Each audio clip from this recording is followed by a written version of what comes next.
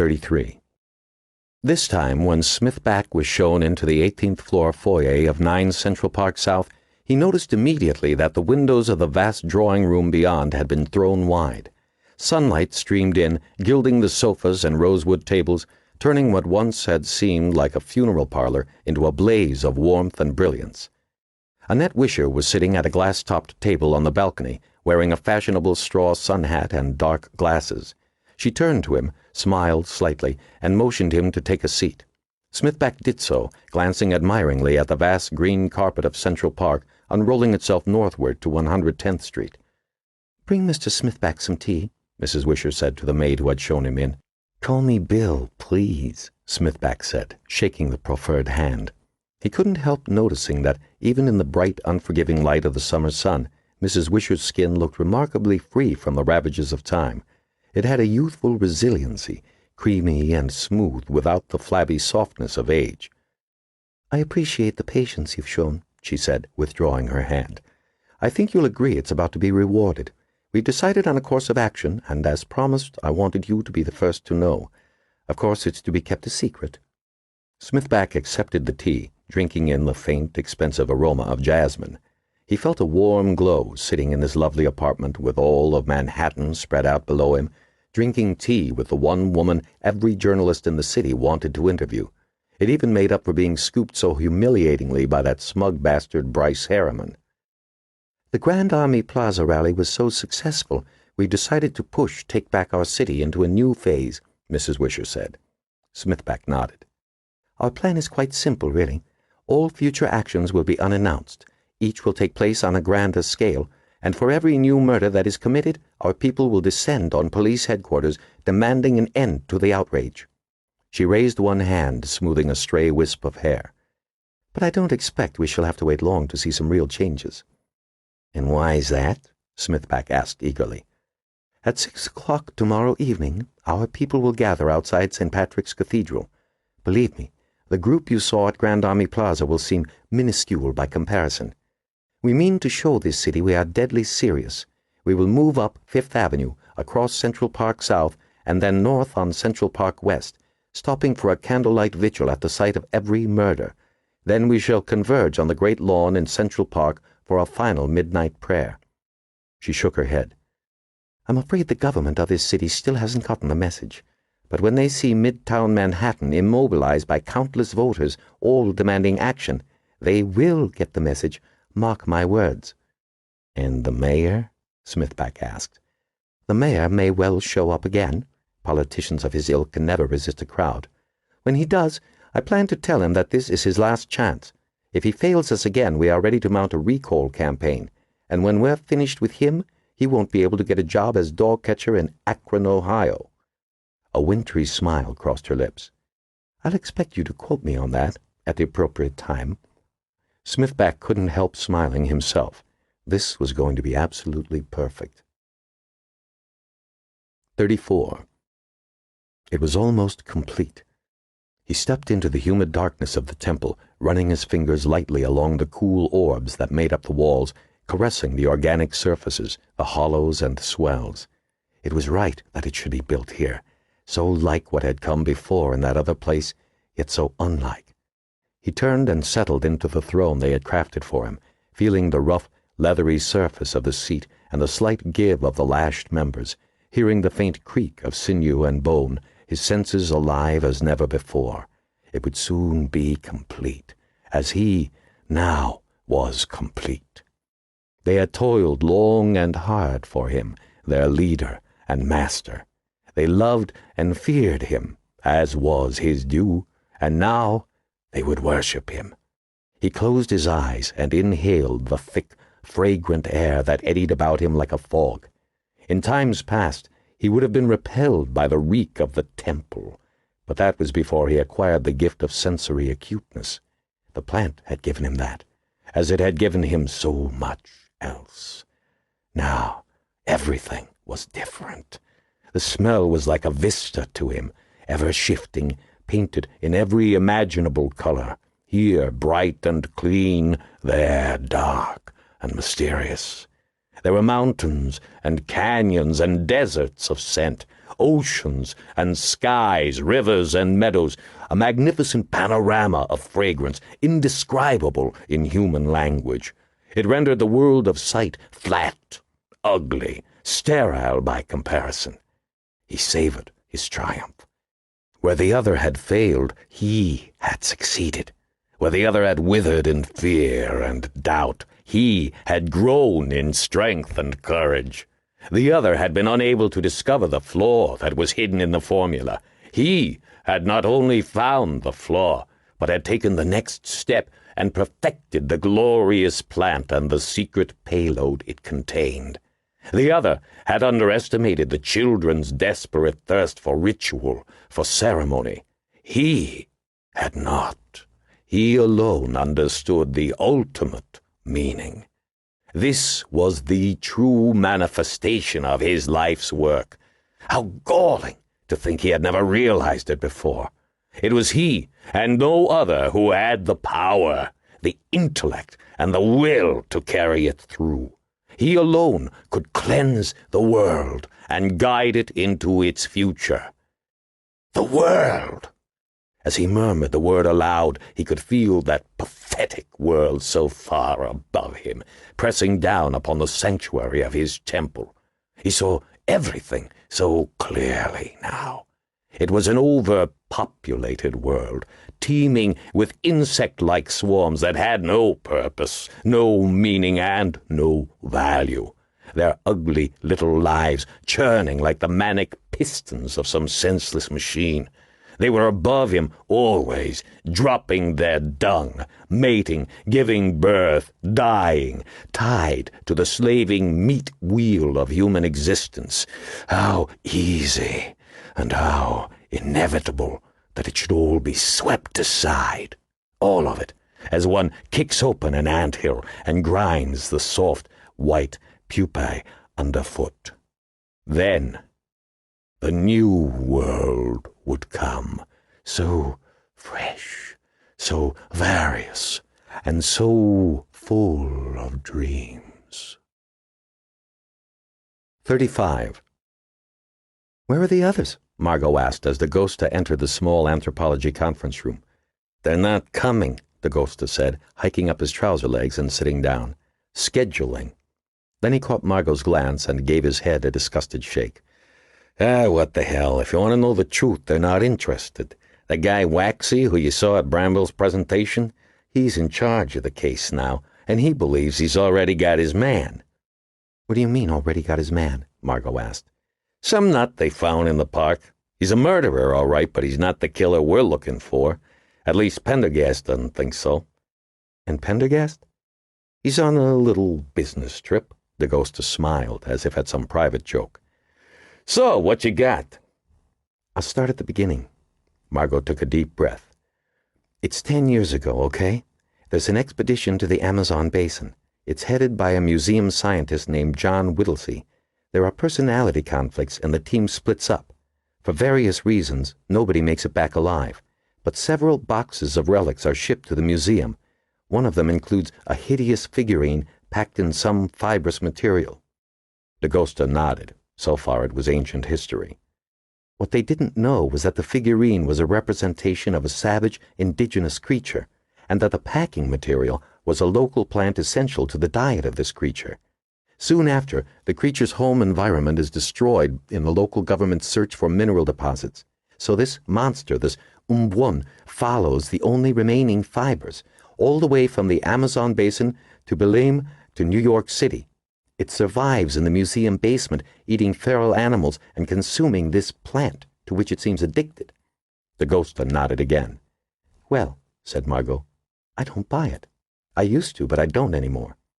Dagosta raised an eyebrow. "What about it don't you buy, exactly?" "Think about it, Lieutenant. How could a wild animal, even an extremely intelligent one, make its way from the Amazon basin to New York City in search of a few cases full of fibers? That's a hell of a long way from its habitat." "You're not telling me anything we didn't already know when that beast was destroyed. There was no other interpretation then, and I sure can't see any other one now. One was here. I felt the thing breathe on me, for Christ's sake. If it didn't come from the Amazon, then where?" Good question, said Margo. What if Umbuon was originally from New York and was simply coming home? There was a brief silence. Coming home? Dagosta said, mystified. Yes. What if Umbuon was not an animal at all, but a human being? What if he was Whittlesey? This time the silence was much longer.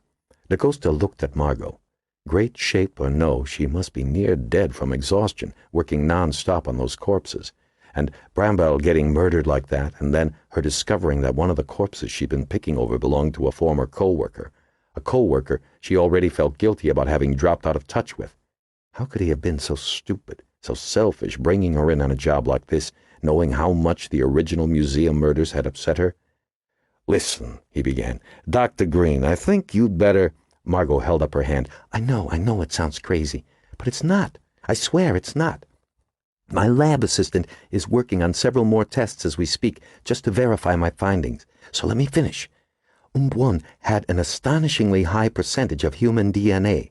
We had one of the claws sequenced, remember? We found intact strings of perfect human DNA, many thousands of base pairs long. That's no evolutionary aberration. Also, Pendergast found some items of Whittlesey's in the creature's lair, remember? And don't forget that the creature killed everyone it came in contact with except one person, Ian Cuthbert. Why? Cuthbert had once been a close friend of Whittlesey's, and then Whittlesey's body was never found. Dagosta's jaw set. This was insane. Pushing the chair back, he began to rise. Let me finish, Margo said quietly. Dagosta returned her level gaze. Something about the look in her eyes made him sit down again. Lieutenant, she continued, I know how this sounds, but you must listen. We made a terrible mistake. I'm as much to blame as anybody else. We never put the final pieces of the puzzle together, but somebody did. Greg Kawakita did. She placed an 8x10 blow-up of a microscopic image on the table. This plant contains a real virus. We already knew that. But what we overlooked is that these real viruses have a unique ability. They can inject foreign DNA into the host cell, and they produce a drug. I ran some additional tests on the fibers this evening after I made this discovery. They carry genetic material, reptilian DNA, which is inserted into the human host when the plant is eaten, and that DNA, in turn, initiates a physical transformation. Somehow, I don't know how or why, Whittlesey must have ingested the plant while on the expedition. He underwent a morphological change. He became Umbuon. Once the change was complete, he needed a steady diet of the drug in the plants. And when the local supply was destroyed, Whittlesey knew that more could be found in the museum. He knew because he'd sent them the plants here as packing fibers in the crates. So he returned to the crates. It was only when he was cut off from the supply of fibers that he began killing human beings. See, the hypothalamus of the human brain contains a hormone similar to the plant's. Wait, you're saying that eating this plant turns you into some kind of monster? Dagosta asked incredulously. Margo nodded. And now I know what Greg had to do with this. He figured everything out, then dropped out of sight to pursue some plan of his own. She unrolled a large diagram on the conference table. Here's a map of his laboratory, or as much of it as I could reconstruct. This list in the corner inventories all the equipment I could identify. Even at wholesale prices, it all must have cost in excess of $800,000. Despite himself, Dagosta whistled. Drug money. That's exactly right, Lieutenant. The only purpose of such a lab would be some very sophisticated production-level genetic engineering. I emphasize the word production. Late last year, there were rumors about a new drug on the street, Dagosta said, called glaze. Very rare, very expensive, with an amazing rush. Haven't heard much about it recently, though. Margo placed a finger on the diagram. There are 3 stages to genetic engineering. The first is to map the DNA of an organism. That's what these machines along the North Wall did. Combined, they made up a massive sequencing operation. This first one controls the polymerase chain reaction, which replicates the DNA so it can be sequenced. This one sequences the DNA. Then this machine here was a Cambridge Systems NAD-1. We have one downstairs. It's a highly specialized supercomputer that uses gallium arsenide CPUs and vector processing to analyze sequencing results. Then here, along the south wall, were the melted remains of a series of aquaria. Kawakita was growing the Umbuan plant in large quantities to supply raw material for this operation, and here was an Apgel viral production facility for incubating and culturing viruses. There was a deathly silence. Dagosta mopped his brow and felt around in his pocket for the reassuring shape of his cigar. Despite himself, he was starting to believe. Kawakita was using this equipment to remove genes from the plant virus. Margo placed some more pictures on the table. These are SEM micrographs. They show that he was removing the reptilian genes. Why? Because he was obviously trying to negate the physical effects of the drug. What does Frock think of all this? As he asked the question, Dagosta thought he saw a momentary flush move across Margo's features. I haven't had the chance to tell him yet, but I know he'll be skeptical. He's still wedded to this fractal evolution theory. This may sound crazy, Lieutenant, but the fact is there are many substances in nature, hormones for instance, that cause startling transformations like this. It's not as bizarre or unusual as it sounds. There's a hormone called BSTH which turns a caterpillar into a butterfly. There's another called resotropin X. When a tadpole gets a dose of that, it turns into a frog in a matter of days. That's what's happening here. I'm sure of it. Only now we're talking about changing a human being. She paused. There's something else. Isn't this enough? Margo dug into her carry-all and pulled out some small scraps of burned paper, sandwiched between pieces of clear plastic. I found what looked like Kawakita's lab journal among the ashes. These were the only sheets with any legible writing on them. She brought out more photographs. I had the scraps enlarged. This first one is from the middle of the notebook. It's some kind of a list. Dagosta peered at the photograph. He could make out a few scribbled words along the left edge of the badly burned page. Wissocan, dung-loving Bluefoot. Then, nearer the bottom, green cloud, gunpowder, lotus heart. Mean anything to you? Dagosta asked, scribbling the words into his notebook. Just the gunpowder, Margo replied, although something tells me I ought to recognize more of it. She handed him another photograph. There's another one that seems to be fragments of code for his extrapolation program. Then there's a longer one. Dagosta scanned the offered fragment. Can't live with the knowledge of what I've... How could I while concentrating on... Ignore the mental effects that... But the other one grows more eager by the day. I need the time to... Sounds like he was getting a conscience there toward the end, Dagosta said, handing back the card. But what was it exactly that he did? I'm getting to that, Margo replied. Notice, he talks here about the mental effects of glaze as something he hadn't considered. And did you catch that reference to the other one? I still haven't figured that part out. She reached for another card. Then there's this. I think it came from the last page of the journal.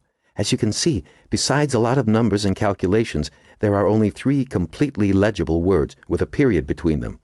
Irreversible, period. Thioxin might... Dagosta looked at her questioningly.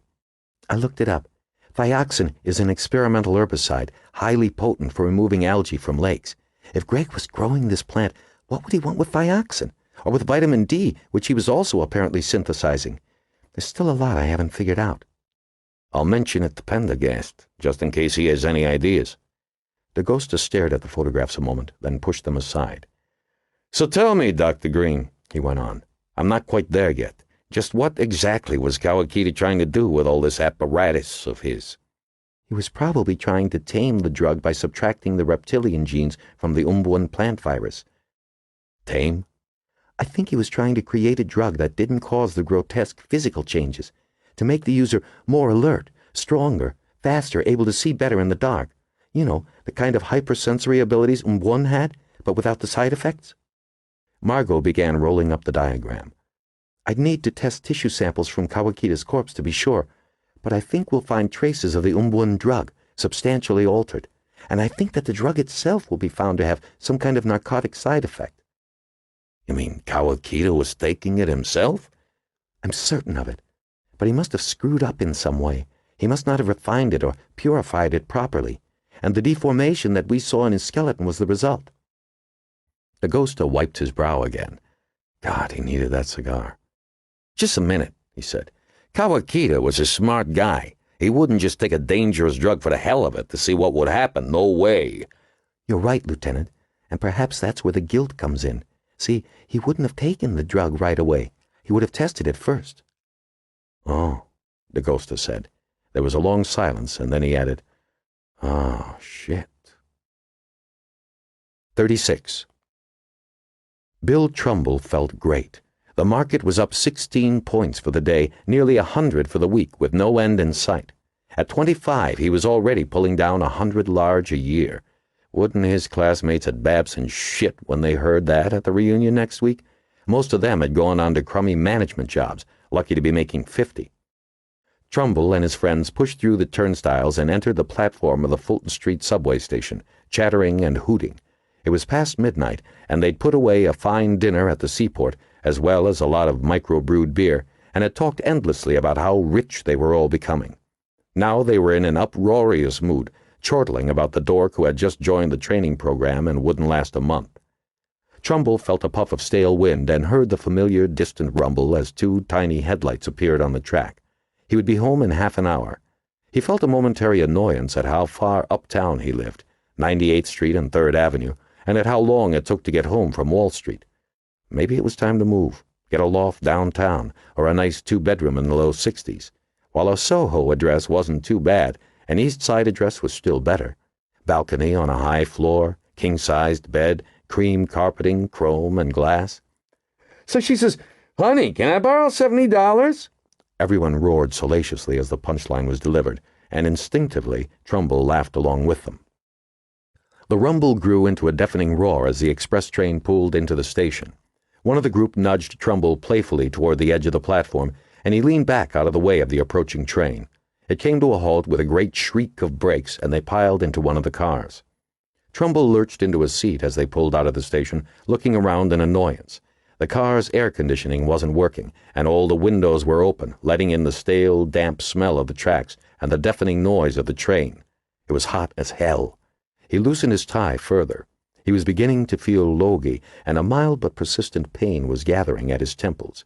He glanced at his watch. They had to be back at the office in 6 hours. He sighed and leaned back. The train rocketed through the tunnel, swaying, making so much noise it was impossible to speak. Trumbull closed his eyes. At 14th Street, several of the guys got off to catch trains for Penn Station. They grasped his hand, punched his shoulder, and were gone. More got off at Grand Central, leaving only Trumbull and Jim Kolb, a bond trader who worked one floor below. Trumbull didn't particularly like Kolb. He closed his eyes again, exhaling wearily as the train dove deeper into the earth, following the express track. Vaguely, Trumbull was aware of the train pulling into the 59th Street station, the doors opening, closing, the express plunging back into the darkness, gathering speed for the 30-block run to 86th. One more stop, he thought drowsily. Suddenly, the train lurched, then slowed, screeching to a halt. A long moment passed. Jostled awake, Trumbull sat in gathering irritation, listening to the tickings and creakings of the motionless car. "Screw it," said Kolb loudly. "Screw the Lexington Avenue number 4. He looked around for a response, getting none from the two other half-asleep riders. Then he elbowed Trumbull, who managed a wan smile as he thought about what a loser Kolb was. Trumbull glanced down the car. He saw a cute-looking waitress and one black kid wearing a bulky overcoat and knitted cap despite the 100-degree interior of the train. Although the youth appeared to be sleeping, Trumbull eyed him warily. Probably coming back from a hard night's mugging, he thought. He felt in his pocket for his penknife. Nobody was going to take his wallet, even if there was no money left in it. There was a sudden crackle of static, and a raspy voice came over the PA system. "Attention, passenger. We, third, signal problem. Research quick, shortly." "Yeah, right. Tell me another one," Kolb said disgustedly. "Huh? It's what they always say, a signal problem. We should be moving shortly," in their dreams. Trumbull crossed his arms, closing his eyes again. His headache was getting worse, and the heat felt like a suffocating blanket. To think they charge $1.50 to make us sit in this sweatshop," Kolb said. "Maybe next time we should hire a limo." Trumbull nodded vaguely and checked his watch. 12:45. "No wonder people jump the turnstile," Kolb was saying. Trumbull nodded again, wondering how he could make Kolb shut up. He heard a noise outside the car and glanced idly out the window. There was a dim form in the humid darkness, approaching up the adjoining track. Some MTA repairman, no doubt. Maybe he's just doing late-night track repairs, Trumbull thought, watching idly as the figure came closer. Hope swelled, then ebbed. But if there's something wrong with the train, shit, we could be down here until... Suddenly it passed by his window, soundlessly, a figure in white. Trumbull sat up like a shot. It was no track worker, but a woman in a long dress, running and stumbling down the tracks. He watched her retreating back through the open windows. Just as she disappeared into the gloom, he noticed that the woman's back was spattered with something that glistened black in the reflected light of the stalled train. "Did you see that?" he asked Kolb. Kolb glanced up. "See what?" "A woman running along the tracks." Kolb grinned. "One too many, Billy boy?" Trumbull stood up and thrust his head out the window, squinting down the tracks in the direction the figure had gone. Nothing. As he ducked back into the car, he realized nobody else had noticed anything. What was going on here? A mugging? He looked back out the window, but the woman was gone, the tunnel once again quiet and empty. "This is getting to be a lot longer than shortly," Kolb groused, tapping his two-toned Rolex. Trumbull's head was pounding now. God knows he'd had enough to drink to be seeing things. Third time this week he'd gotten hammered. Maybe he shouldn't go out so much. He must have seen a track worker carrying something on his back, or her back. Some of them were women these days, after all.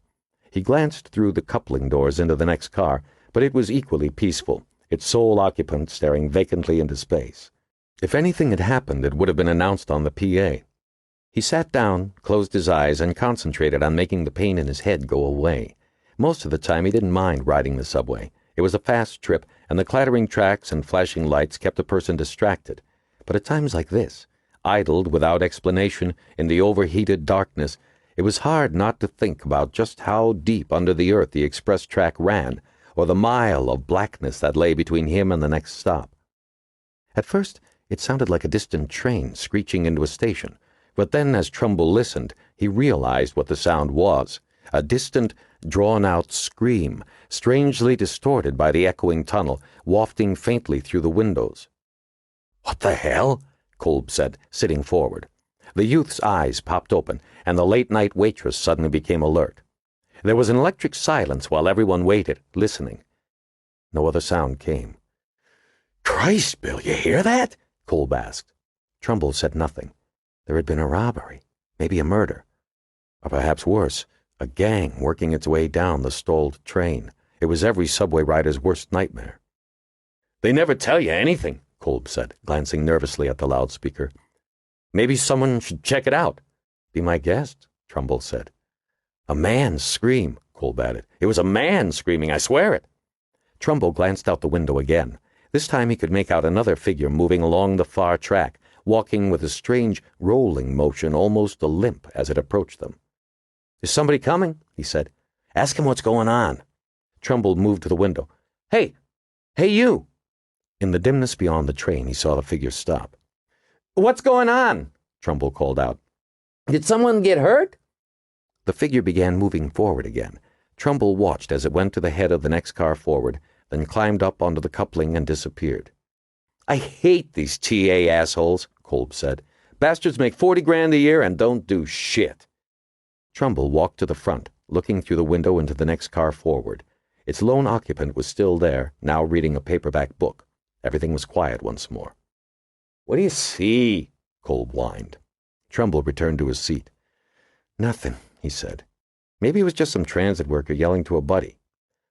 "I wish they'd just get moving," the waitress suddenly said, her voice tight with nerves. The youth in the heavy coat was slumped motionless in his seat, hands shoved in pockets. "I'll bet he's got his hand on a gun," thought Trumbull, uncertain whether the thought made him anxious or relieved. The lights blinked out in the forward car. "Ah, shit," Kolb said. A loud thump came from the darkened car, causing the train to shudder as if something heavy had been slammed against it. The thump was followed by a strange, sighing sound. Trumbull thought of air being released from a wet balloon. "What was that?" the waitress asked. "I'm getting the hell out of here," Kolb said.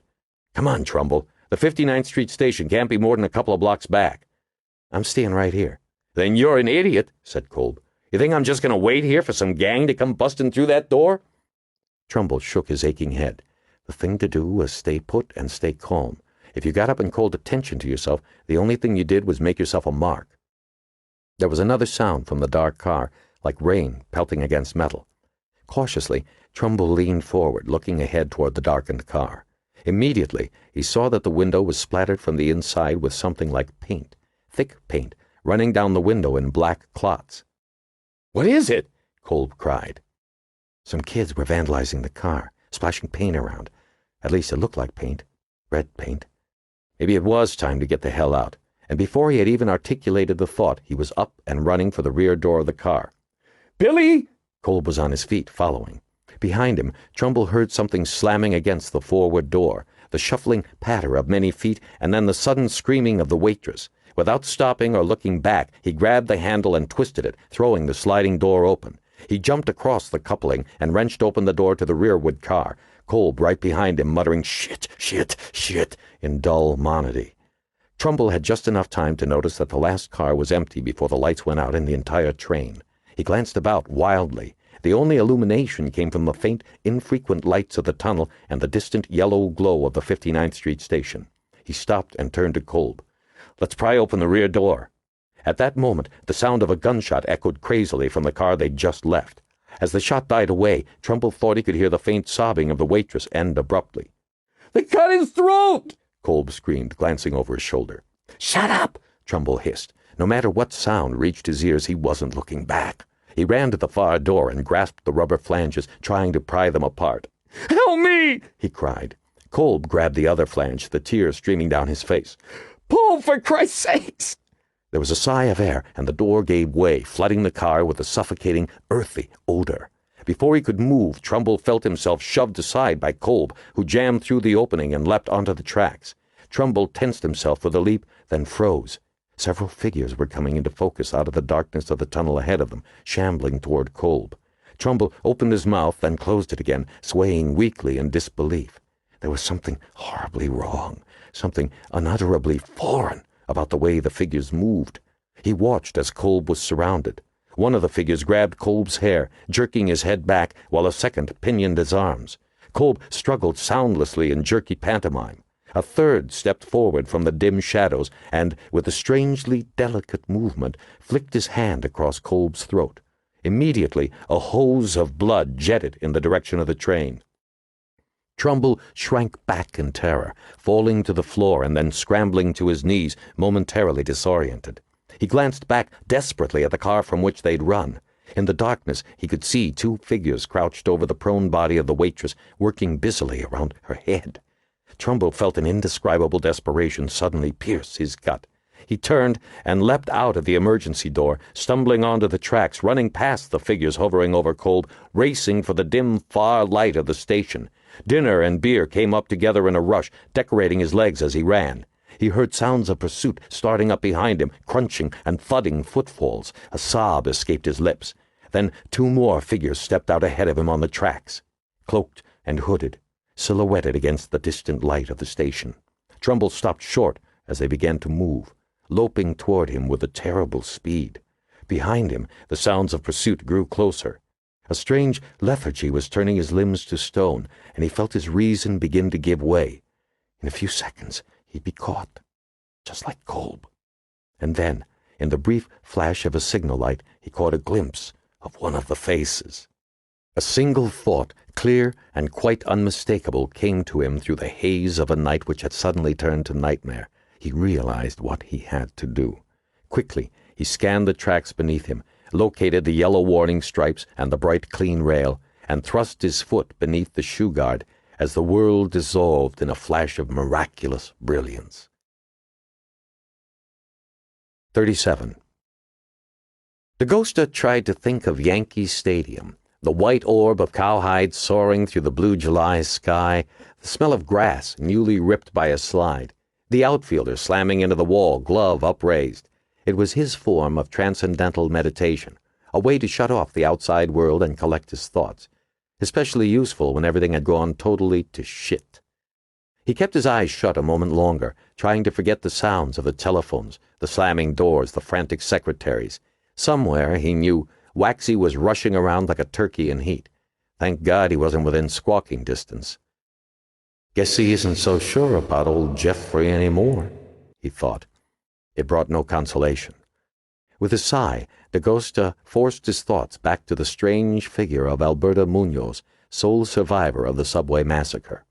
He had arrived just as she was being brought up an emergency exit at 66th Street on a stretcher, hands folded in her lap, pleasant, vacant expression on her face, plump and motherly, her smooth brown skin in stark contrast to the sheets around her. God only knew how she'd managed to hide. She had not uttered a sound. The train itself had been turned into a temporary morgue. 7 civilians and 2 TA workers dead, 5 with smashed skulls and throats cut to the backbone, 3 others with their heads completely missing, 1 electrocuted by the 3rd rail. Dagosta could almost smell the lawyers circling. Mrs. Munoz was now up at St. Luke's in psychiatric seclusion.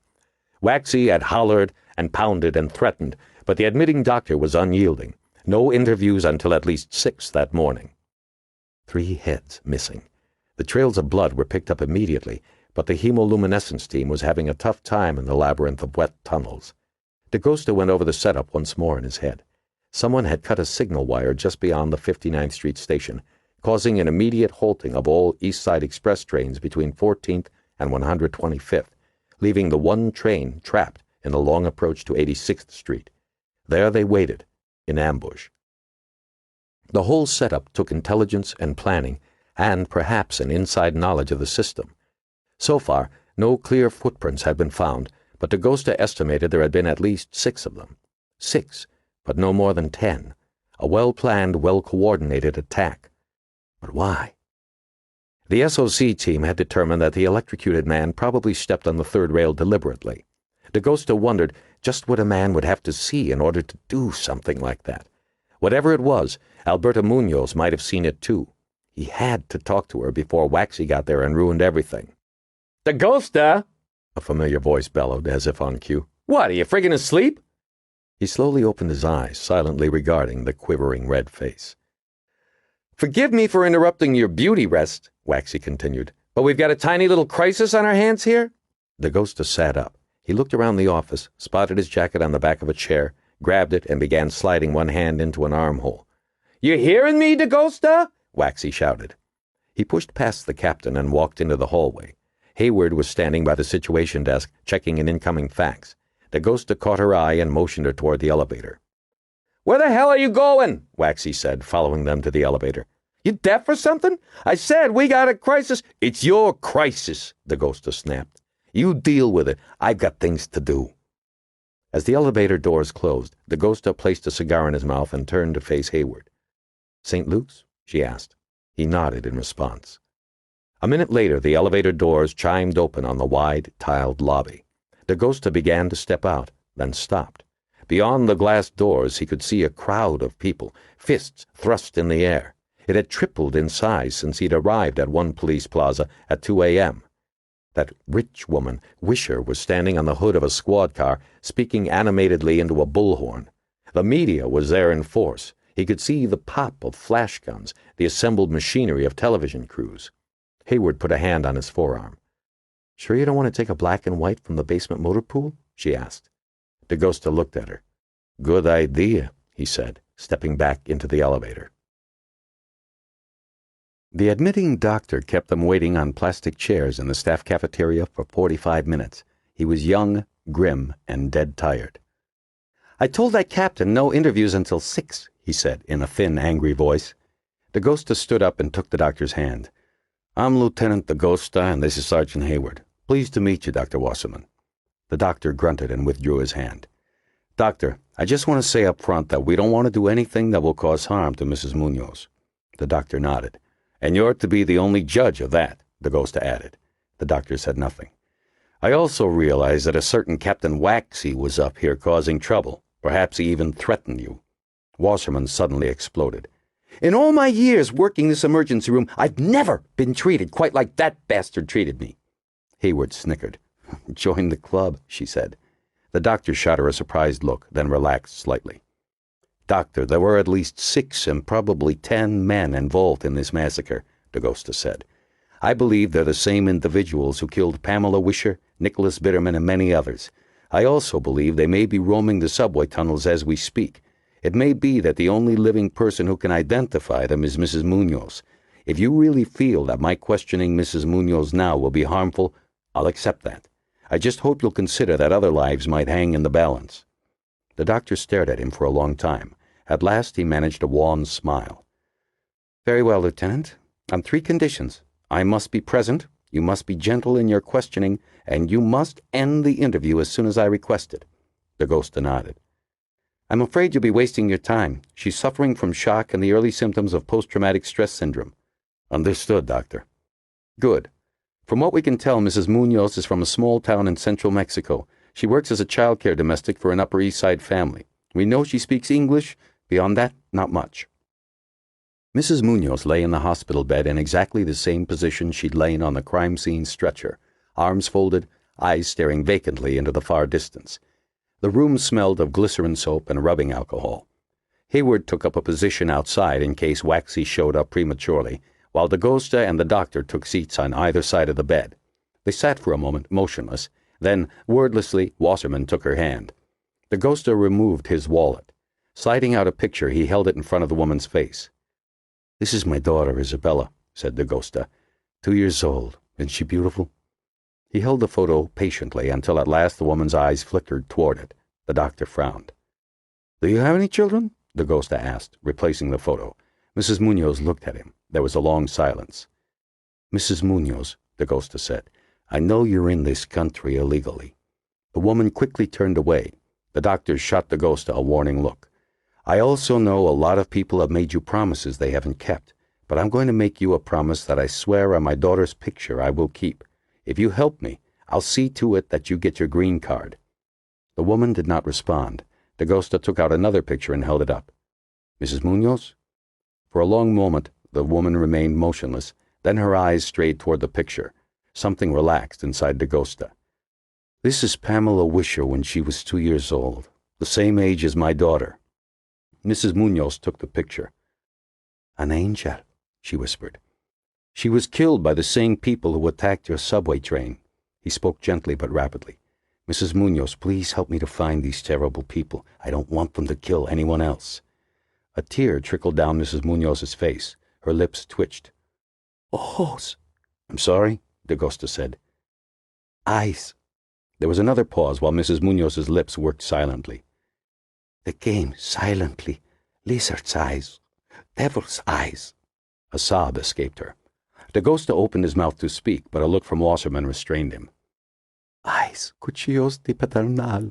Faces like the devil." "How so?" "Old faces. Viejos." She covered her face with her hands and let out a great groaning cry. Wasserman stood up, gesturing at Dagosta. "That's enough," he said. "Out." "But what did she—" "Out now," the doctor said. In the corridor, Dagosta reached for his notebook, quickly spelling out the Spanish phrases as best he could. "What's that?" Hayward asked, peering curiously around his shoulder. "Spanish," said Dagosta. Hayward frowned. "That isn't like any Spanish I ever saw." Dagosta looked at her sharply. "Don't tell me you habla español on top of everything else." Hayward looked at him, one eyebrow raised. "You can't always roust in English. And just what is that crack supposed to mean?" Dagosta shoved the notebook into her hand. "Just figure out what it says." Hayward began examining it intently, moving her lips. After a few moments, she moved to the nurse's station and picked up a phone. Wasserman came out, closing the door quietly behind him. "Lieutenant, that was, well, unorthodox to say the least. But in the end, I think it may prove beneficial. Thank you." "Don't thank me," Dagosta replied. "Just get her on her feet again. There are a lot more questions I'll need to ask her down the road." Hayward had hung up the phone and was walking back toward them. "This is the best that Jorge and I could do," she said, handing the notebook back. Dagosta looked at the jottings, frowning. "Knives of flint?" Hayward shrugged. "Can't even be sure it's what she said, but it's our best guess." "Thanks," Dagosta said, thrusting the notebook into his pocket and walking away quickly. A moment later he stopped, as if recollecting something. "Doctor," he said, "Captain Waxy will probably be here in the next hour or so." A black look crossed Wasserman's features. "But I assume Mrs. Munoz is too exhausted to see anybody. Am I right? If the captain gives you any trouble, refer him to me." For the first time, Wasserman broke into a smile. 38. When Margo arrived at the anthropology conference room around 10 that morning, it was obvious that the meeting had already been underway for some time. The small conference table in the center of the lab was littered with coffee cups, napkins, half-eaten croissant, and breakfast wrappings. In addition to Frock, Waxy, and Dagosta, Margo was surprised to see Chief Horlocker, the heavy braid on his collar and hat looking out of place among all the equipment. Resentment hung in the air like a heavy pall. "You expect us to believe that the killers are living in those Astor tunnels of yours?" Waxy was saying to Dagosta. At the sound of her entrance, he turned with a frown.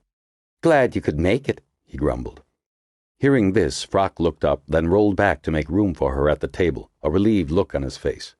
"Margo, at last. Perhaps you can clear things up. Lieutenant Dagosta here has been making some unusual claims about your discovery at Greg's lab. He tells me you've been doing some additional research in my absence. If I didn't know you as well as I do, my dear, I'd think that—" "Excuse me," Dagosta said loudly. In the abrupt silence, he looked around at Horlocker, Waxy, and Frock in turn. "I'd like Dr. Green to review her findings," he said in a quieter tone. Margo took a seat at the table, surprised when Horlocker made no response. Something had happened, and though she couldn't be sure, it seemed obvious that it had to do with the subway massacre the night before. She considered apologizing for her lateness and explaining that she'd remained at her lab until 3 that morning, but decided against it. For all she knew, Jen, her lab assistant, was still at work down the hall. "Just a minute," Waxy began. "I was saying that—" Horlocker turned to him. "Waxy, shut up. Dr. Green, I think you'd better tell us exactly what you've been doing and what you've discovered." Margo took a deep breath. "I don't know what Lieutenant Dagosta has told you already," she began, "so I'll be brief. You know that the badly deformed skeleton we found belongs to Gregory Kawakita, a former curator here at the museum. He and I were both graduate assistants. After leaving the museum, Greg apparently ran a series of clandestine laboratories, the last one being down in the West Side rail yards. My examination of the site turned up evidence that, before his death, Greg was manufacturing a genetically engineered version of Liliaceae mbwanensis." "And that's the plant the museum beast needed to survive?" Horlocker asked. Margo listened for a sarcastic edge to his voice, but could not detect one. "Yes," she replied, "but I now believe that this plant was more than just a food source for the beast. If I'm right, the plant contains a real virus that causes morphological change in any creature that ingests it." "Come again?" Waxy said. "It causes gross physical alteration. Whittlesey, the leader of the expedition that sent the plants back to the museum, must have ingested some himself, perhaps unwittingly or perhaps against his will. We'll never know the details. But it seems clear now that the museum beast was, in fact, John Whittlesey." There was a sharp intake of breath from Frock. Nobody else spoke. "I know this is difficult to believe," Margo said. "It certainly wasn't the conclusion we came to after the beast was destroyed. We thought the creature was simply some evolutionary aberration that needed the plants to survive. We assumed that, when its own ecological niche was destroyed, it followed the only remaining plants back to the museum. They'd been used as packing fibers for the artifacts that were crated up and shipped back to New York. Then later, when the beast couldn't get the plants, it ate the nearest available substitute, the human hypothalamus, which contains many of the same hormones found in the plant. But I now think we were wrong. The beast was a grossly malformed Whittlesey.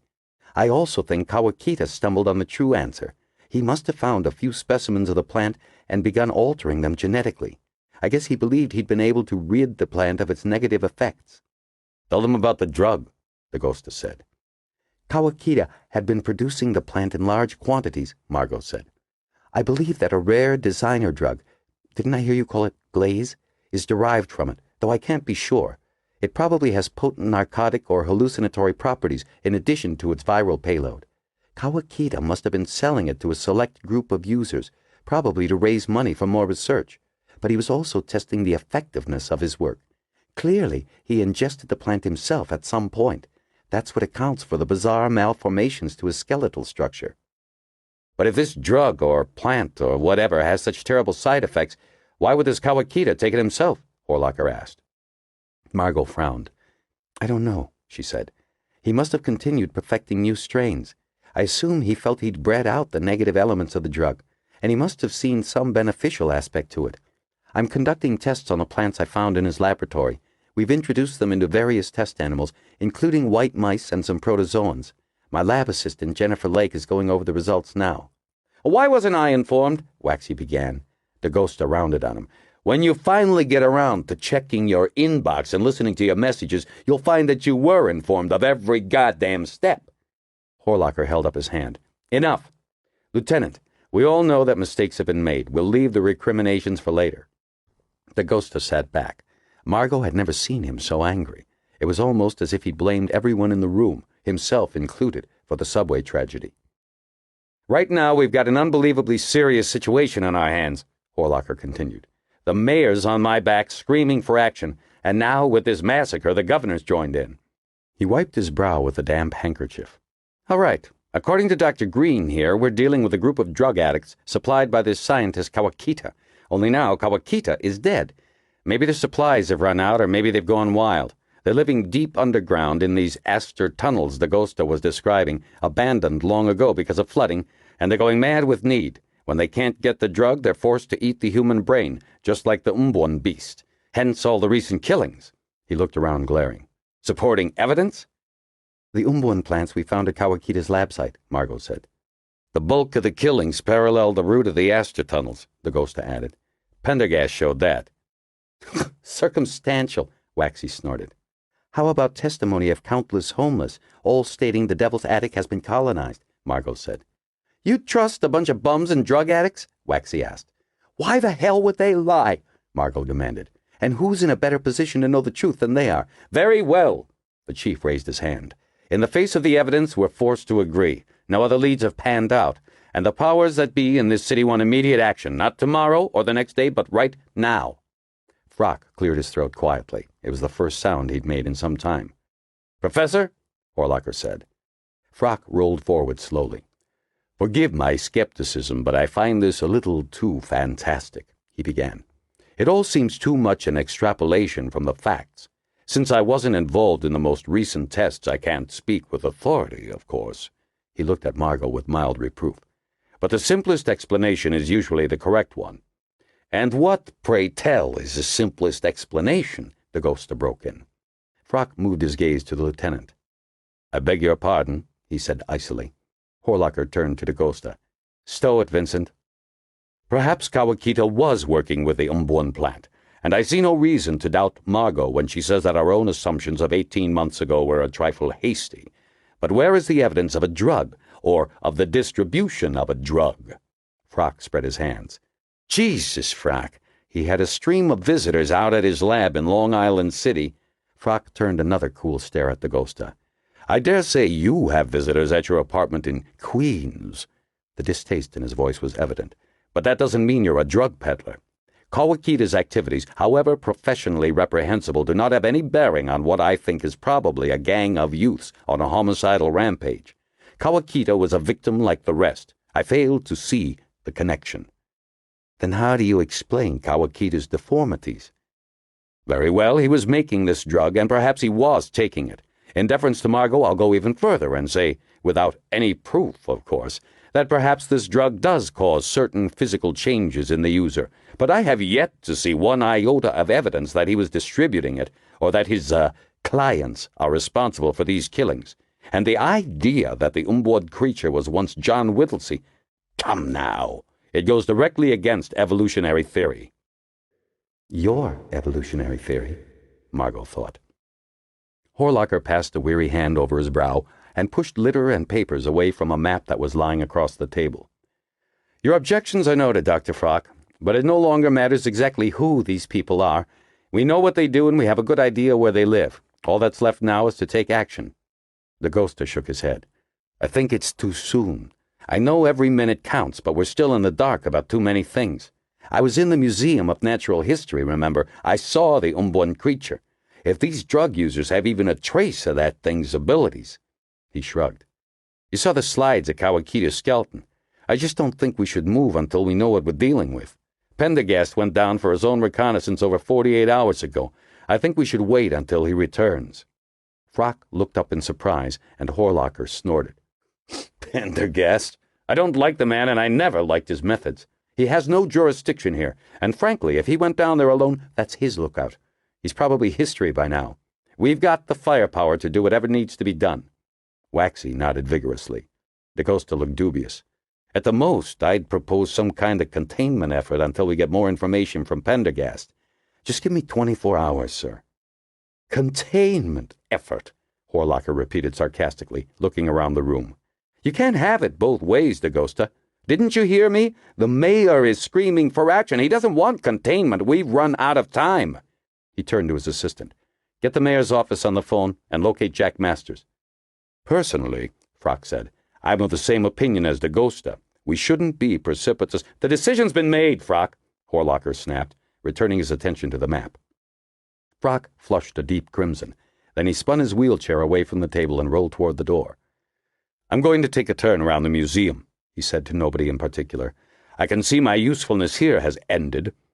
Margo began to rise, but DaGosta placed a restraining hand on her arm. She watched the door close with regret. Frock had been a visionary, the one person most instrumental in her own choice of careers, yet now she could only feel pity for the great scientist who'd grown so set in his ways. How much less painful, she thought, if only he'd been allowed to enjoy his retirement in peace. 39. Pendergast stood on a small metal catwalk, watching the mass of sewage moving sluggishly 4 feet below him. It glowed faintly green and surreal in the artificial phosphor of the Visnitech night vision goggles. A smell of methane gas was dangerously strong, and every few minutes he reached inside his jacket for a whiff of pure oxygen from a hidden mouthpiece. The catwalk was bedecked with rotten strips of paper and other less identifiable things that had caught in the metal slats during the last rainstorm. With every step, Pendergast's feet sunk into puffy mounds of rust that coated the metal like fungus. He moved quickly, examining the slimy walls, looking for the thick metal door that signified the final descent to the Astor tunnels. Every 20 steps, he removed a small canister from a pocket and sprayed 2 dots on the wall, markers for long wavelength light. The dots, invisible to the human eye, glowed a ghostly white when the Visnitechs were in infrared mode. This would help him to find his way back, especially if, for whatever reason, he was in a hurry. Ahead, Pendergast could now make out the faint outlines of the metal door, plated with rivets and heavy with a crust of calcite and oxides. A massive lock hung from its faceplate, frozen by time. Pendergast dug into his jacket, removed a small metal tool, and flicked it on. The high whine of a diamond blade sang down the sewer line, and a stream of sparks flickered into the darkness. In seconds, the lock fell onto the catwalk. Pendergast examined the rusted hinges, then repositioned the small blade and cut through the 3 sets of door pins. He replaced the saw and gave the door a long, appraising glance. Then, grasping the faceplate with both hands, he jerked it toward him. There was a sudden shriek of metal, and the door came away, falling off the catwalk and landing with a splash in the water below. On the far side of the door was a dark hole, leading down into unguessable depths. Pendergast switched on the goggle's infrared LED and peered down the hole, wiping the dust from his latex gloves. Nothing. He played a thin Kevlar rope down into the darkness, fixing the end to an iron bolt. Then, taking a nylon-webbed Swiss seat from his pack, he stepped gingerly into it, locked on a carabiner with a motorized brake bar, and stepped into the well, sliding quickly to the bottom. His boots landed in a soft, yielding surface.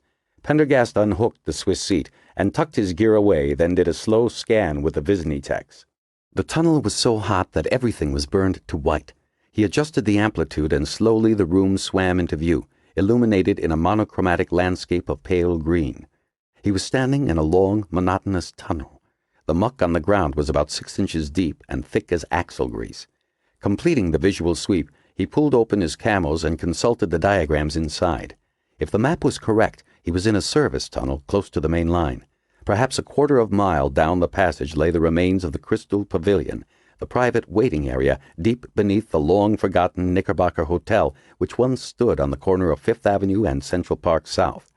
It was the largest of the waiting areas, larger than the platforms beneath the Waldorf and the great Fifth Avenue mansions. If there was a central hub of the Devil's Attic, he would find it within the Crystal Pavilion. Pendergast moved carefully down the tunnel. The smell of methane and the stench of decay were dizzying.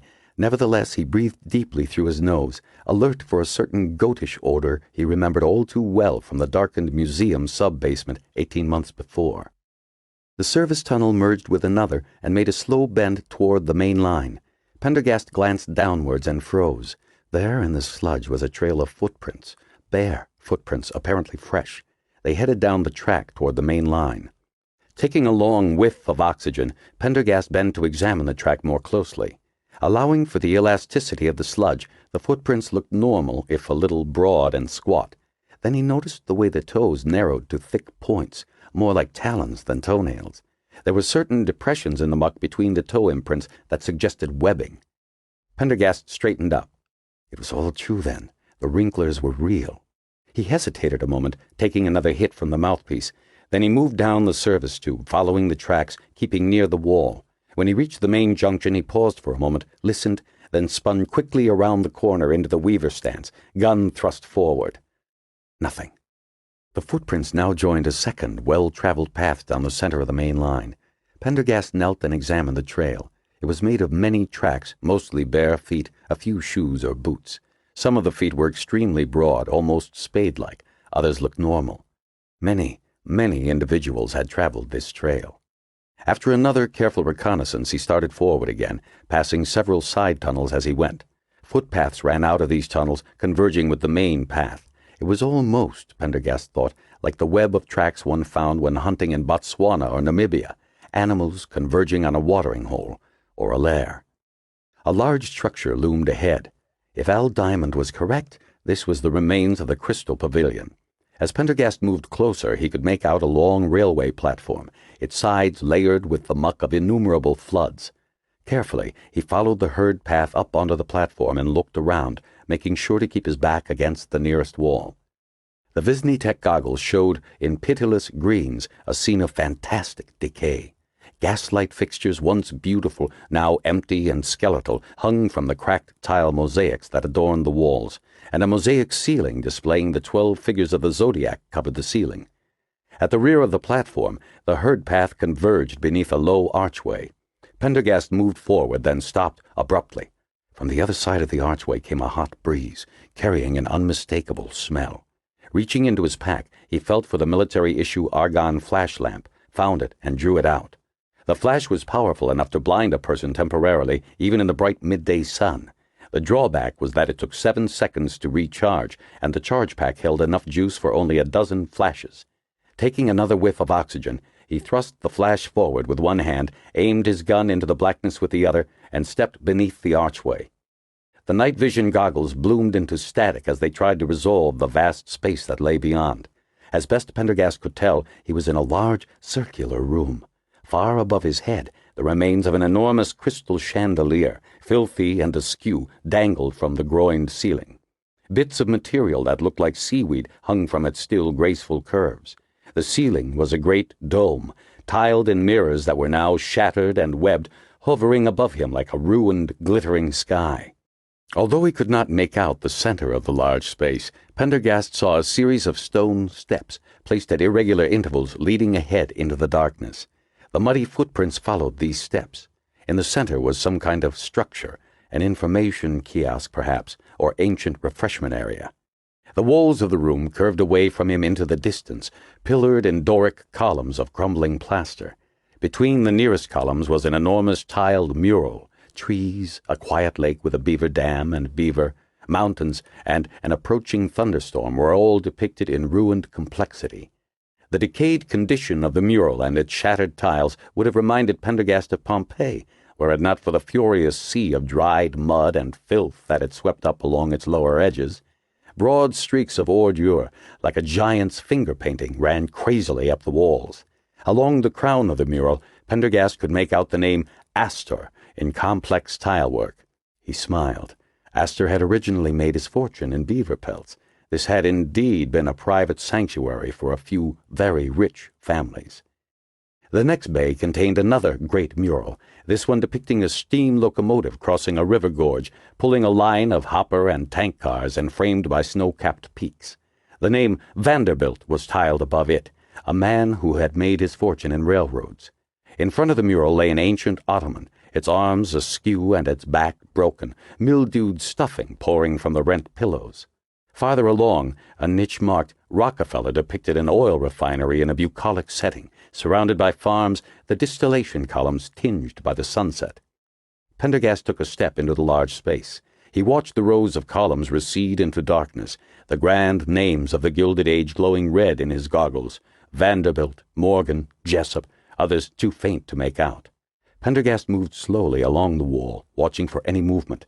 At the far side of the room, a corridor marked "To Hotel" led to two ornate elevators, their brass doors wide open and stained with verdigris, the cars inside in complete devastation, cables draped along the floor like iron snakes. Inset into a nearby wall between two shattered mirrors was a mahogany schedule board, warped and rotten with wormholes. Though the bottom of the board had fallen away, he could make out the lettering across the top. 1014A. Dest. Pocantico Hills. Cold Spring. Hyde Park. Time. 1014A. 1042. 11:3. Beside the timetable was a small waiting area of disintegrating chairs and sofas. Amidst them, Pendergast saw what had once been a Bosendorfer concert grand. The floods had rotted and then stripped most of the wood away, leaving a massive metal frame, keyboard, and wild nest of broken strings, a musical skeleton, now silent. Pendergast turned toward the center of the room and listened. The silence was broken only by the distant sound of dripping water. He glanced around and saw a stream of shivering drops falling from the ceiling. He began moving forward, scanning in the direction of the archway and platform for a flash of white in the goggles that would indicate something warmer than the surrounding environment. Nothing. The goatish smell became stronger. As the shape in the center began resolving itself in the red and green haze of his goggles, Pendergast realized it was too low and squat to be a kiosk. Now he could see that it was a crudely made structure, a hut of smooth white stones with only a partial roof, apparently unfinished, surrounded by low platforms and pedestals. Moving still closer, he could see that what he had thought were stones were actually skulls. Pendergast stopped and took several breaths of the cleansing oxygen.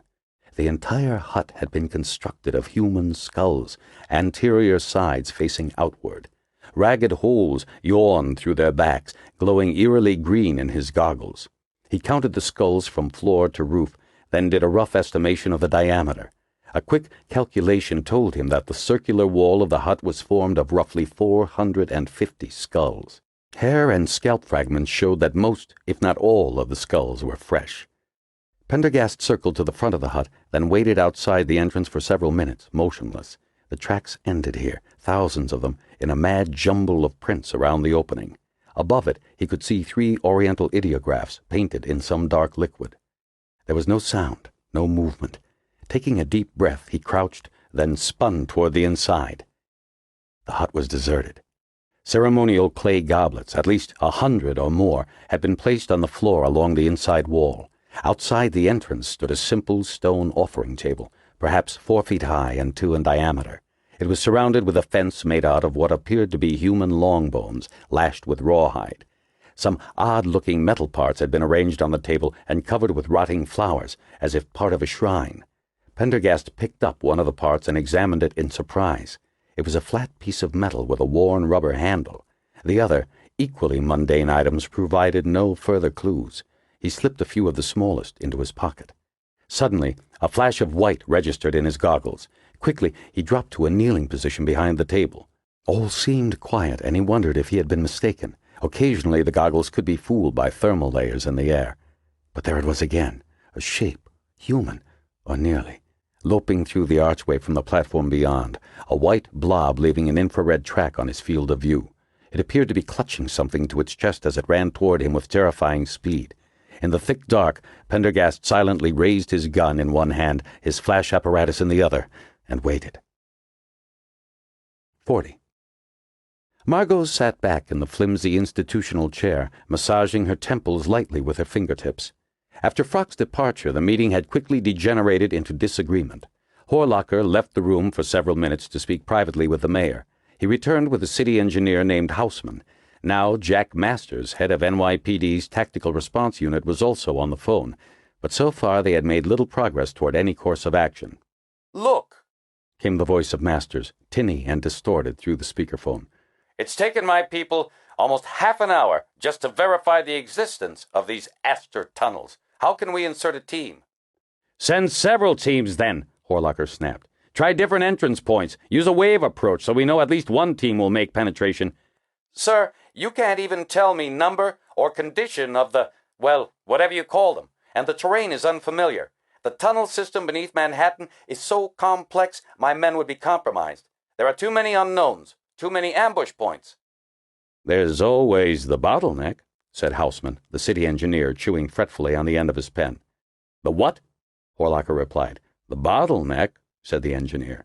All the piping in that quadrant has to go through a single large blast hole, maybe 300 feet down. The Astor tunnels are below that somewhere. There you go, Horlocker said into the speakerphone. We could seal it off and proceed from there, right? There was a pause. I suppose so, sir. So we could trap them? Maybe. Masters sounded dubious even through the speakerphone. But what then? We couldn't lay siege, and we couldn't very well go in and root them out. It would be a stalemate. We need more time to grid the route. Margo glanced at Dagosta, looking on disgustedly. It was what he'd been recommending from the beginning. Horlocker pounded on the table. God damn it, we don't have time. I've got the governor and the mayor breathing down my neck. They've authorized me to take any action necessary to stop these killings, and I plan to do just that. Now that Horlocker had made up his mind, his determination, his impatience was remarkable. Margo wondered just what it was the mayor had said in their telephone conversation that had so put the fear of God into the police chief. Houseman, the engineer, removed his pen from his mouth long enough to speak. How can we be sure these creatures live in the Astor tunnels anyway? I mean, underground Manhattan's a large place. Horlocker turned toward Margo. She cleared her throat, aware of being put on the spot. From what I understand, she said, there are a lot of underground homeless throughout the tunnels. If there were a concentration of these creatures elsewhere, the homeless would know about it.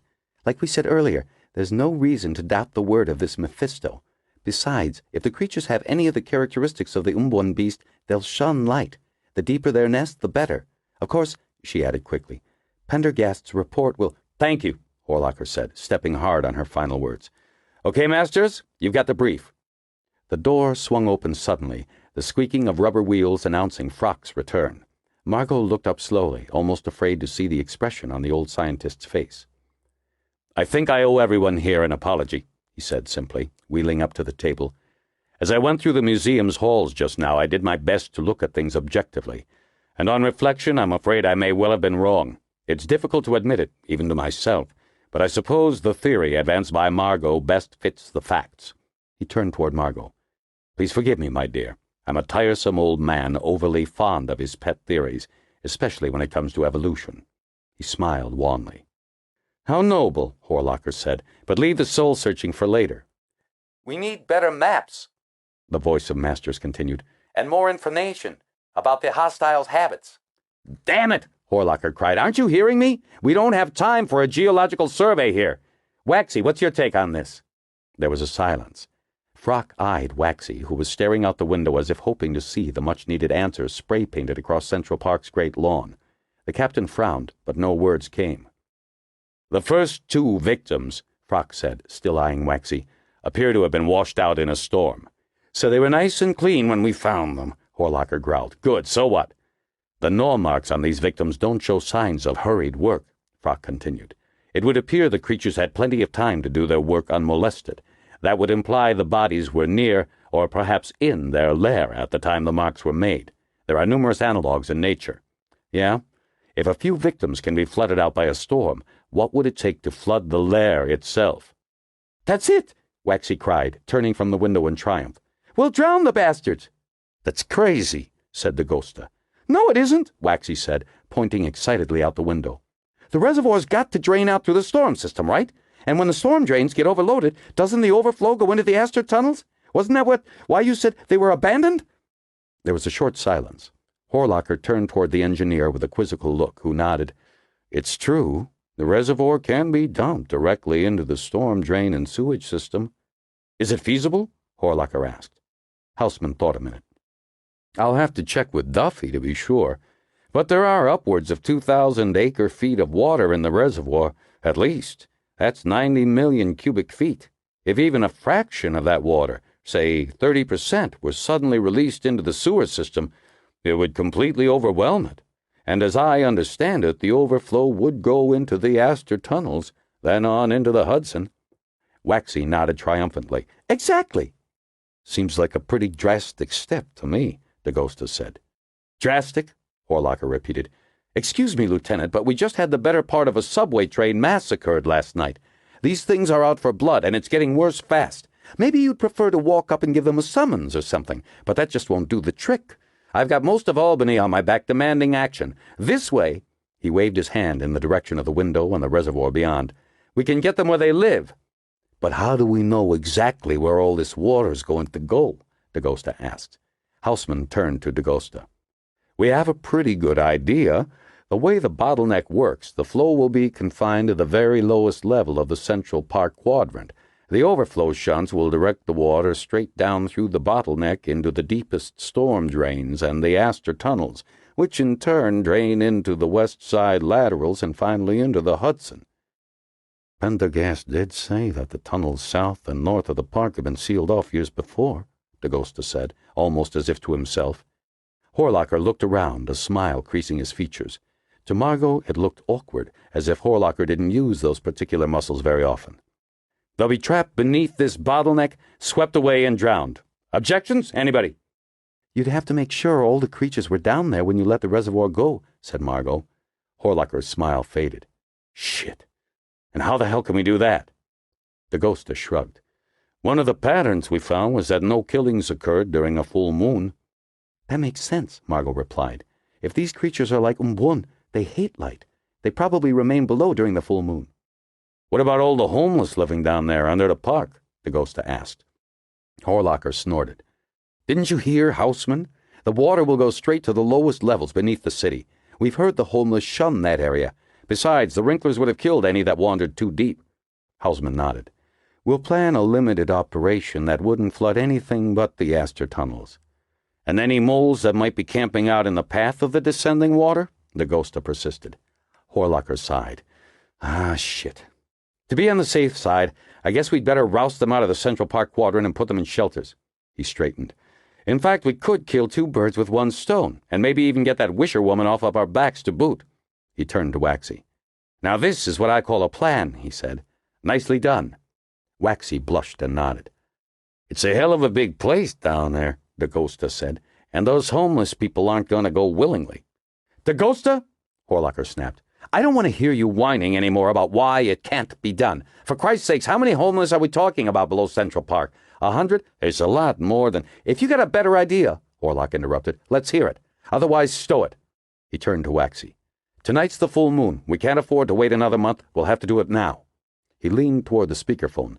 Masters, I want all underground spaces in the vicinity of Central Park cleared of homeless before midnight. Every damn tunnel from 59th Street to 110th and from Central Park West to 5th Avenue. A night in the shelters will do the moles good. Get the Port Authority, the MTA, anyone you need. And get me the mayor. I'll need to brief him on our plan of action. Get the rubber stamp. You'll need some ex-TA cops down there, DeGosta said. They've done rousting details. They'll know what to expect. I disagree, Waxy said immediately. Those moles are dangerous. A group of them almost killed us just a couple of days ago. We want real cops. Real cops, DeGosta repeated. In a louder tone, he added, Then at least take Sergeant Hayward. Forget it, Waxy said. She'll just be in the way. Just shows how much you know, DeGosta snapped. The most valuable resource you had, Waxy, and you never bothered to tap her potential. She knows more than anyone about the underground homeless. You hear me? More than anyone. Believe me, you'll need her expertise on a roust of this size. Horlocker sighed. Masters, make sure to include the Sergeant Hayward on the field trip. Waxy, contact what's-his-name? Duffy? At the Water Authority. I want those valves opened at midnight. He looked around. We'd better move this down to Police Plaza. Professor Frock, we could use your assistance. Margo watched as Frock, despite himself, beamed with pleasure at feeling useful. Thank you for that, but I think I'll go home and rest first, if I may. This business has quite exhausted me. He smiled at Horlocker, winked at Margo, and rolled out the door. Margo watched him go. Nobody else will ever have any idea how much effort it cost him to admit he was wrong, she thought. DeGosta began following Horlocker and Waxy into the corridor, then he stopped and turned back to Margo. Thoughts? He asked. Margo shook her head, bringing herself back. I don't know. I understand there's no time to waste, but I can't help remembering what happened when... She hesitated. "I just wish Pendergast was here," she said at last. The phone rang, and she moved to answer it. "Margo Green here." She listened for a long moment, then hung up. "You'd better go on ahead," she said to DaGosta.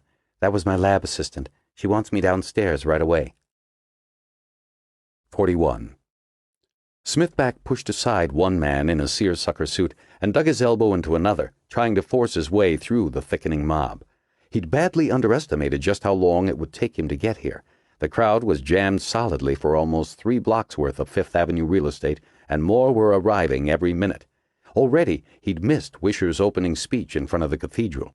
Now he wanted to reach the first candlelight vigil before the crowd began moving again. "Watch it, asshole!" A young man brayed loudly, removing a silver hip flask from his lips just long enough to speak. "Go suck on a long bond," Smithback retorted over his shoulder as he struggled forward. He could hear policemen now beginning to work the edges of the crowd, trying ineffectually to clear the avenue. Several news crews had arrived, and Smithback could see cameramen climbing onto the roofs of their vans, craning for a good shot. It seemed that the wealth and power concentrated in the first rally had now been joined by a much larger, much younger crew, and they all had taken the city by surprise.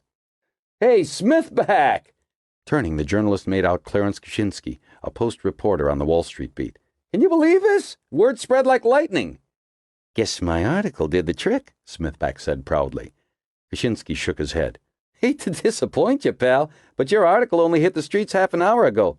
They didn't want to take the chance of alerting the cops too early. Word got passed in late afternoon over the services. You know, brokers' wires, the NYSE network, Quotron, Lexus, all the rest. Seems the boys downtown have really taken to this whole Wisher thing. They think she's the answer to all their white bread problems." He snickered. "It's not just about crime anymore. Don't ask me how it happened, but the talk in all the bars is that she's got twice the balls the mayor has. They think she's going to cut welfare, clean up the homeless, put a Republican back in the White House, bring the Dodgers back to Brooklyn all at once." Smithback looked around. "I didn't know there were so many financial types in the whole world, let alone Manhattan." Kaczynski snickered again. "Everybody assumes that Wall Street types are all retro yuppie drones in boring suits with 2.5 children, a house in the Jersey suburbs, and treadmill cookie-cutter existences. Nobody remembers the place has a whole sleazy underbelly, too. You got your Merc Exchange floor runners, bond strippers, interest rate swappers, pork-belly traders, boiler room operators, money launderers, you name it. And we're not exactly talking upper crust here. We're talking some real Archie Bunker types.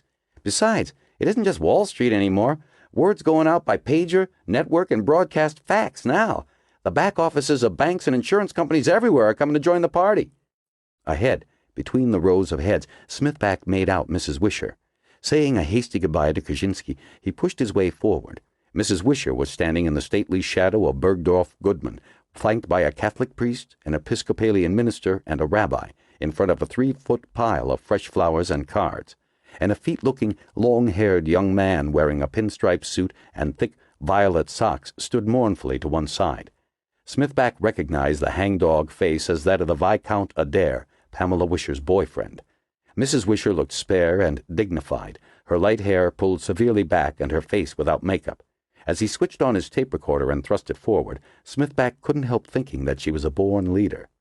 Mrs. Wisher stood silently, head bowed for a long moment.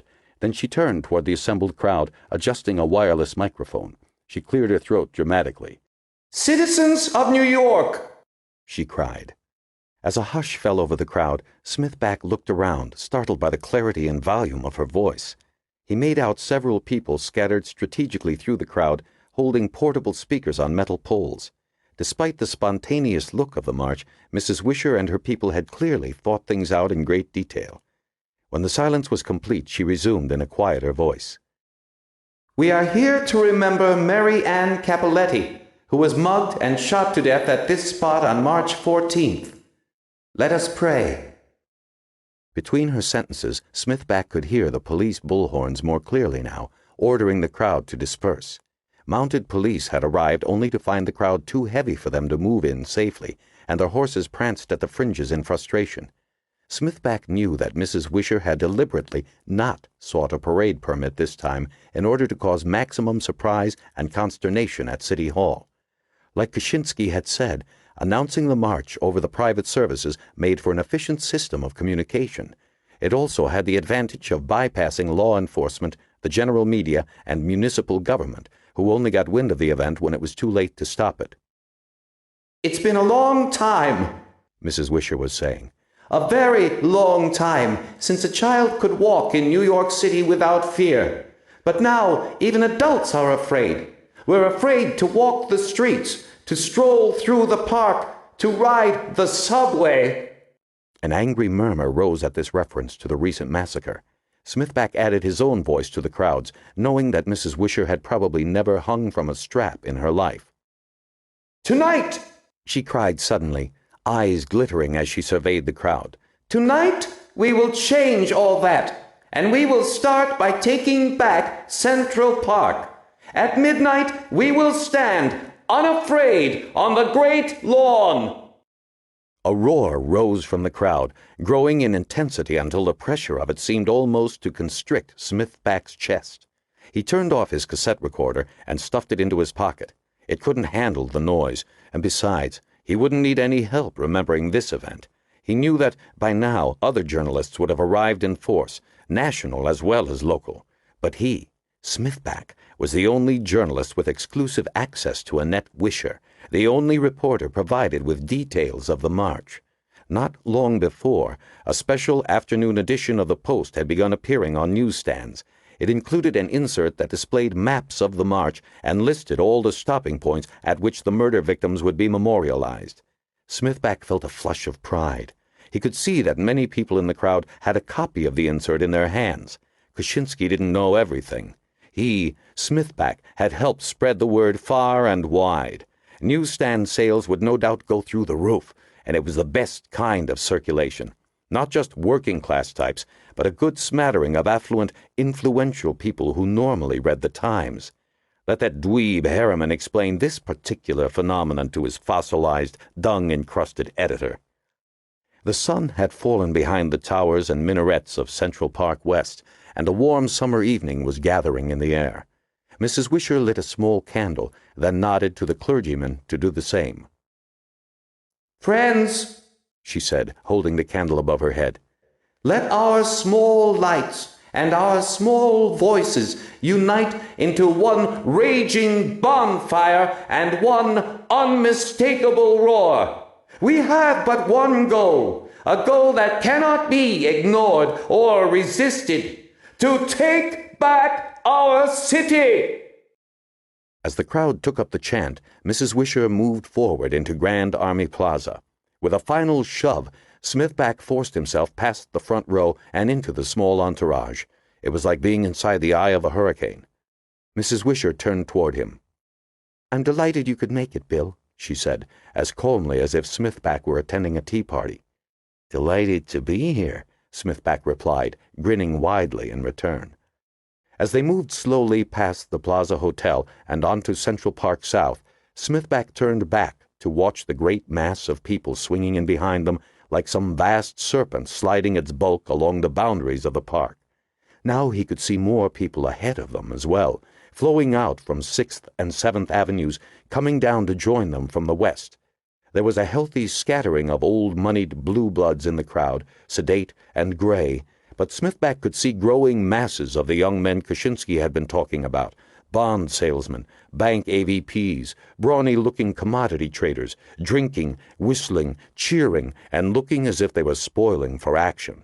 He remembered how little it had taken to rouse them into throwing bottles at the mayor, and he wondered just how much control Wisher could exert on the crowd if things got ugly. The drivers of the vehicles along Central Park South had given up honking and had left their vehicles to watch or join the throng, but a vast caterwauling of horns was still rising from the direction of Columbus Circle. Smithback breathed deeply, drinking in the chaos like fine wine. "There's something unbelievably bracing about mob action," he thought. A young man hustled up to Mrs. Wisher. "It's the mayor," he panted, holding out a cellular phone. Tucking the microphone into her purse, Mrs. Wisher took the phone. "Yes," she said coolly, without breaking stride. There was a long silence. "I'm sorry you feel that way, but the time for permits is long past. You don't seem to realize this city is in an emergency, and we're putting you on notice. This is your final chance to bring peace to our streets." There was a pause while she listened, placing a hand over her free ear to shut out the noise of the crowd. "I'm grieved to hear that the march is hindering your policemen, and I'm pleased to know that the chief of police is mounting some operation of his own. But let me ask you a question. Where were your policemen when my Pamela was murdered? Where were your—" She listened impatiently. "No, absolutely not. The city is drowning in crime, and you are threatening me with a citation. If you have nothing else to say, I'll hang up. We're rather busy here." She handed the phone back to her assistant. "If he calls again, tell him I'm engaged." She turned to Smithback, slipping one hand into his arm. "This next stop is the site where my daughter was killed. I need to be strong for this, Bill. You'll help me, won't you?" Smithback licked his lips. "Yes, ma'am," he replied. 42. Dagosta followed Margo down a dusty, poorly lit hall on the first floor of the museum. Once part of an ancient exhibit, the hall had been sealed from public view for years and was now used primarily as overflow storage space for the mammalian collection. Various stuffed beasts, in postures of attack or defense, lined both sides of the narrow corridor. Dagosta nearly snagged his jacket on the claw of a rearing grizzly. He found himself keeping his arms close to his sides to avoid brushing against the rest of the moldering specimens. As they rounded a corner into a cul-de-sac, Dagosta saw a huge stuffed elephant dead ahead, its much-repaired gray skin tattering and flaking. Beneath its massive belly, hidden in shadow, was the 2-story metal door of a freight elevator. "We gotta make this quick," he said as Margo pressed the elevator button. "One police plaza has been mobilizing all afternoon. Looks like they're getting ready to storm the Normandy beaches. Besides that, there's some kind of surprise rally by Take Back Our City forming along Fifth Avenue." There was a smell in the air that reminded him of certain summer crime scenes he'd visited. "The preparation lab is just down the hall," Margo said, watching as Dagosta's nose wrinkled. "They must be macerating a specimen." "Right," said Dagosta. He glanced up at the huge elephant overhead. "Where are the tusks?" "That's Jumbo, P.T. Barnum's old showpiece. He was hit by a freight train in Ontario, and his tusks were shattered. Barnum ground them up, made jello out of them, and served it at Jumbo's memorial dinner." "Resourceful?" Dagosta slid a cigar into his mouth. Nobody could complain about a little smoke with a reek like this. "Sorry," said Margo, grinning sheepishly. "No smoking. Possibility of methane in the air." Dagosta put the cigar back in his pocket as the elevator door slid open. Methane. Now there was something to think about. They stepped out into a sweltering basement corridor lined with steam pipes and enormous packing crates. One of the crates was open, exposing the knobby end of a black bone big as a tree limb. "Must be a dinosaur," Dagosta thought. He struggled to control a feeling of apprehension as he remembered the last time he'd been in the museum's basement. "We tested the drug on several organisms," Margo said, walking into a room whose bright neon lights stood in sharp contrast to the dingy corridor outside. In one corner, a lab worker was bending over an oscilloscope. "Lab mice, E. coli bacteria, blue-green algae, and several single-celled animals. The mice are in here." Dagosta peered into the small holding area and stepped back quickly. Jesus! The white walls of the stacked cages were flecked with blood. Torn bodies of dead mice littered the floors of the cages, shrouded in their own entrails. Margo peered into the cages. "You can see that of the 4 mice originally placed in each cage, only 1 remains alive." "Why didn't you put them all in separate cages?" Dagosta asked. Margo glanced up at him. "Leaving them together was the whole point. I wanted to examine behavioral as well as physical changes." "Looks like things get a little out of hand." Margo nodded. "All of these mice were fed the Umbun lily, and all became massively infected by the Rio virus. It's highly unusual for a virus that affects humans also to affect mice. Normally they're very host-specific. Now, watch this." As Margo approached the topmost cage, the surviving mouse leapt at her, hissing, clinging to the wire, its long yellow incisors knitting the air. Margo stepped back. "Charming," said Dagosta. "They fought to the death, didn't they?" Margo nodded. "The most surprising thing is that this mouse was badly wounded in the fight. But look at how thoroughly its cuts have healed. And if you check the other cages, you'll see the same phenomenon. The drug must have some powerful rejuvenative or healing properties.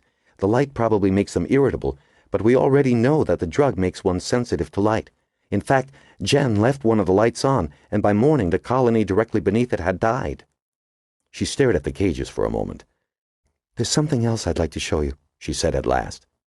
"Jen, can you give me a hand here?" With the lab assistant's help, Margo slid a divider across the topmost cage, trapping the live mouse on one side. Then she deftly removed the remains of the dead mice with a long pair of forceps and dropped them into a Pyrex basin.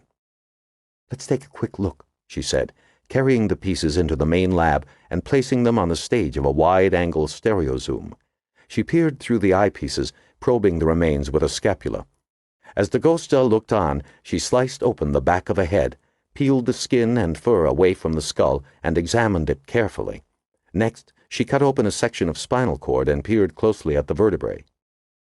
"As you can see, it looks normal," she said, straightening up.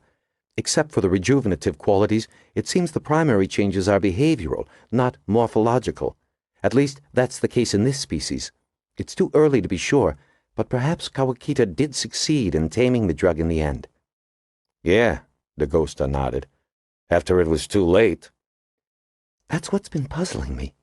Kawakita must have taken the drug before it reached this stage of development. Why would he take such a risk, trying the drug on himself? Even after testing it on other people, he couldn't have been sure. It wasn't like him to act so rashly." "Arrogance," said Dagosta. "Arrogance doesn't explain turning yourself into a guinea pig. Kawakita was a careful scientist, almost to a fault. It just doesn't seem in character." "Some of the most unlikely people become addicts," Dagosta said. "I see it all the time. Doctors, nurses, even police officers." "Maybe." Margo sounded unconvinced. "Anyway, over here are the bacteria and the protozoans we inoculated with the real virus. Strangely enough, they all tested negative. The amoebas, paramecia, rotifers, everything. Except for this one." She slid open an incubator, exposing rows of petri dishes covered with purple agar. Glossy, dime-sized welts in each dish of agar indicated growing colonies of protozoans. She removed a dish. "This is B. merisgerii, a single-celled animal that lives in the ocean, growing in shallow water on the surface of kelp and seaweed. It usually feeds on plankton. I like to use them because they're relatively docile and they're exceptionally sensitive to chemicals." She carefully dragged a wire loop through the colony of single-celled animals. Smearing the loop on a glass slide, she seated the slide on the microscope tray, adjusted the focus, then stepped away so Dagosta could take a look. Peering into the eyepiece, Dagosta couldn't see anything at first. Then he made out a number of round, clear blobs waving their cilia frantically against the gridded background. "I thought you said they were docile," he said, still staring. "They usually are." Suddenly, Dagosta realized that the frenzied maneuvering was not random at all. The creatures were attacking each other, ripping at each other's external membranes and thrusting themselves into the breaches they created. "And I thought you said they ate plankton." "Again, they normally do," Margo replied. She looked at him. "Creepy, isn't it?" "You got that right." Dagosta backed away, inwardly surprised at how the ferocity of these tiny creatures somehow made him feel squeamish. "I thought you'd want to see this." Margo stepped up to the microscope and took another look herself. "Because if they plan on—" She paused, stiffening as if glued to the eyepiece. "What is it?" Dagosta asked. For a long minute, Margo didn't respond. "That's odd," she murmured at last. She turned to her lab assistant. "Jen, will you stain some of these with eosinophil? And I want a radioactive tracer done to find out which are the original members of the colony." Motioning Dagosta to wait, Margo helped the lab assistant prepare the tracer, finally placing the entire treated colony under the stereozoom. She peered into the microscope for what seemed to Dagosta like an eternity. At last she straightened up, scratched some equations into her notebook, then peered into the stereozoom once again. Dagosta could hear her counting something to herself.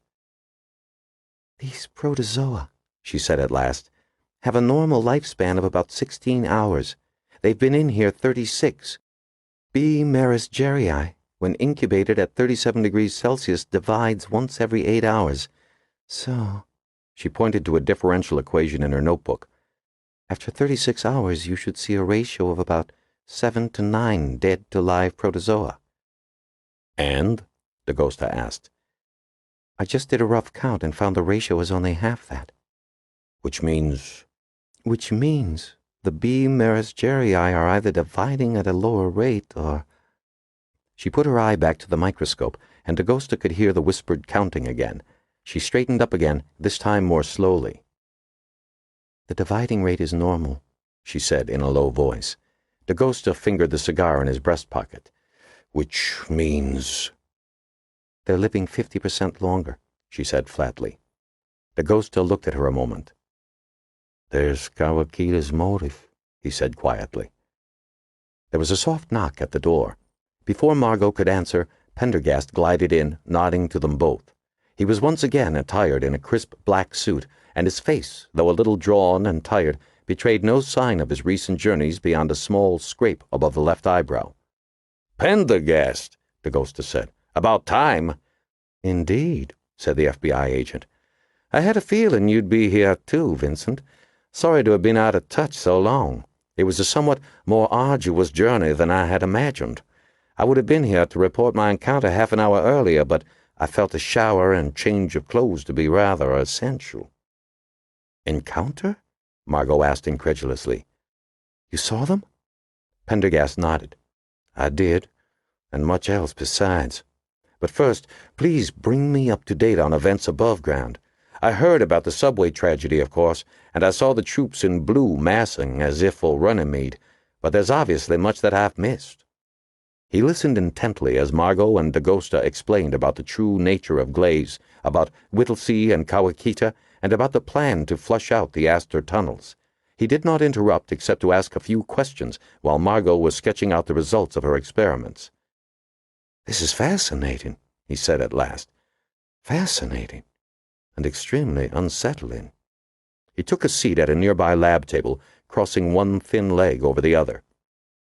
There are disturbing parallels here to my own investigations. You see, there is a gathering point deep in the Astor tunnels. It's located in the remains of what was once the Crystal Pavilion, the private train station beneath the defunct Knickerbocker Hotel. In the center of the pavilion, I found a curious hut built entirely of human skulls. Countless footprints converged on this hut. Nearby was what appeared to be an offering table, along with a variety of artifacts. While I was examining it, one of the creatures approached out of the darkness. What did it look like? Margo asked, almost reluctantly. Pendergast frowned. Difficult to tell. I never came that close, and the NVD I was wearing does not resolve well at distance. It looked human, or close to it, but its gait was, well, it was off somehow. The FBI agent seemed uncharacteristically at a loss for words. It squatted forward in an unnatural way as it ran, cradling something that I believe was meant as another addition to the hut. I blinded it with a flash and fired, but the sudden brilliance overloaded the goggles, and by the time I could see again, the thing was gone. Was it hit? Dagosta asked. I believe so. Some blood spoor was evident, but by that point I was somewhat anxious to return to the surface. He looked at Margo, one eyebrow raised. I would imagine that some of the creatures are more deformed than others. In any case, there are 3 things we can be sure of. They are fast, they can see in the dark, and they are completely malevolent. And they live in the Astor tunnels, Margo shivered, all under the influence of glaze. With Kawakita dead and the plants gone, they're probably mad with need. It would seem so, Pendergast said. And this hut you described was probably the site where Kawakita dispensed the drug, Margo continued. At least toward the end, when things were getting out of hand. But it all sounds almost ceremonial. Pendergast nodded. Precisely. Over the entrance to the hut, I noticed Japanese ideographs translating roughly to abode of the unsymmetrical. That is one of the names used to describe a Japanese tea room. Dagosta frowned. Tea room? I don't understand. Neither did I, at first. But the more I thought about it, the more I realized what Kawakita must have done. The roje, or series of steps placed at irregular intervals in front of the hut, the lack of ornamentation, the simple, unfinished sanctuary, these are all elements of the tea ceremony. He must have distributed the plant by steeping it in water, like tea, Margo said. But why go to all that trouble, unless— She paused. Unless the ritual itself— My own thought, exactly, Pendergast said. As time went on, Kawakita must have had increasing difficulty controlling the creatures. At some point, he abandoned selling the drug and realized he simply had to provide it. Kawakita was also trained as an anthropologist, correct? He must have understood the settling, the taming influence of ritual and ceremony. So he created a distribution ritual, Margo said. Shamans in primitive cultures often use such ceremonies to institute order, preserve their power. And he chose the tea ceremony as the basis, Pendergast said.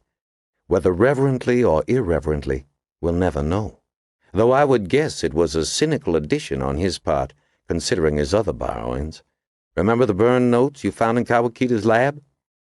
I have them right here, the ghostess said, pulling out his notebook, flipping pages, then handing it to Pendergast. Ah, yes. Green cloud, gunpowder, lotus heart. These are green teas of varying rarity. Pendergast pointed to the ghostess notebook. And this, dung-loving bluefoot. Strike a chord, Dr. Green? It should, but it doesn't.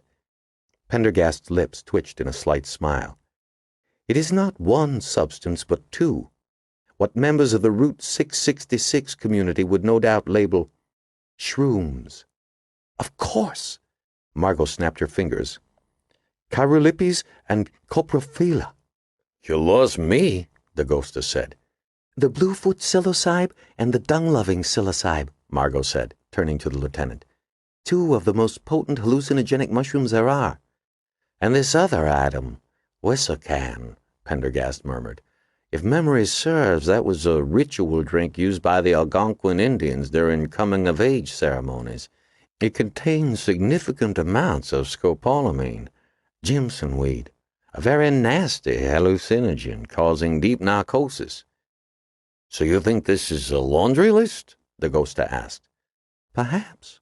Perhaps Kawakita wanted to modify his brew in some way, making the drug users more docile.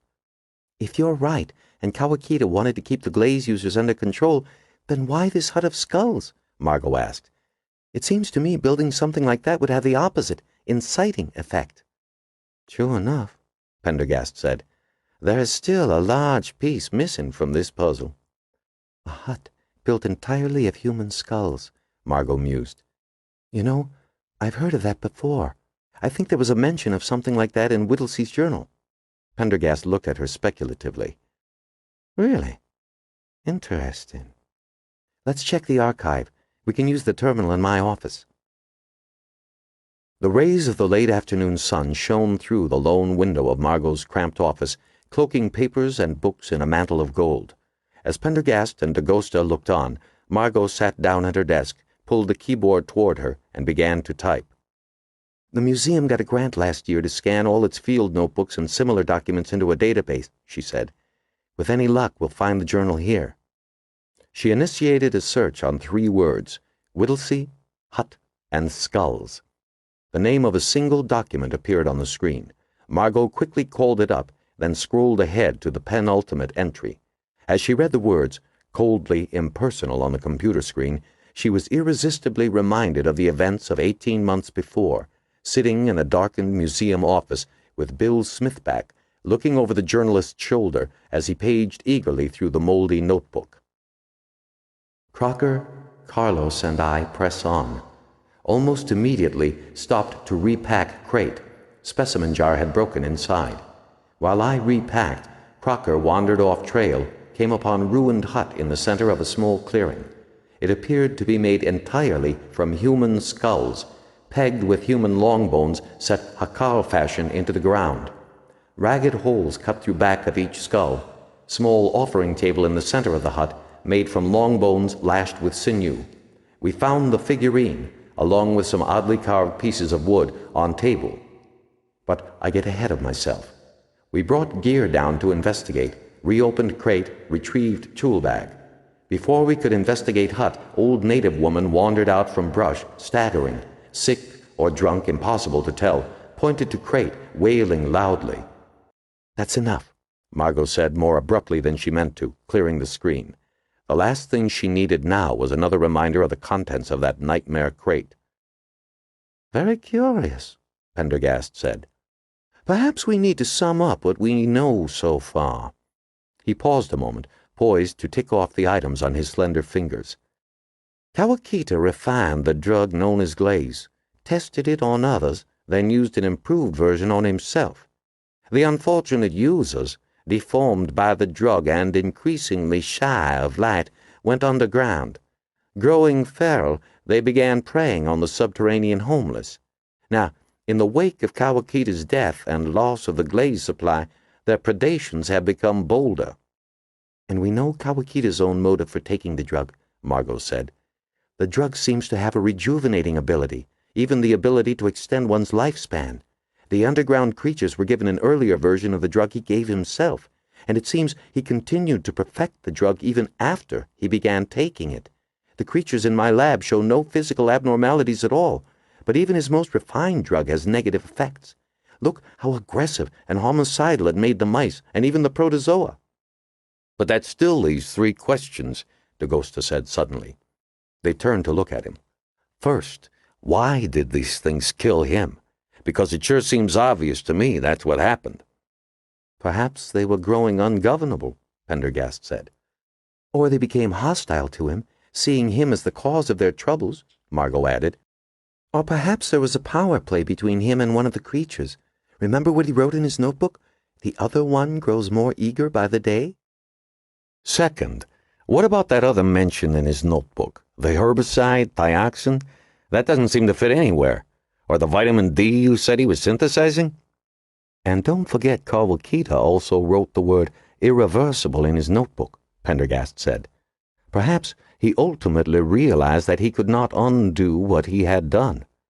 "And that might account for the remorse he seemed to show in his notebook," Margo said. "Apparently he concentrated on ridding the drug of its physical changes, but in the process he ignored what his new strain might do to the mind." "Third and last," Dagosta continued, "what the hell was the point of rebuilding this hut of skulls mentioned in Whittlesey's journal?" At this, everyone was silent. At last Pendergast sighed. "You're right, Vincent. I find the purpose of that hut incomprehensible as the odd pieces of metal I found on its offering table." Pendergast removed the small items from his jacket pocket and spread them on Margo's work table. Dagosta picked them up immediately, examining them closely. "Could they just be pieces of garbage?" he asked. Pendergast shook his head. "They were carefully, even lovingly arranged," he said, "like relics in a reliquary." "A what?" "A reliquary, something used to hold or display revered objects." "Well, they don't look reverential to me. They look like the pieces to a dashboard, or some appliance, maybe." Dagosta turned to Margo. "Any ideas?" Margo stood up from the computer terminal and walked over to the work table. She picked up a piece, studied it a moment, then put it down. "This could be anything," she said, picking up another, a tube of metal with one end encased in gray rubber. "Anything," Pendergast agreed. "But I sense, Dr. Green, that when we know what they are, and why they were lying enshrined on a stone platform 30 stories below New York City, we'll have the key to this puzzle." 43. Hayward shouldered the riot gear, adjusted the lantern visor strapped around her head, and glanced across the mass of blue milling around the lower concourse of the 59th Street station. She was supposed to find Squad 5, led by a Lieutenant Miller, but the vast space was in chaos, everyone trying to find everyone else and consequently finding nobody. She saw Chief Horlocker arrive, fresh from mustering the squads that were assembling at the 81st Street station under the museum. Horlocker took up a position on the far side of the concourse next to tactical head Jack Masters, a thin, sour-looking man. Masters' long arms, which usually hung down by his side like an ape's, were now gyrating as he talked to a group of lieutenants, slapping a series of maps, tracing out imaginary lines. Horlocker stood by, nodding, holding a pointing device like a swagger stick, occasionally tapping it on the map to emphasize a particularly salient point. As Hayward watched, Horlocker dismissed the lieutenants, and Masters picked up a bullhorn. "Attention!" he barked in a rasping voice. "Are the squads assembled?" It reminded Hayward of Girl Scout camp. A rumbling murmur that might have been "no" arose. "Squad 1, here then," Masters said, pointing toward the front. "Squad 2, assemble at the downtown level." He continued through the squads, assigning them various sections of the concourse. Hayward headed for the Squad 5 assembly point. As she arrived, Lieutenant Miller was spreading out a large diagram of his own squad's area of responsibility, shaded in blue. Miller was wearing a light gray assault uniform whose loose folds could not conceal a generous load of adipose tissue. "I don't want no heroics, no confrontations," Miller was saying. "Okay? It's basically a traffic cop assignment, nothing fancy. If there's any resistance, you got your mask and your tear gas. Don't fart around, show them you mean business. But I don't expect any trouble. Do your job right, and we'll be out of here in an hour." Hayward opened her mouth, then restrained herself. It seemed to her that using tear gas in underground tunnels might be a little tricky. Once, years before the transit police merged with the regular force, someone at headquarters had suggested using gas to quell a disturbance. The rank and file almost revolted. Tear gas was bad enough on the surface, but it was murderous below ground, and she could see that their detail covered the deeper subway and maintenance tunnels beneath Columbus Circle Station. Miller looked around again, the dark glasses around his neck swinging on day-glow croquis. "Remember, most of these moles are wigged out on some shit or other, maybe weakened by too much juice," he barked. "Show them some authority and they'll fall in line. Just move them up and out like cattle, if you know what I mean. Once you get them started, they'll keep going. Head them toward this central point here, beneath the number 2 turnaround. That's the staging point for groups 4 through 6. Once the groups have reassembled, we'll move the moles up to the Parkside subway exit here." "Lieutenant Miller," Hayward said, unable to keep silent any longer. The lieutenant looked at her. "I used to roust some of those tunnels, and I know these guys. They're not going to move along as easily as you think they are." Miller's eyes widened as if seeing her for the first time. "You?" he asked in disbelief. "A rouster?" "Yes, sir," Hayward said, thinking she'd give the next guy who asked her that a swift kick in the balls. "Jesus," said Miller, shaking his head. There was a silence as the other cops looked at Hayward. "Any other XTAs here?" Miller asked, looking around. Another officer raised his hand. Hayward quickly took in the obvious features. Tall, black, built like a tank. "Name?" "Carlin," the heavy-set man drawled. "Any others?" Miller asked. There was a silence. "Good. Us, ex-transit police, we know these tunnels," Carlin said in a mild voice. "Too bad they didn't think to enlist more of us for this picnic, sir." "Carlin," Miller said, "you got your gas, you got your stick, you got your piece, so don't wet your pants. And when I want your opinion again, I'll ask for it." Miller looked around. "There are too many goddamn bodies in here. This action calls for a small elite group, but what the chief wants, the chief gets."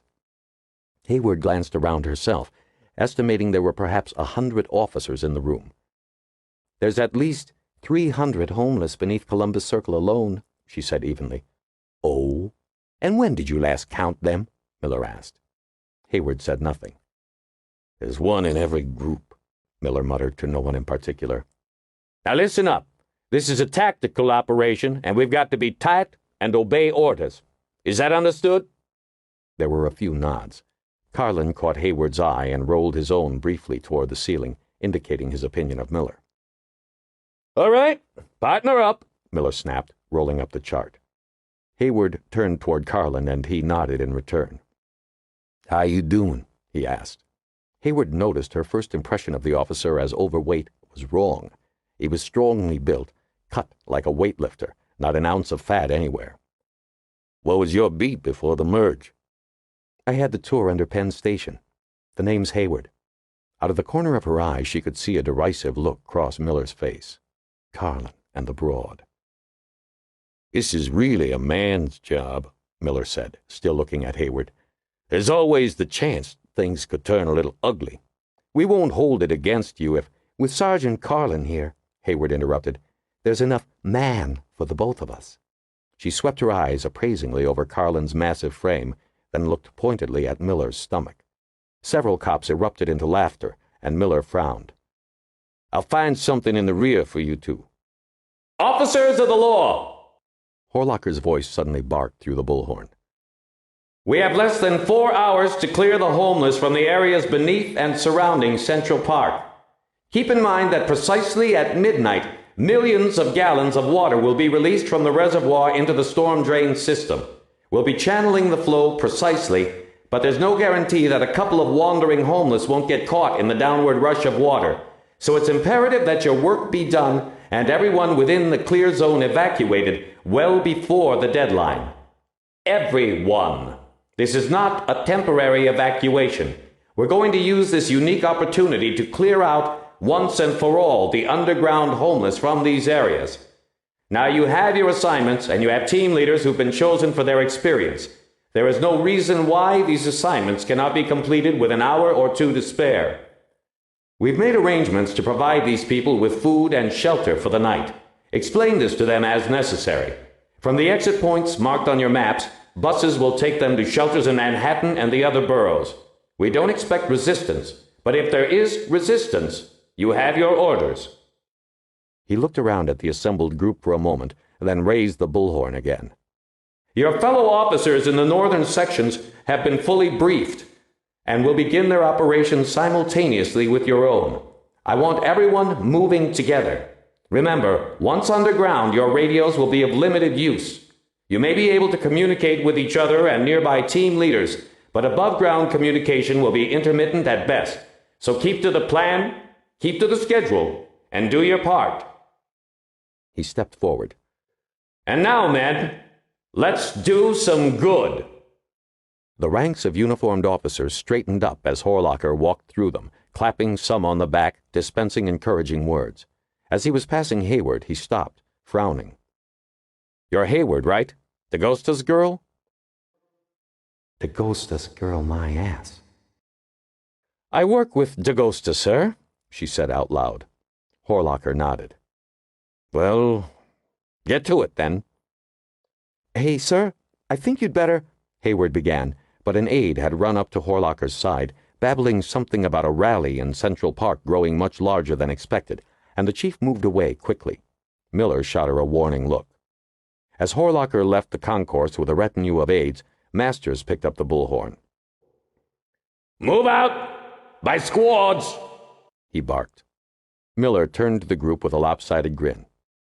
Okay, men, let's bag some moles. 44. Captain Waxy stepped out of the ancient Puddingstone Central Park Precinct Station and huffed along the path that angled northward into the wooded gloom. On his left was a uniformed officer from the station. On his right was Stan Duffy, the city's chief engineer of hydraulics. Already Duffy was trotting ahead, looking back at them impatiently. Slow it down a bit, Waxy said, panting. This isn't a marathon. I don't like being in the park this late, Duffy replied in a high, reedy voice. Especially with all these murders going on. You were supposed to be at the station half an hour ago. Everything north of 42nd is messed up, Waxy said. Gridlock beyond belief. It's all that Wisher woman's fault. There's some kind of march formed out of nowhere. He shook his head. They'd jammed up Central Park west and south, and stragglers were still wandering up Fifth Avenue, causing all kinds of chaos. They didn't even have a damn permit, and she'd given no warning. If he were mayor, he would have clapped them all in jail. Now the bandshell loomed ahead to their right, empty and silent, festooned with impossibly dense graffiti, a haven for muggers. Duffy glanced at it nervously, hurrying past.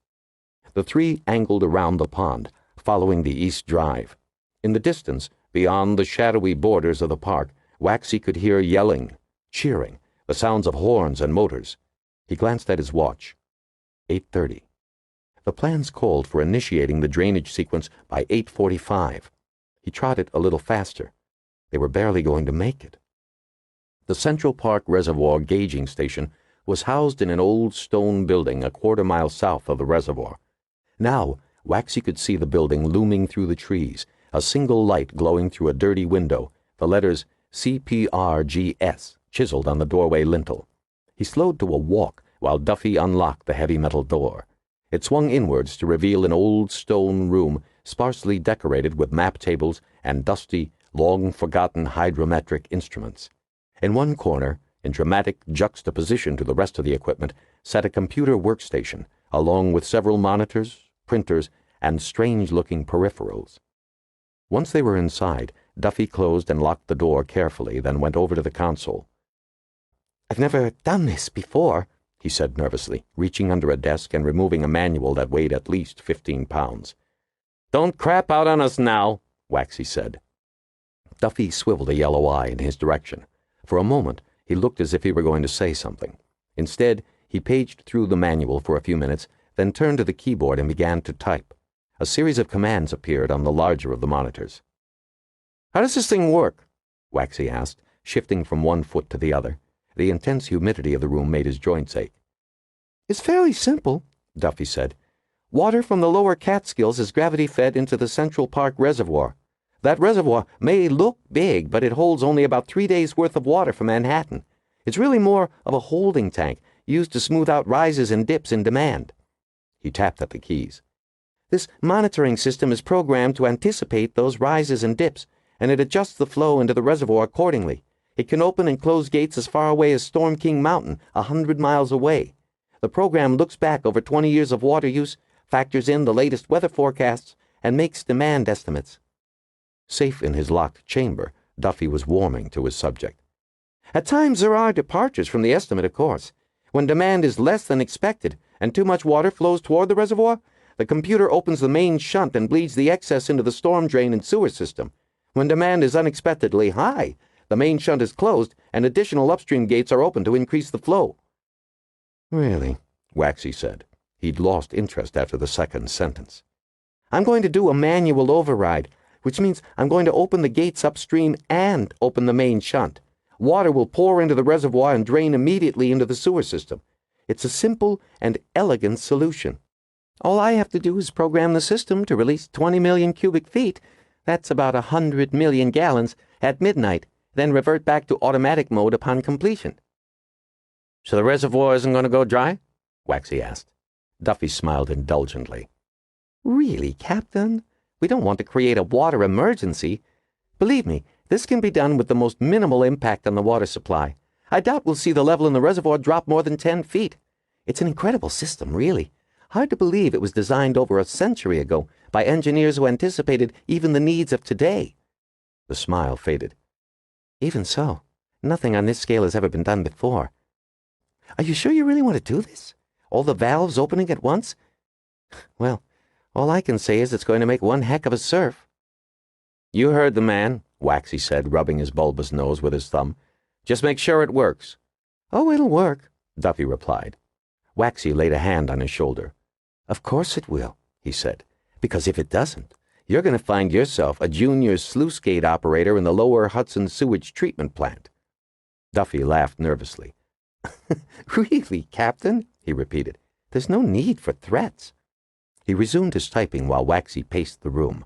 The uniformed cops stood soberly by the door, watching the proceedings disinterestedly. "How long will it take to dump the water?" Waxy asked at last. "About 8 minutes." Waxy grunted. 8 minutes to dump 100 million gallons? "As I understand it, you want the water dumped as quickly as possible to fill up the lowest tunnels under Central Park and sweep them clean, right?" Waxy nodded. 8 minutes represents the system at 100% flow. Of course, it will take almost 3 hours for the hydraulics to get in position. Then it will simply be a matter of draining water from the reservoir at the same time that we bring new water into the reservoir from the upstate aqueducts. That should keep the reservoir's water level from dropping excessively. It has to be done just right, because if the flow coming into the reservoir is greater than the flow going out, well, that means a major flood in Central Park. Then I hope to hell you understand what you're doing. I want this thing to proceed on schedule. No delays. No glitches." The sound of typing slowed. "Stop worrying," Duffy said, his finger poised on a key. "There won't be any delays. Just don't change your mind, because once I press this key, the hydraulics take over. I can't stop it. You see, just hit the damn key," Waxy said impatiently. Duffy pressed it with a melodramatic flourish. Then he turned to face Waxy. "It's done," he said. "Now only a miracle can stop the flow. And in case you hadn't heard, they don't allow miracles in New York City." 45. Dagosta gazed at the small pile of rubber and chromed parts, picked one up, then dropped it again in disgust. "It's the damnedest thing I've ever seen," he said. "But these have been left there by accident?" "I assure you, Vincent," Pendergast said, "they were carefully arranged on the altar, almost as if they were some kind of offering." There was a silence while he paced restlessly across the lab. "There's another thing I'm uneasy about.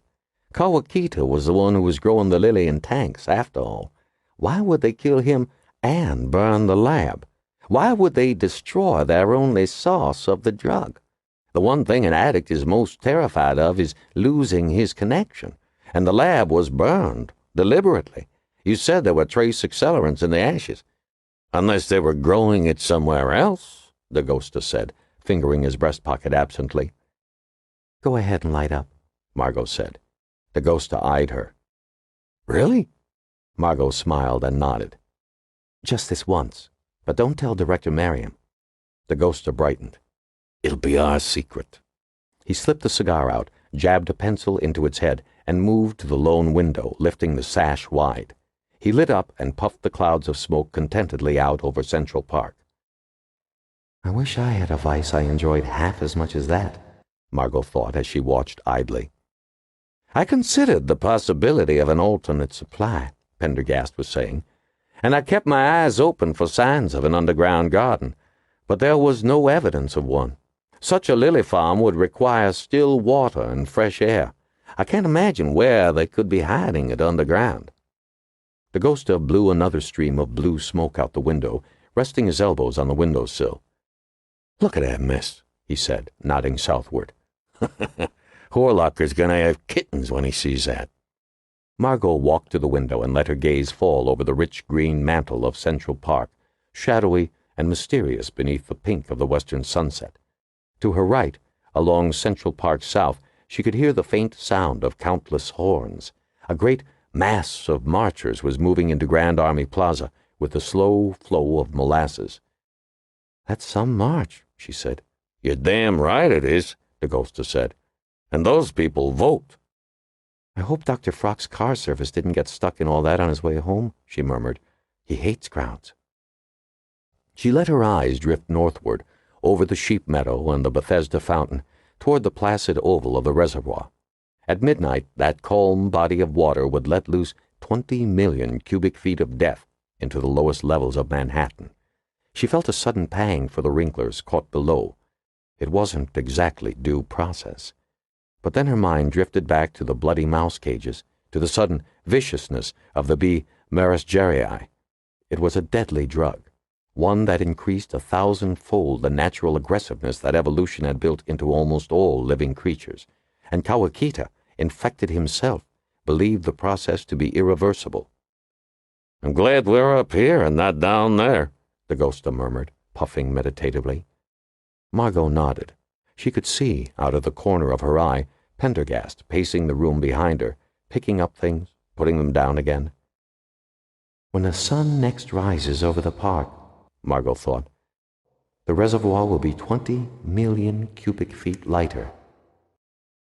Her eyes rested on the surface of the water, its hint of internal light reflecting the oranges, reds, and greens of the sunset. It was a beautiful scene, its quiet tranquility in stark contrast to the marching and the frantic horns 20 blocks to the south. Then she frowned. "I've never seen a green sunset before." She strained to make out the darkening surface of water, rapidly disappearing into shadow. In the dying glow she could clearly see dull patches of green on the surface of the water. A strange and awful thought had crept unbidden into her mind. Still water and fresh air, It's impossible, she thought. Someone surely would have noticed. Or would they? She turned from the window and glanced at Pendergast. He caught her eye, saw the look in it, and ceased his pacing. "Margo?" he asked, arching an eyebrow. She said nothing, and Pendergast followed her gaze out toward the reservoir, stared for a moment, then stiffened visibly. When he looked back at her, she could see the same dawning realization in his own eyes. "I think we'd better take a look," Pendergast said quietly. The Central Park Reservoir was separated from the surrounding jogging path by a tall chain-link fence. Dagosta grasped the base of the fence and tugged it violently from the ground.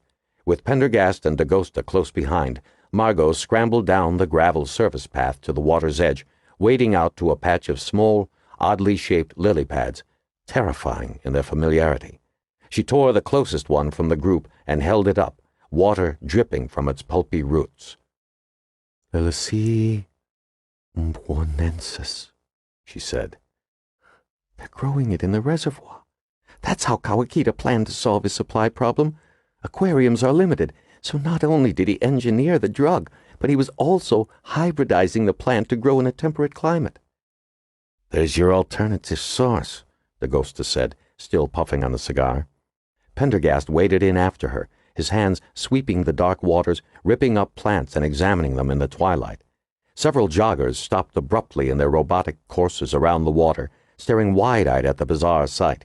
A young woman in a lab coat, an overweight man with a cigar glowing like a firebrand in his mouth, and a tall, strikingly blond man in an expensively tailored black suit standing up to their chests in the Manhattan drinking supply. Pendergast held up one of the plants, a large, nut-brown pod hanging from its stem. The pod had curled open. "They're going to seed," Pendergast said quietly. "Flushing the reservoir will simply dump this plant and its deadly cargo into the Hudson River and into the ocean." There was a silence, punctuated only by the distant cacophony of horns. "But this thing can't grow in salt water," Pendergast continued. "Can it, Dr. Green?" "No, of course not. The salinity—" A sudden, terrible thought burned its way through Margot's consciousness. "Oh, Jesus, how stupid of me." Pendergast turned toward her, eyebrows raised. "The salinity?" she repeated. "I'm afraid I don't understand," Pendergast replied. "The only single-celled animal affected by the viral drug was B. meris cergerii," Margo continued slowly. "There's one difference between B. meris cergerii and the other organisms we tested with the drug. The agar plates for B. meris cergerii were saline plates. B. meris cergerii is a marine organism. It lives in a saline environment." "So?" asked Dagosta. "It's a common way to activate a virus. Just add a small amount of saline solution to the viral culture. When those seeds hit the salt water, it'll activate the virus and dump the drug into the ecosystem." "The Hudson," said Pendergast, "is tidal all the way up past Manhattan." Margo dropped the plant and took a step back. "We saw what the drug did to just one microscopic organism. If it's released into the ocean, God knows what the end result would be. The marine ecology could be totally disrupted, and the food chain is dependent on the oceans." "Hold on," said Dagosta. "The ocean's a pretty big place." "The ocean distributes many seeds of freshwater and land-growing plants," Margo said. "Who knows what plants and animals the virus will colonize and multiply in? And if the plant propagates in the ocean, or if the seeds find their way into estuaries and wetlands, it won't make any difference." Pendergast waded out of the water and slung the plant over his shoulder, its bulbous, knotted roots staining the narrow line of his shoulders. "We've got 3 hours," he said. Hut of Skulls, Part 3. It can be illustrative to view the various stratum of subterranean New York society in the same way one would view a geologic cross-section or a food chain showing development from predator to prey. Highest on the chain are those who inhabit a twilight world between the underground and the surface, who visit soup kitchens, welfare offices, or even places of employment by day, only to return to the tunnels by night to drink or sleep.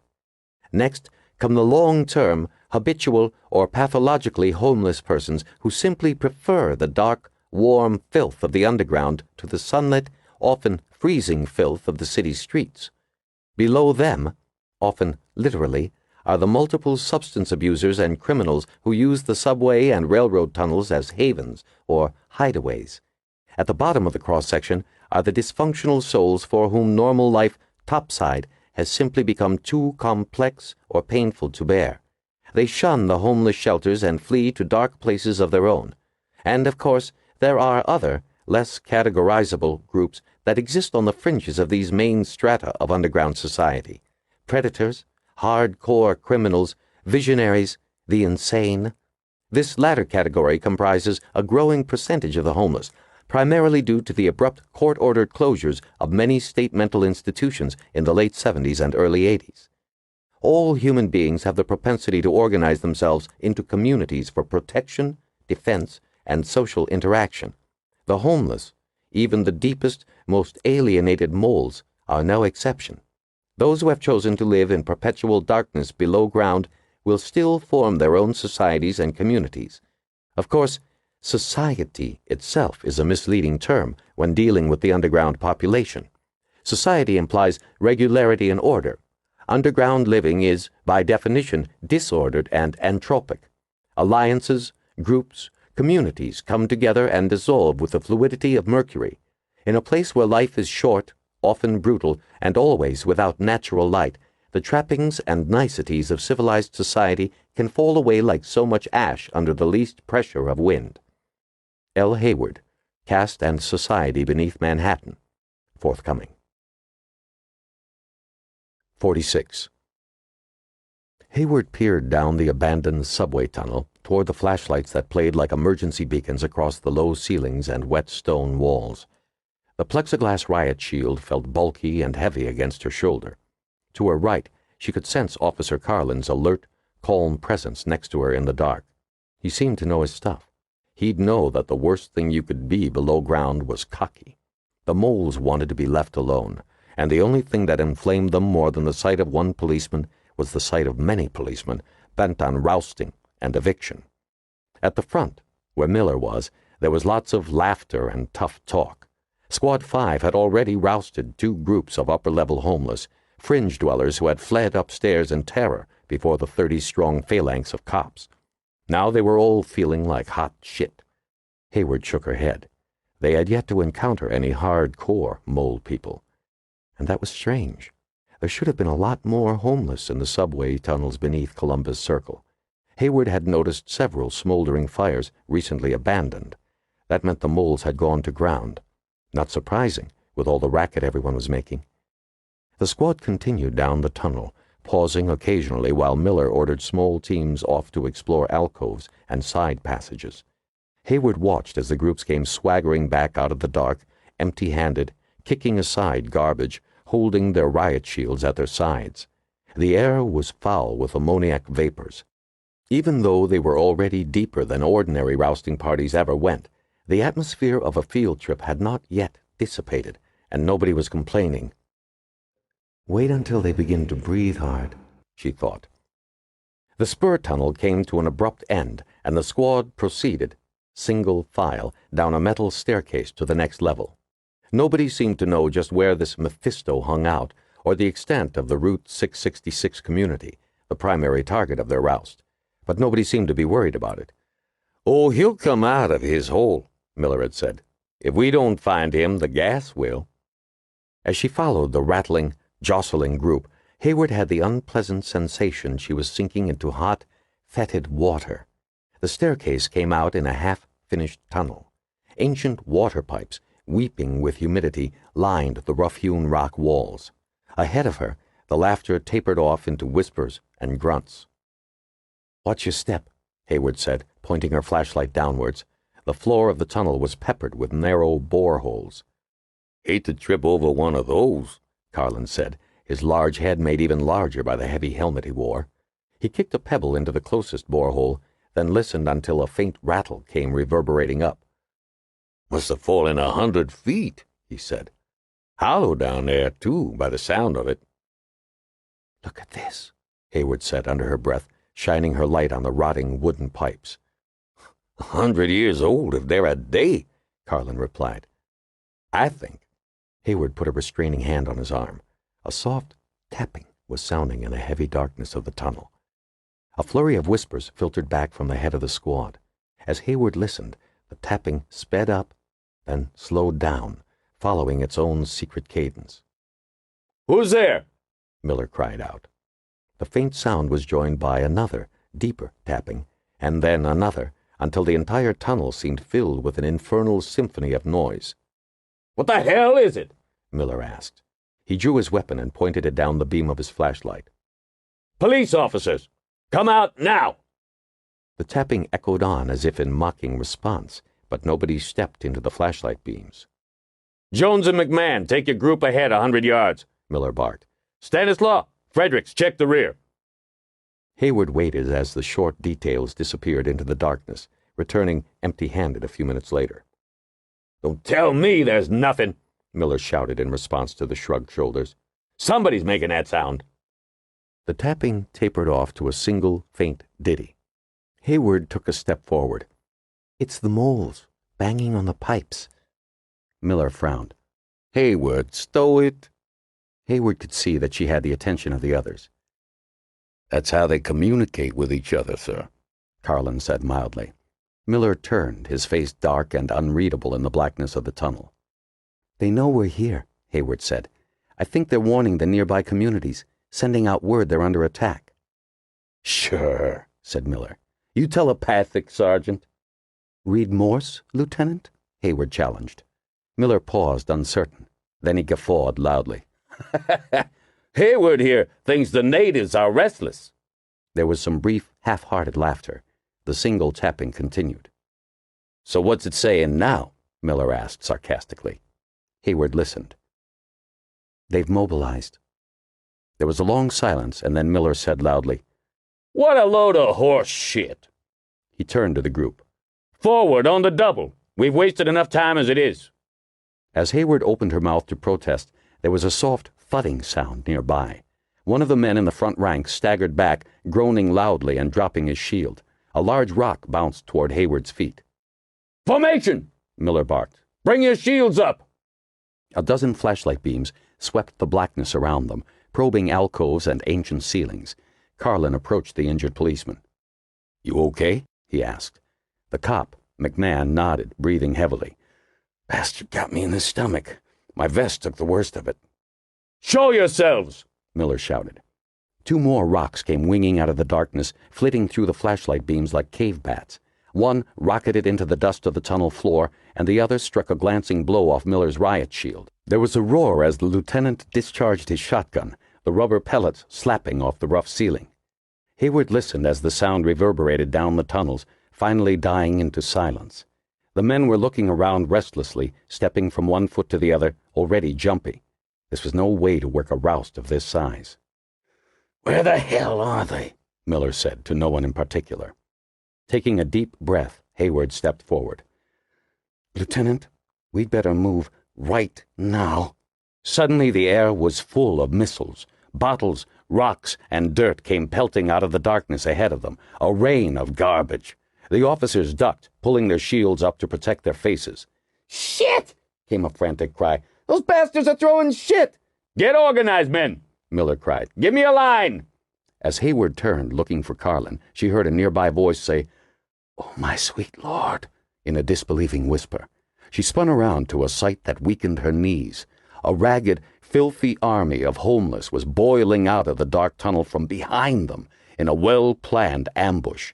In the lambent glow of the flashlights, it was impossible to get a good count, but to Hayward it seemed there must be hundreds, screaming with rage, brandishing angle irons and pieces of rebar. Back! Miller cried, aiming at the mob. Fall back and fire! A fusillade of shots rang out, brief but impossibly loud in the confines of the tunnel. Hayward thought she could hear the slap of rubber bullets on flesh. Several of the figures in the front rank fell, squealing in pain and tearing at their rags, thinking they'd been shot. Off the pigs! A tall, dirty mole with matted white hair and feral eyes cried out, and the crowd surged forward again. Hayward saw Miller retreat into the confused group of officers, barking contradictory commands. More shots rang out, but the flashlights were flickering wildly off the walls and ceiling, and there was no way to get a bead. The moles were screaming, a wild, ululating cry that raised the hairs on the back of her neck. "Oh, shit," Hayward said in disbelief as she watched the mob surge through the flickering darkness and collide with the phalanx of police officers.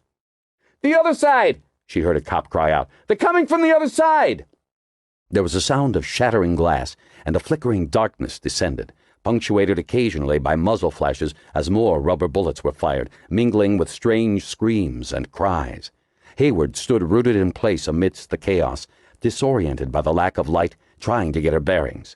Suddenly, she felt a greasy arm snake up between her shoulder blades. Immediately, her paralysis evaporated.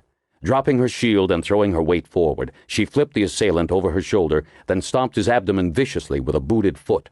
She heard the man's howl of pain rise above the hoarse screeching and the firing of the guns. Another figure came at her, rushing out of the blackness, and instinctively she assumed a defensive posture, low, weight on the back leg, left arm vertical before her face. She feinted, chopping with the left arm, then floored him with a roundhouse kick. "Holy shit," came Carlin's appreciative voice as he waited in beside her. The darkness was now absolute. They were finished unless they could get some light. Quickly, Hayward fumbled at her belt, found an emergency flare, and yanked its firing string. The length of tunnel was bathed in an eerie orange light. Hayward looked around at the struggling figures in amazement. They were walled in on both sides by large numbers of moles.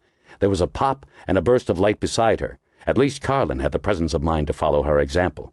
Hayward held the flare aloft, scanning the melee, looking for a way to organize the men. Miller was nowhere to be seen. Picking up her shield and pulling her ugly stick from the leather scabbard, Hayward took some tentative steps forward. 2 moles rushed forward, but judicious blows of her baton drove them back. Carlin, she saw, was beside her, a massive, intimidating presence in the dark, guarding her flank with his own baton and riot shield. Hayward knew that most of the underground homeless were malnourished or weakened by drug abuse.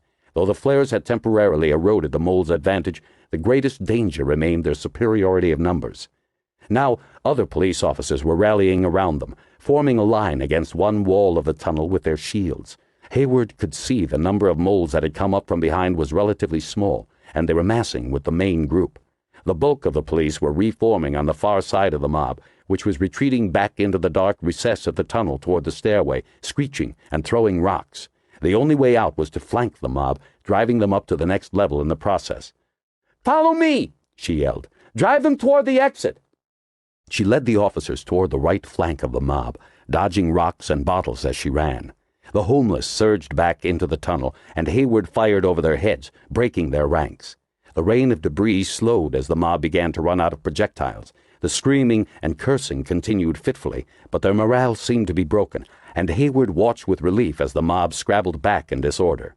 She took a moment to catch her breath and size up the situation. 2 cops were lying on the filthy floor of the tunnel, one cradling his head, the other apparently knocked senseless. "Carlin!" she called, nodding at the wounded men. Suddenly, there was a loud commotion in the retreating ranks of the mob. Hayward held the flare high, craning her neck for the source of the disturbance. There was Miller, marooned on the far side of the large group of moles. He must have fled back down the tunnel during the first attack and been caught by the second ambush. Hayward heard a pop, saw a cloud of smoke, sickly green in the fitful glow of the flare. Miller, panicked, must have gone for the tear gas. "Christ, that's the last thing we need." "Masks!" she cried aloud. The gas billowed toward them in slow, lazy rolls, spreading along the floor like a poisoned carpet. Hayward fumbled with her mask, snugging the Velcro tight. Miller ducked out of the cloud, looking like an alien apparition in his mask. "Gas them!" came his muffled yell. "No!" Hayward began to protest. "Not here! We've got 2 men down!" She stepped forward as Miller, ignoring her, grabbed a canister from the belt of a nearby officer, popped the pin, and threw it toward the mob. Hayward watched 1 or 2 other canisters fly as the panicked men followed Miller's example. There were more dull, popping sounds, and the crowd of moles disappeared into the rolling clouds of smoke. Hayward could hear Miller directing other officers to drop their canisters down the boreholes that dotted the floor of the tunnel. "Smoke the bastards out," Miller was saying. If any more are hiding below, we'll flush them with these. Carlin looked up from the prone body of the policeman. Stop, goddammit! He roared. The clouds of gas were rising slowly now, spreading their vapor throughout the tunnel. All around, cops were kneeling, dropping canisters down the boreholes. Hayward could see the homeless streaming up the staircase, trying to get away from the gas. Time's up! Miller yelled, his high-pitched voice breaking. We've got to get out of here! Most of the policemen needed no more encouragement and vanished into the clouds of gas. Hayward fought her way back toward Carlin, once again bending over the prone figure with McMahon. The other casualty was sitting up now, holding his gut and retching. The gas was creeping toward them. Let's back them up a bit, Hayward said. We can't put a mask on this guy while he's puking. The conscious cop stood up slowly, swaying and holding his head. She led the officer away while Carlin and McMahon carried the unconscious man to a safer spot on the tunnel. Wake up, buddy, Carlin said, patting his cheek, bending forward to examine the nasty gash across the man's forehead. The roiling green wall of tear gas was coming closer.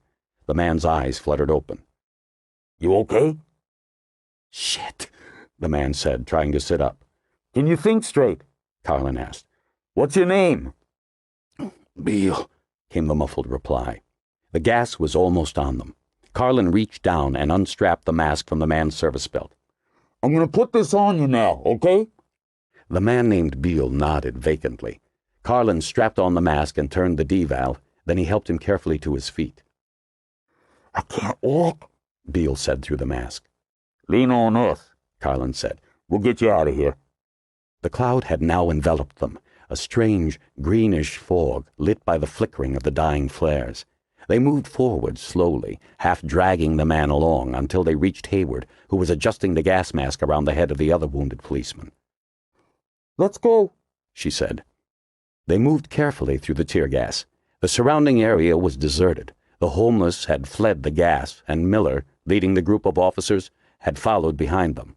Hayward tried her radio, but she was unable to raise anybody through the dense static. In the far distance, they could hear coughs and curses as the stragglers hiding in the warren of tunnels below were forced to the surface by the gas. Now she could make out the staircase. The airflow was slowly spreading the tear gas through the tunnels and up to the next level, filling their escape route. But Hayward also knew it would also drive the rest of the moles to the surface. She sure as hell didn't want to be around when they came out. As they reached the stairs, Beale suddenly doubled up, retching into the mask. Turning quickly from the other man, Hayward tore Beale's mask off. The officer's head sagged forward, then whipped back as the gas hit him. His limbs stiffened, and he thrashed about, tearing himself from their grasp and collapsing to the ground, clutching at his face. We gotta move, now! McMahon cried. You go, said Hayward. I'm not gonna leave this man here. McMahon stood there indecisively. Carlin glared at him. Finally, McMahon scowled. Okay, I'm with you. With McMahon's help, Hayward lifted the gasping Beale to his feet. She nuzzled her mask close to the man's ear. Either you walk, she said quietly, or we all drown. It's as simple as that, good buddy. 47. The NYPD's Crisis Control Center had been brought online for the drainage operation. As Margo entered, trotting behind Pendergast and D'Agosta, she noticed several banks of communications equipment still sitting on dollies. Uniformed officers were standing over benches overflowing with grid maps. Heavy wires, wound with electrical tape, snaked across the floor in thick, black rivulets. Horlocker and Waxy stood at a long table, their backs to the communications gear. Even from the door, Margo could see that their faces were slick with sweat. A small man with a brushy little mustache sat at a computer terminal nearby. "What's this?" Horlocker asked as they arrived. "The ladies' visiting committee?" "Sir," D'Agosta said, "you can't drain the reservoir." Horlocker tilted his head. "D'Agosta, I don't got time for you right now. I've got my hands full dealing with the Wisher rally on top of this shit. And meanwhile, the rouse to the century is taking place underground. I've got the force spread thin as a pancake, so just write me a letter, okay?" He paused. "What, you guys been swimming?" "The reservoir," Pendergast said, stepping forward, "is loaded with deadly lilies. It's the plant the unborn beast needed to survive, the plant that Kawakita derived his drug from, and it's ready to go to seed." He unshouldered the muddy plant and slapped it onto the table. There it is, riddled with glaze. Now we know where they've been growing their supply. What the hell? Horlocker said. Get that goddamn thing off my desk. Waxy broke in. Hey, DeGosta, you just finished convincing us that your little green monsters in the sewers needed to be flushed out. So now we're doing it and you want to change your mind? Forget it. DeGosta stared distastefully at Waxy's bulging, sweating neckline. You sorry sack of shit. It was your idea to drain the goddamn reservoir in the first place. Now listen, Lieutenant, you watch— Pendergast held up his hands. Gentlemen, please. He turned to Horlocker. There will be plenty of blame to apportion at some later time. The problem now is that once those seeds hit salt water, the Rio virus that carries the drug will be activated. His lips twitched briefly. Dr. Green's experiments show this drug capable of affecting a wide variety of life forms, from unicellular organisms all the way up the food chain to man. Would you care to be the one responsible for global ecological disaster? This is nothing but a big load of— Waxy began to blurt. Horlocker laid a hand on his sleeve, then glanced at the large plant soiling the papers littering the command desk. Doesn't look that dangerous to me, he said. There's no doubt, Margo said. It's Liliaceae umbunensis, and it's carrying a genetically engineered modification of the Umbun virus. Horlocker looked from the plant to Margo, then back to the plant again. I can understand your uncertainty, Pendergast said calmly.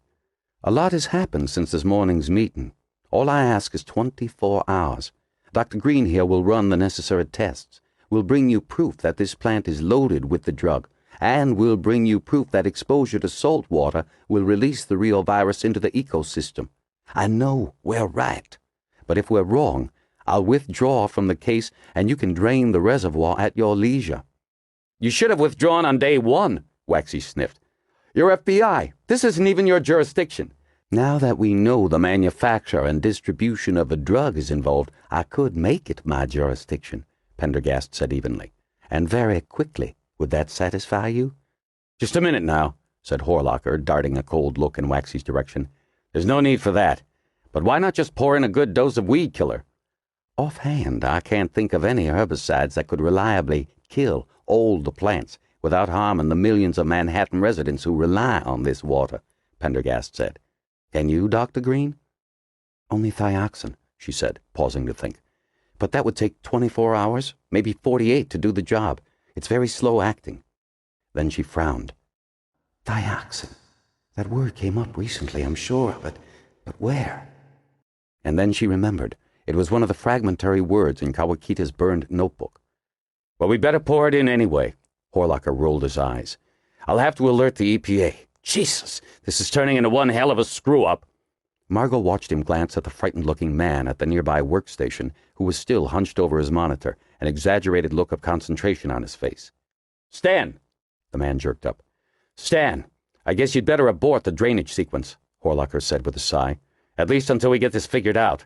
Waxy, get Masters on the horn. Tell him to proceed with clearing the tunnels, but let him know we're going to need him to keep the homeless on ice an extra 24 hours. Margo watched as the man's face grew paler. Horlocker turned back to the engineer. You heard me, Duffy? He asked. I can't do that, sir, the man named Duffy said in the smallest of voices. There was a silence. What? Pendergast hissed, demanded. Looking at the expression on Pendergast's face, Margo felt a stab of fear. She'd assumed their only problem lay in convincing Horlocker. What do you mean? Horlocker exploded. Just tell the computer to shut it down. It doesn't work that way, Duffy said. As I explained to Captain Waxy here, once the sequence is initiated, everything is gravity-fed.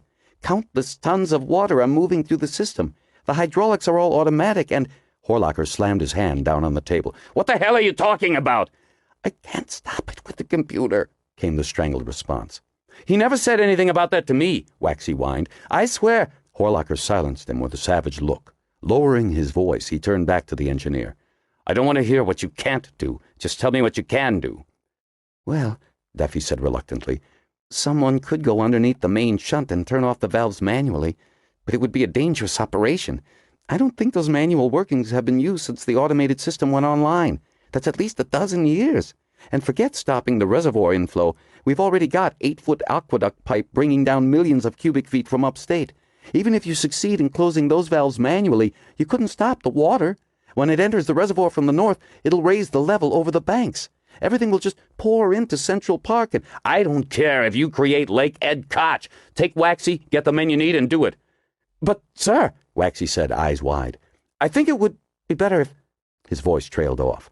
Duffy's small, moist hands were working busily at nothing.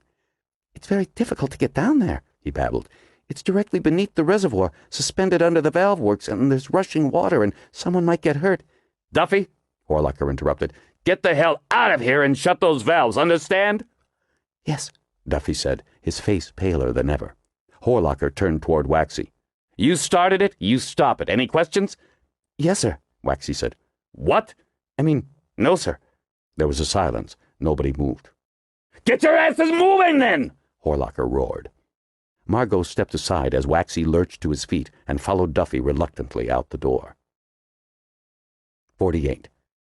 The entrance to the wine cellar, one of a new breed of swank basement clubs that had begun sprouting up around Manhattan over the last year, was little more than a narrow Art Deco doorway placed like an afterthought in the lower left corner of the Hampshire House facade. From his vantage point beside the door, Smithback could make out a sea of heads stretching east and west down the avenue street, punctuated by the ancient ginkgo trees that lined the entrance to Central Park. Many were bowed in silent reverence. Others, young men in rolled-up white cotton shirts, mostly with the ties tugged down, were drinking beer out of paper sacks and high-fiving each other. In the second row he noticed a girl holding up a poster reading, "Pamela, we will never forget." A tear rolled slowly down one cheek. Smithback couldn't help but notice that in her other hand the girl held a copy of his recent article. While a hush had fallen over the closest rows, in the distance Smithback could hear the shouts and yells of marchers mingling with the even more distant crackle of bullhorns, wail of sirens, and honking of car horns. Beside him, Mrs. Wisher was now placing a candle beside the large portrait of her daughter. Her hand was steady, but the flame flickered wildly in the cool night breeze. The silence deepened as she knelt in private prayer. Then she stood and moved toward a tall bank of flowers, allowing a series of friends to move forward in turn and place their own candles next to hers. A minute went by, then another. Mrs. Wisher took a final look at the photograph, now encircled by a bracelet of candles. For a moment she seemed to stagger, and Smithback quickly caught her arm. She looked at him, blinking in surprise as if she had suddenly forgotten her purpose. Then her eyes lost their faraway look, her grip grew briefly firm, almost painful, and easing off his arm, she turned to face the crowd. "I want to express my sorrow," she said clearly, "to all mothers who have lost children to crime, to murder, to the sickness that has gripped this city and this country. That is all." A number of television cameras had managed to squeeze toward the front of the crowd, but Mrs. Wisher simply raised her head defiantly. "To Central Park West," she cried, "and the Great Lawn." Smithback stayed close to her as the crowd surged westward, propelled as if by its own internal engine. Despite all the drinking by some of the younger marchers, everything seemed under control. It was almost as if the crowd was conscious of participating in an unforgettable event. They passed 7th Avenue, an unbroken string of red brake lights, motionless, receding almost to the limits of vision. The sound of police whistles and horns was now one long, continuous wail, a steady background noise that came from all directions. Smithback dropped back a moment to consult the post timetable, treading on the handmade shoes of the Viscount Adair as he did so. Almost 9:30, right on schedule. 3 more stops all along Central Park West, then they'd turn into the park for the final midnight vigil. As they made the grand sweep around Columbus Circle, Smithback glanced down Broadway, a wide gash of gray between the unbroken rows of buildings. The police had moved more quickly here, and he could see that the road was barricaded and deserted as far south as Times Square, looking strangely vacant, the pavement shining black beneath countless street lamps. A few cops and squad cars were manning the far end. The rest of the police force was probably still mobilizing, scrambling to find ways to control traffic and keep the march from growing even larger. Maybe that's why more of them weren't on the scene yet. He shook his head, amazed at how this one diminutive woman had brought all of Midtown to a virtual standstill. There was no way they could ignore her after this, and no way they could ignore his articles, for that matter. Already he'd mapped everything out, First, an in-depth report of the event written literally at the right hand of Mrs. Wisher, but naturally with his own special slant. Then a series of profiles, interviews, and puff pieces leading up to his book. Figure $500,000 in royalties for domestic hardcover sales, perhaps twice that for the paperback, and with foreign rights bringing in at least... His calculations were interrupted by a strange rumbling noise. It stopped, then came again, so deep it seemed more vibration than sound. The noise level around him dropped for a moment. Apparently others had heard it too. Suddenly, 2 blocks down the long, empty length of Broadway, Smithback saw a manhole cover lift from the asphalt and fall back onto the street. A cloud of what appeared to be steam drifted skyward. Then an impossibly dirty man clambered up, sneezing and coughing in the glare of the streetlight, filthy rags of clothes fluttering loosely around his limbs. For a moment, Smithback thought it was Tail Gunner, the haunted-looking man that had taken him to Mephisto. Then another figure emerged from the manhole, blood flowing freely from a cut on his temple. Another followed him, then another. There was an audible intake of breath at Smithback's side.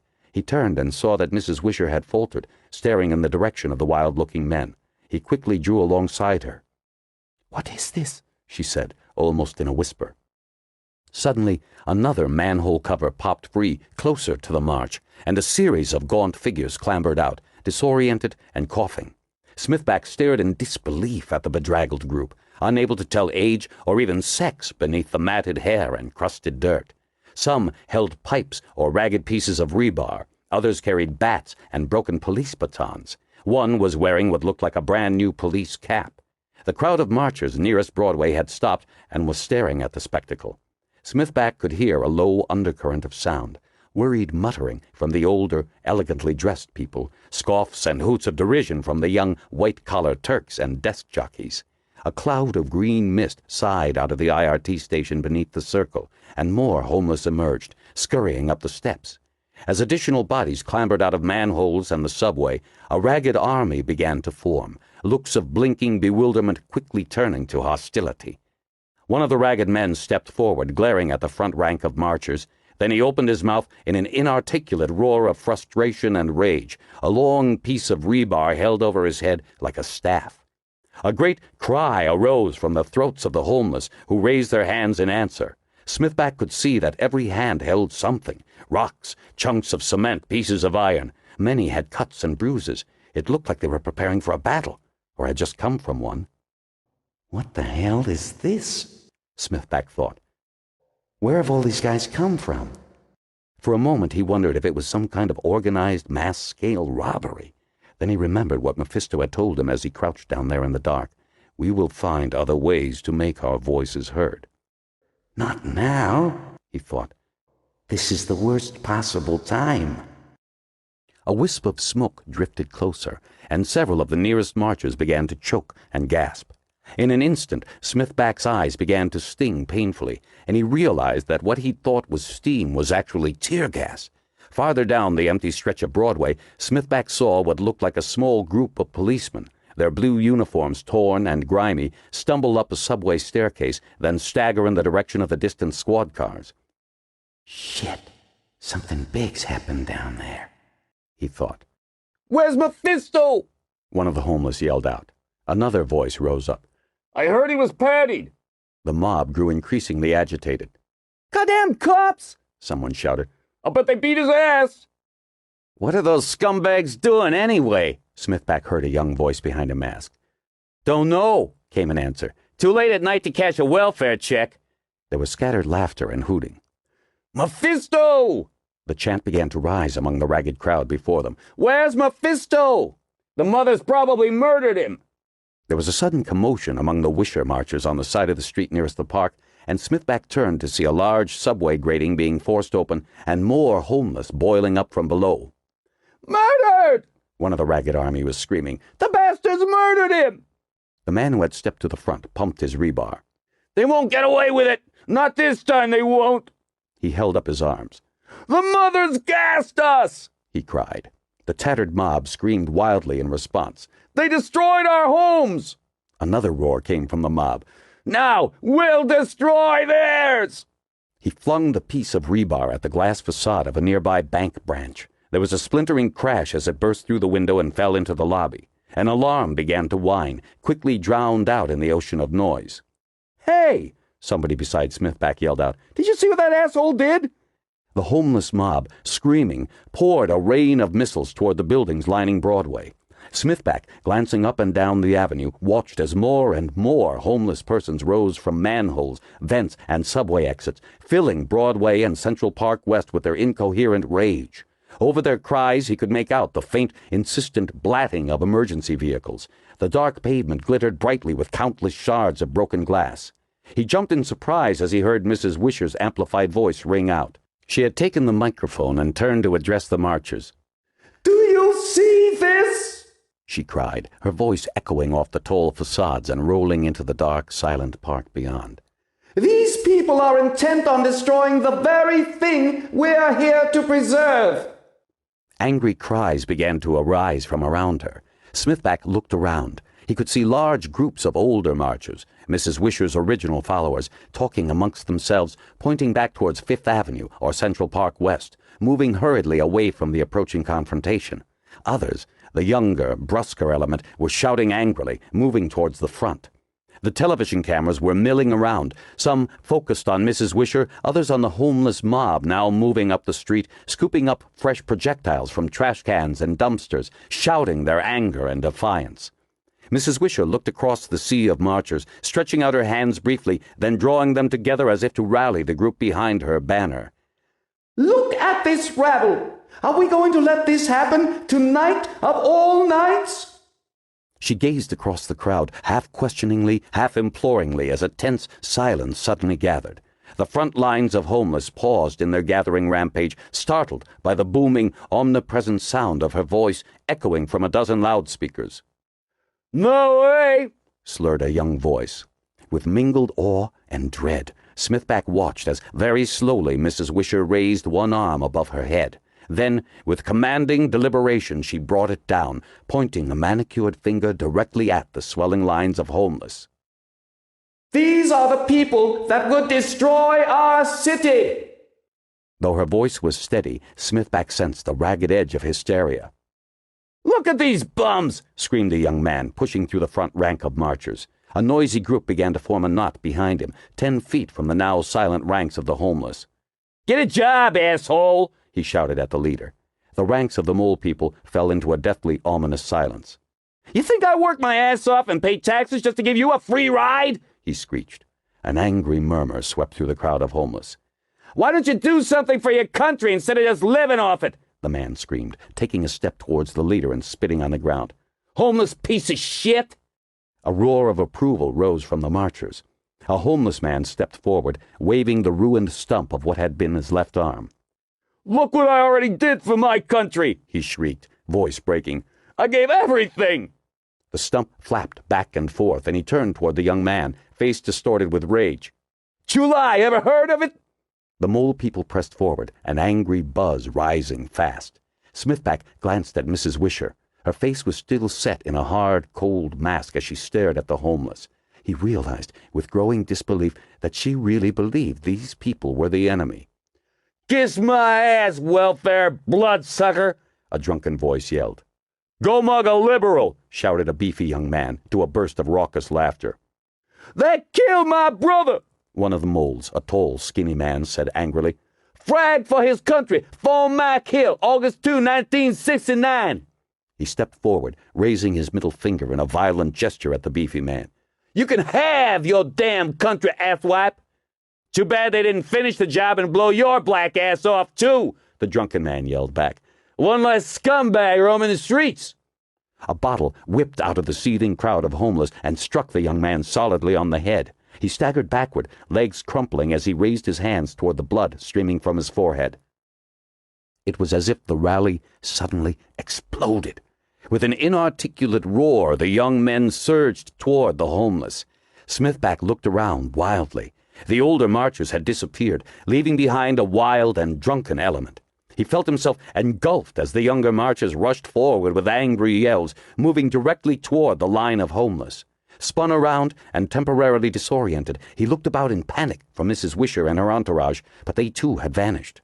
Struggling, he was borne along on the tide. Over the shouting of the mob, he could now hear the sickening sound of wood hitting bone and fists smacking flesh. Cries of pain and rage began to mix with the yells. There was a sudden heavy blow across his shoulders, and he dropped to his knees, instinctively shielding his head. Out of the corner of one eye, he saw his recorder skidding across the pavement, kicked aside, and then crushed by running feet. He tried to rise, but then ducked down again as a chunk of concrete came hurtling in his direction. It was astonishing how quickly chaos engulfed the darkened streets. Who or what had forced the homeless to the surface in such huge groups was anyone's guess. Smithback only knew that suddenly each side saw the other as the incarnation of evil. Mob mentality had taken over. He rose to his knees and looked about wildly, staggering as he was jostled and shoved from countless directions. The march had disintegrated. However, his story was still salvageable, perhaps more than just salvageable, if this riot was as big as he thought it was. But he needed to get away from the mob, gain some high ground where he could get perspective on the situation. Quickly, he looked north toward the park. Over the sea of raised fists and sticks, he could see the bronze statue of Shakespeare gazing down placidly on the chaos. Keeping low, he began pushing his way toward it. A wide-eyed homeless person bore down on him, screaming and raising an empty beer bottle threateningly. Instinctively, he lashed out with his fist, and the figure dropped, clutching its stomach. With surprise, Smithback saw that it was a woman. "Sorry, ma'am," he mumbled as he scuttled away. Glass and debris crunched beneath his feet as he made his way across Central Park South. He shoved a drunk aside, pushed past a group of screaming young men in expensive but torn suits, and gained the far sidewalk. Here, on the fringes, it was quieter. Avoiding the pigeon lime, he clambered onto the base of the statue and grabbed the lower fold of Shakespeare's garment. Then he hoisted himself up the arm onto the open bronze book and atop the bard's wide shoulders. It was an awe-inspiring sight. The melee had spread several blocks down Broadway and Central Park South. More homeless were still streaming up from Columbus Circle subway station and from gratings and vent shafts along the edge of the park. He hadn't known there were that many homeless people in the entire world, or that many drunken young white men, for that matter. He could now see the older marchers, the main guard of Take Back Our City, streaming in well-ordered ranks toward Amsterdam Avenue, moving as far from the melee as possible, desperately trying to flag down cabs. Around him, knots of brawling people were coalescing and dissolving. He stared in horrified fascination at the flying missiles, the fistfights and stick battles. There were a number of people down now, unconscious or perhaps worse.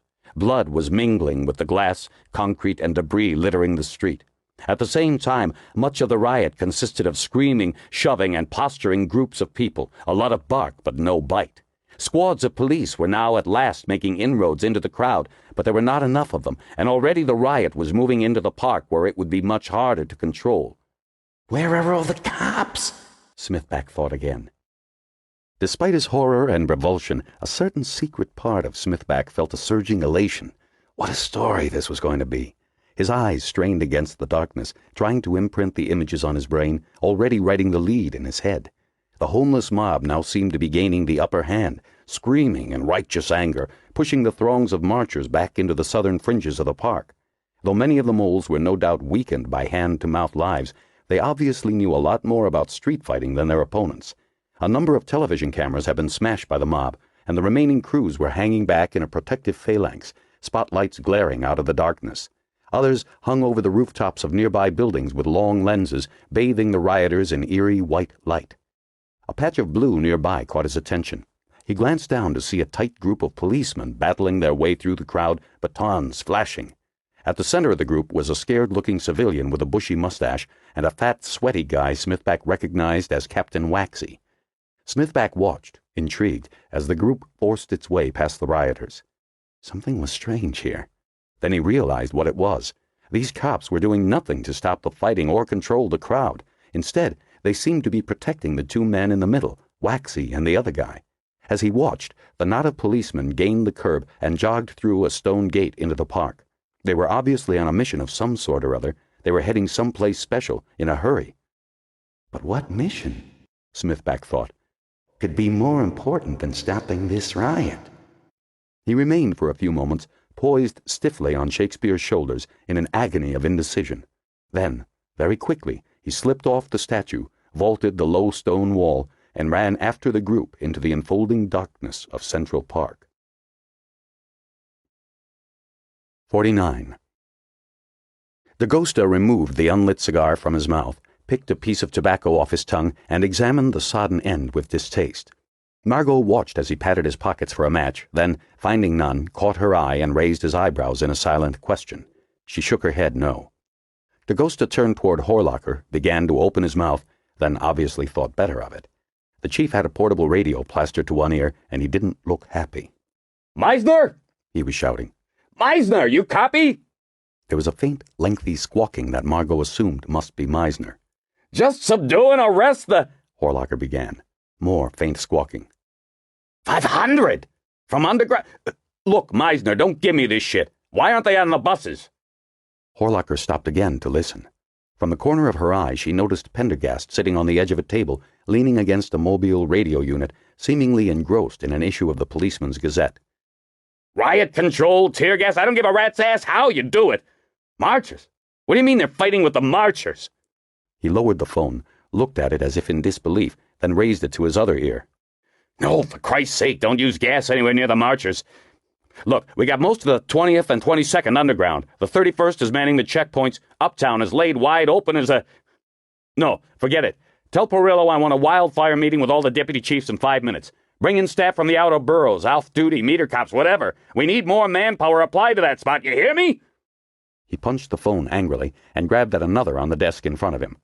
Curtis, get the governor's office on the phone. The evac went south, and some of the underground homeless we were clearing from the area around the park are rioting. They've run straight into that big march on Central Park South. We'll have to call in the guard. Then contact Masters. We're going to need a tactical helicopter just in case. Have him get the assault vehicles from the Lexington Avenue Armory. No, forget that. They may not be able to make it through. Contact the park substation instead. I'll call the mayor myself. He hung up the phone, more slowly this time. A single bead of sweat was making its slow traverse down a forehead that had gone from red to gray in a matter of moments. Horlocker looked around the command center, seemingly blind to the scurrying cops, the transmitters crackling on countless bands. To Margo, he looked like a man whose entire world had suddenly imploded. Pendergast carefully folded the Gazette and placed it on the table beside him. Then he leaned forward, smoothing his pale blonde hair with the fingers of his right hand. "I've been thinking," he began, almost casually. "Uh-oh," Margo thought. Pendergast glided forward until he stood directly in front of the chief. "I've been thinking that this situation is simply too dangerous to leave in the hands of one man." Horlocker closed his eyes for a minute. Then, as if making a tremendous effort, he raised them to Pendergast's placid face. "Just what the hell are you talking about?" he asked. "We're relying on Squire Waxy to manually shut the reservoir valves and stop the drainage process." "So?" Pendergast put a finger to his lip as if he was about to whisper a secret. "Not to be indelicate about this, but Captain Waxy has not proven himself to be, well, the most reliable of errand boys. If he fails, the catastrophe will be complete. The unborn lilies will be shunted through the Asta tunnels and out to the open sea. Once exposed to salinity, the Rio virus will be unleashed. It could alter the ecology of the oceans significantly." "More than that," Margo heard herself blurt. "It could insert itself into the food chain, and from there—" She fell silent. "I've heard this story before," Horlocker said. "It doesn't get any better the second time around. What's your point?" "What we in the Bureau call a redundant solution," Pendergast said. Horlocker opened his mouth to speak, just as a uniformed officer signaled from a comm desk. "Captain Waxy for you, sir. I'll patch him through on the open line." Horlocker picked up the phone again. "Waxy, what's your status?" He stopped to listen. "Speak up, I can't hear you." "The what? What do you mean you're not sure?" "Well, take care of it, goddammit. Look, put Duffy on. Waxy, you hear me? You're breaking up. Waxy! Waxy!" He slammed the phone into its cradle with a shattering crash. "Get Waxy back on the horn!" he yelled. "May I continue?" Pendergast asked. "If what I just heard is any indication, time is short, so I'll be brief. If Waxy fails and the reservoir is drained, we must have a backup plan in place to prevent the plants from escaping into the Hudson."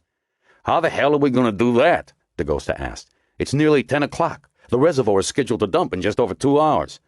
"Can we just stop the plants from escaping somehow?" Margo asked. "Place filters over the exit pipes or something?"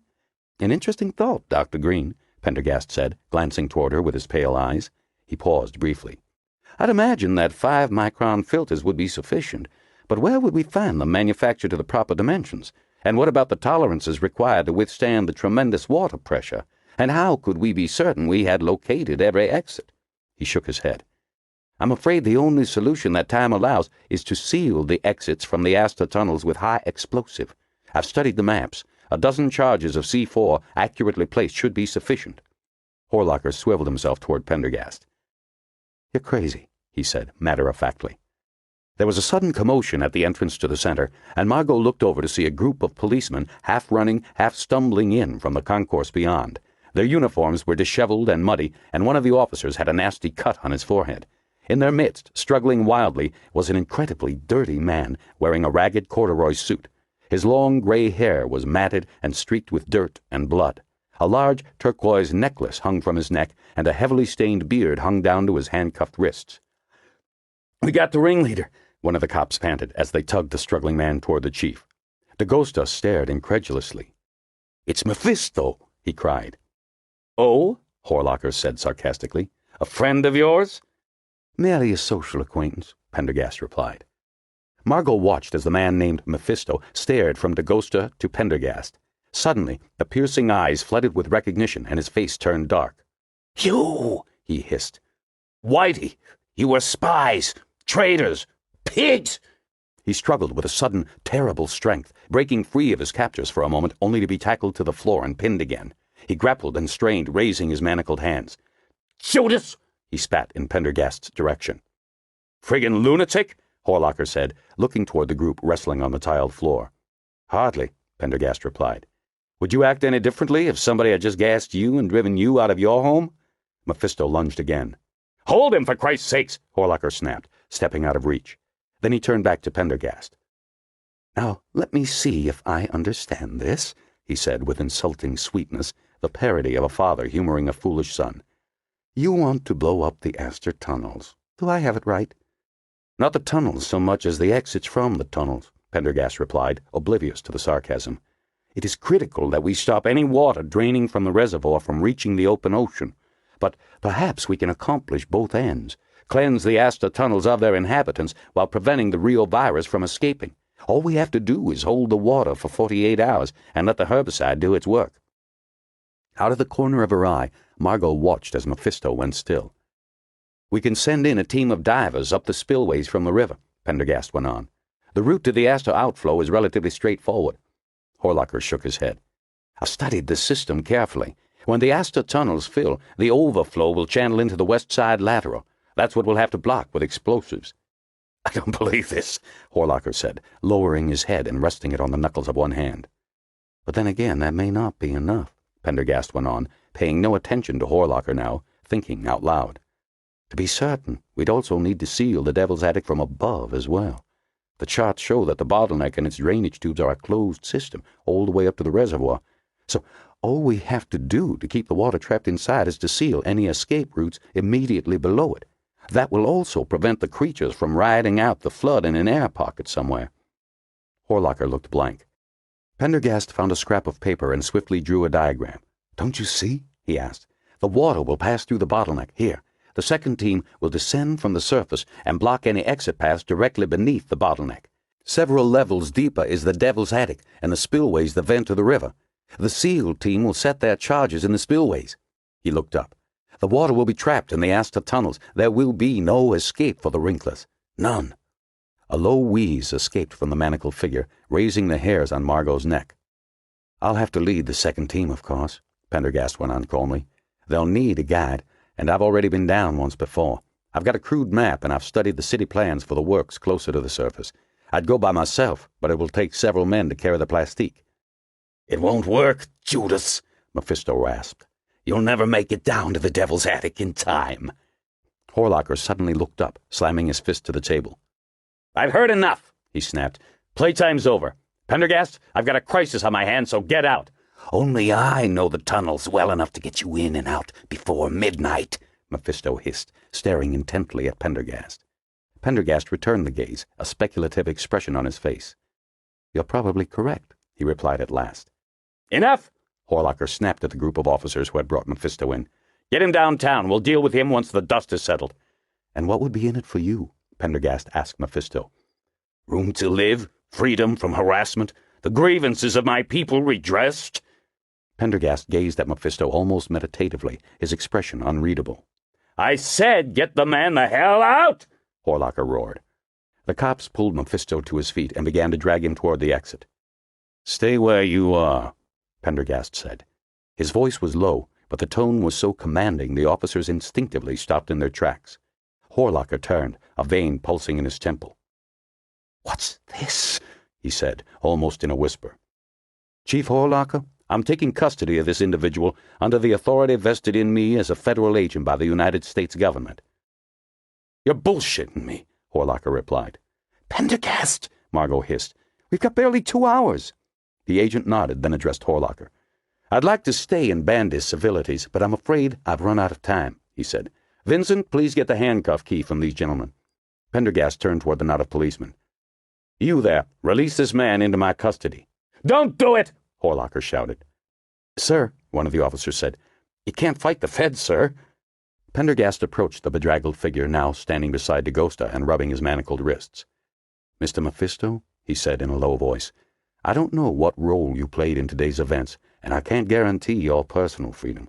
But if you help me now, perhaps we can rid this city of the killers that have been preying on your community. And I will give my personal guarantee that your demands for homeless rats will be given a fair hearing. He held out his hand. Mephisto's eyes narrowed. You lied once, he hissed. It was the only way I could make contact with you, said Pendergast, continuing to hold out his hand. This isn't a fight between the haves and have-nots. If it was once, it isn't any more. If we fail now, we all go down. Park Avenue and Route 666 alike. There was a long pause. At last, Mephisto nodded silently. How touching, said Horlocker. I hope you all drown in shit. 50. Smithback peered through the rusting steel grid of the catwalk floor, down into the brick-lined shaft that ran away into vertiginous darkness beneath his feet. He could hear Waxy and the rest, far below him, but he couldn't see what they were up to. Once again he fervently hoped that this wouldn't turn into a wild goose chase, but he'd followed Waxy all this way, he might as well stick around and see just what the hell was up. He moved forward cautiously, trying to catch a glimpse of the 5 men below him. The rotten catwalk hung down from the underside of a gigantic bowl of pitted metal, moving in a long, gentle arc toward a vertical shaft that seemed to head for the very center of the earth itself. The catwalk sagged with his every movement. Reaching a vertical ladder, he craned his neck out into the chill space and looked downward. A bank of floodlights shone into the shaft, but even their power was inadequate to penetrate deeply into the gloom. A tiny thread of water came from a crack in the vault above and spiraled down through empty space, disappearing silently into the darkness. There was a pinging noise coming from above, like the creaking of a submarine hull under pressure. A steady rush of cold, fresh air blew up from the shaft and stirred the hair on his forehead. In his wildest dreams, Smithback could not have imagined that such a strange, antique space existed beneath the Central Park Reservoir. He knew that the enormous metal ceiling above him must actually be the drainage basin at the lowest level of the reservoir, where its earthen bed met the complex tangle of storm drains and feeder tunnels. He tried not to think of the vast bulb of water hanging directly over his head. He could see the team in the dim spaces below him now, standing on a small platform abutting the ladder. Smithback could vaguely make out a complicated tangle of iron pipes, wheels, and valves, looking like some infernal machine out of an industrial-age nightmare. The ladder was slimy with condensation, and the tiny platform far below him had no railing. Smithback took a step down the ladder, then thought better of it and retreated. As good a vantage point as any, he thought, curling up on the catwalk. From here he could see everything that went on, but remained virtually invisible himself. Flashlights were licking across the brick walls far below him, and the policemen's voices, rumbled and distorted, floated up to him. He recognized Waxy's voice from the evening he'd spent in the museum's projection booth. The fat cop seemed to be speaking into his radio. Now he put his radio away and turned to the nervous-looking man in shirt sleeves. They seemed to be arguing bitterly about something. "You little liar," Waxy was saying. "You never told me that you couldn't reverse the flood." I did, came a high-pitched whine in response. You even said you didn't want it reversible. I wish I'd had a tape recorder, because— Shut up! Are these the valves? They're here at the back. There was a silence, then the groaning protest of metal as the men shifted position. Is this platform safe? Came Waxy's voice from deep within the pit. How should I know? The high-pitched voice replied. When they computerized the system, they stopped maintaining— All right. Just do what you have to do, Duffy, and let's get out of here. Smithback inched his nose farther into space and peered down. He could see the man named Duffy examining the nest of valves. We have to turn all these off, came his voice. It closes the main shunt manually. That way, when the computer directs the reservoir to drain, the shunt gates will open, but these manual valves will contain the water. Works on the siphon principle.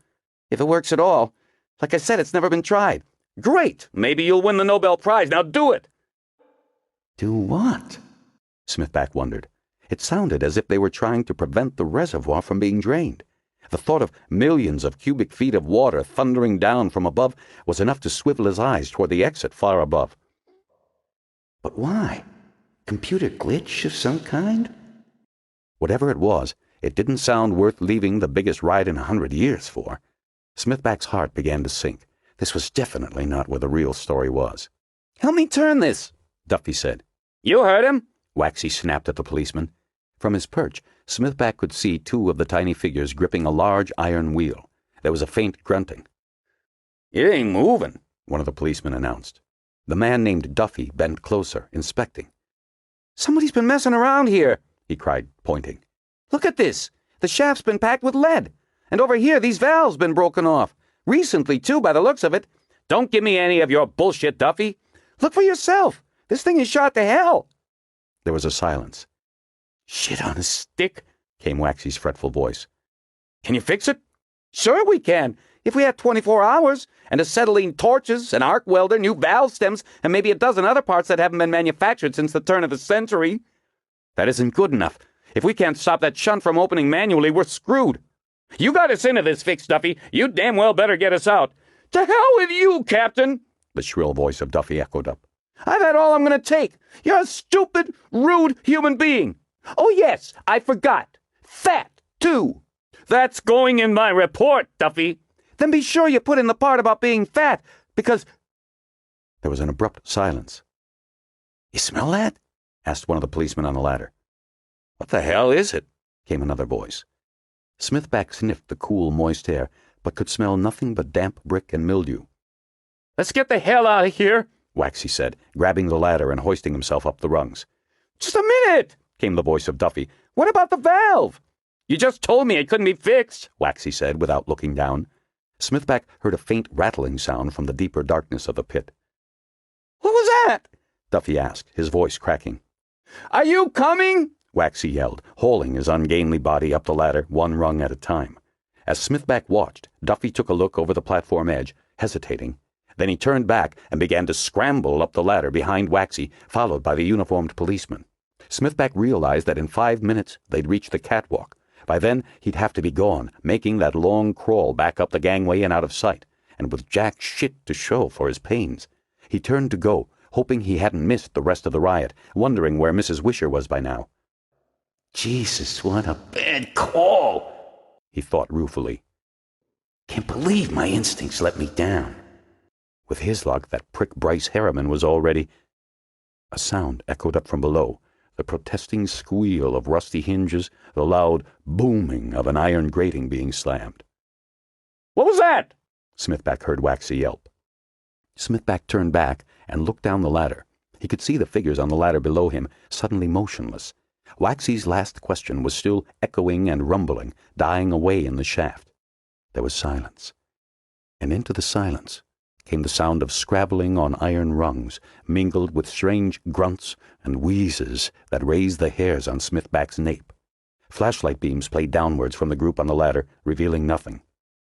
Who is it? Waxy cried again, peering down. There's some people coming up the ladder, one of the policemen said. We're police officers! Waxy yelled, his voice suddenly shrill. There was no answer. Identify yourselves! They're still coming, the policeman said. There's that smell again, came another voice, and suddenly it hit Smithback like a hammer. An overripe, goatish odor that brought back like a physical blow the nightmare hours he'd spent in the bowels of the museum 18 months before. Unholster your weapons! Waxy yelled in a panicky voice. Now Smithback could see them, dark shapes moving quickly up the ladder from the depths, wearing hoods and dark cloaks that billowed behind them in the updraft. You hear me down there? Waxy cried. Stop and identify yourselves! He twisted his thick form on the ladder and looked down at the officers. You men, wait here. Find out their business. If they're trespassers, give them citations. He turned and began scrambling desperately up the ladder again, Duffy at his heels. As Smithback watched, the strange figures passed the platform and approached the stationary cops. There was a pause, then what to Smithback appeared to be a struggle, the dim light making it look oddly like a graceful ballet. The illusion vanished with the roar of a 9mm, deafening in the confined space, rolling up and down the brick shaft like thunder. Then the echoes were drowned out by a scream, and Smithback saw the lowest policeman detach from the ladder and plunge into the shaft, one of the figures still clinging to him. The attenuated screams of the officer echoed up from the pit, slowly vanishing into nothing. Stop them! Waxy cried over his shoulder, toiling up the ladder. Don't let them come! As Smithback watched in frozen horror, the shapes came ever more swiftly, the metal ladder clattering and groaning under their weight. The second cop fired wildly at the figures, then he was grabbed by the leg and yanked with horrible strength from the ladder rung. He hurtled downwards, firing his revolver again and again, the muzzle flashing as he pinwheeled into the darkness.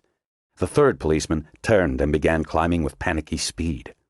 The dark figures were swarming upward now, 2 rungs at a time, climbing with long, loping movements. One of the figures passed through the beam of a spotlight, giving Smithback a glimpse of something thick and moist shining briefly in the reflected glow.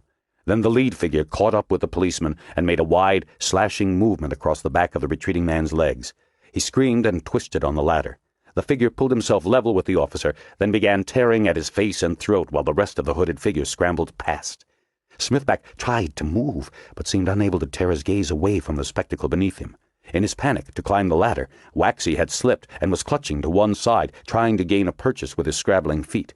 Duffy was coming up quickly beneath him, but several of the dark figures were right behind. He's got my leg! Duffy screamed. There were unmistakable sounds of thrashing and kicking. Oh my God! Help me! The hysterical voice echoed and re-echoed crazily through the dim space.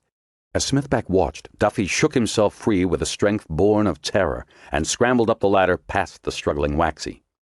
No! No! Waxy yelled in desperation, trying to kick away the grasping hands of the closest figure and knocking back its hood in the process. Smithback jerked his head back instinctively at the sight, but not before his brain had registered something out of his worst nightmare, worse for being vague in the dim light. Narrow lizard's pupils, thick, wet lips, great creases and folds of extra skin. It suddenly dawned on him that these must be the wrinklers Mephisto had referred to. Now he knew why. The sight broke Smithback's paralysis, and he began scrambling up the catwalk. Behind him, he could hear Waxy firing his service piece. There was a roar of pain that almost turned Smithback's limbs to jelly. 2 more quick shots in rapid succession. Then Waxy's rising, blubbering scream of anguish suddenly truncated to a horrifying, wet gurgle. Smithback half ran, half scuttled up the catwalk, trying to keep the sense of overwhelming fear from paralyzing him once again. Behind him he could hear Duffy, God, he hoped it was Duffy, sobbing and scrambling up the iron rungs. I've got a good head start, he thought. The figures still had nearly 100 feet of ladder to climb. For a moment he considered going back to help Duffy, but it was the work of an instant to realize there was nothing he could do. Just give me the luxury of living to regret running away, he thought hysterically. And I won't ask for anything, ever again. But as he approached the stone steps leading to the surface, and the faint, sweet circle of moonlit sky appeared above him, he saw with sudden horror bulky figures looming forward, blotting out the stars. Now they were descending. Oh, God, toward him. He dropped back to the catwalk, desperately looking around at the brick walls, at the curve of the shaftway as it ran down toward the pit. To one side of the catwalk lay the entrance to an access tunnel, an ancient stone archway rimed in crystallized lime like hoarfrost. The figures were closing in fast now. Smithback leapt for the archway, passed beneath it, and entered a low tunnel. Feeble light bulbs dotted its ceiling at infrequent intervals.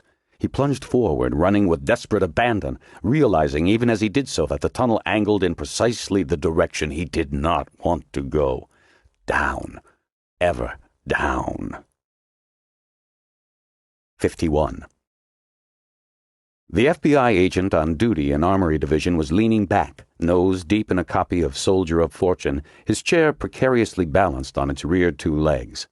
Over the top of the magazine, Margo could see his eyes widen at their approach. Probably he wasn't used to seeing an impossibly ratty, wild-eyed man with an unkempt beard wandering around the basement of the FBI's Federal Plaza headquarters with a young woman and pudgy man in tow. She watched as the eyes suddenly narrowed, the nostrils flaring. Must have caught wind of Mephisto as well, Margo thought. "Just what the hell can I do for you, gentlemen?" the guard asked, lowering the magazine and easing the chair forward slowly.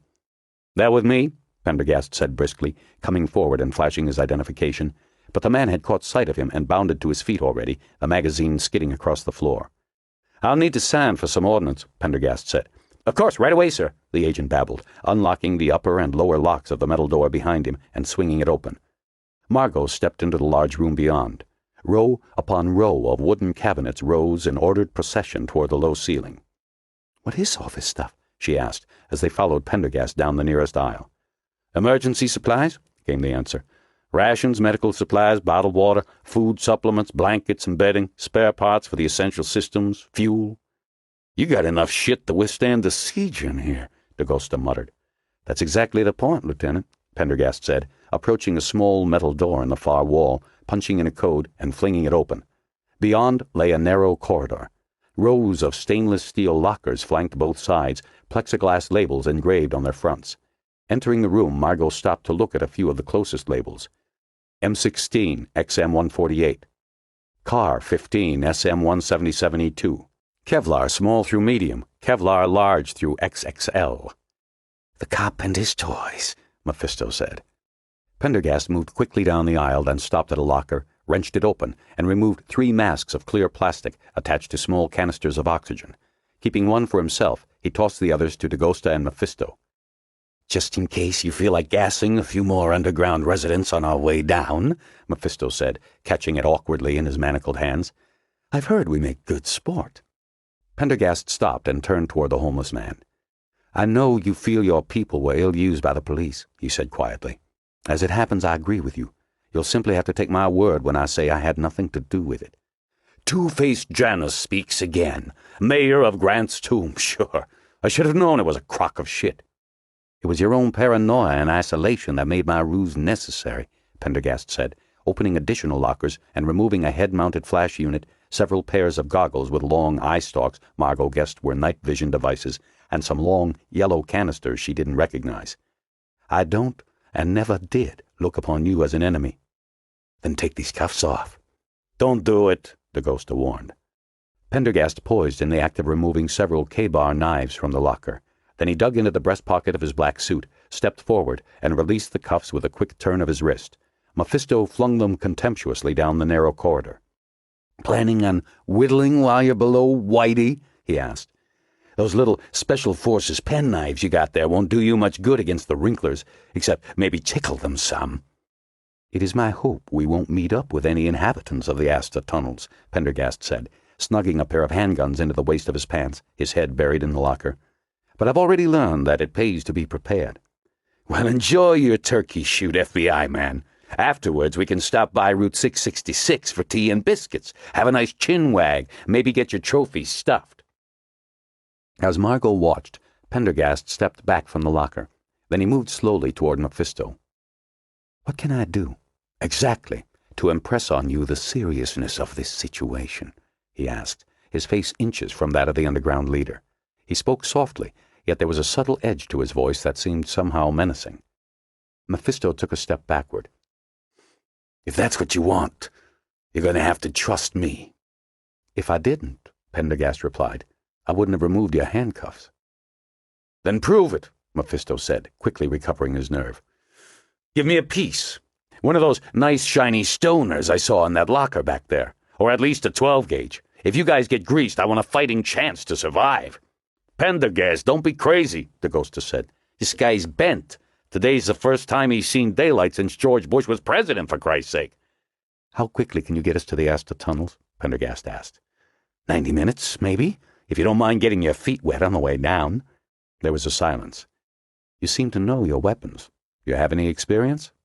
7th Infantry I Corps, wounded for the greater glory of the U.S. of friggin' A in the Iron Triangle.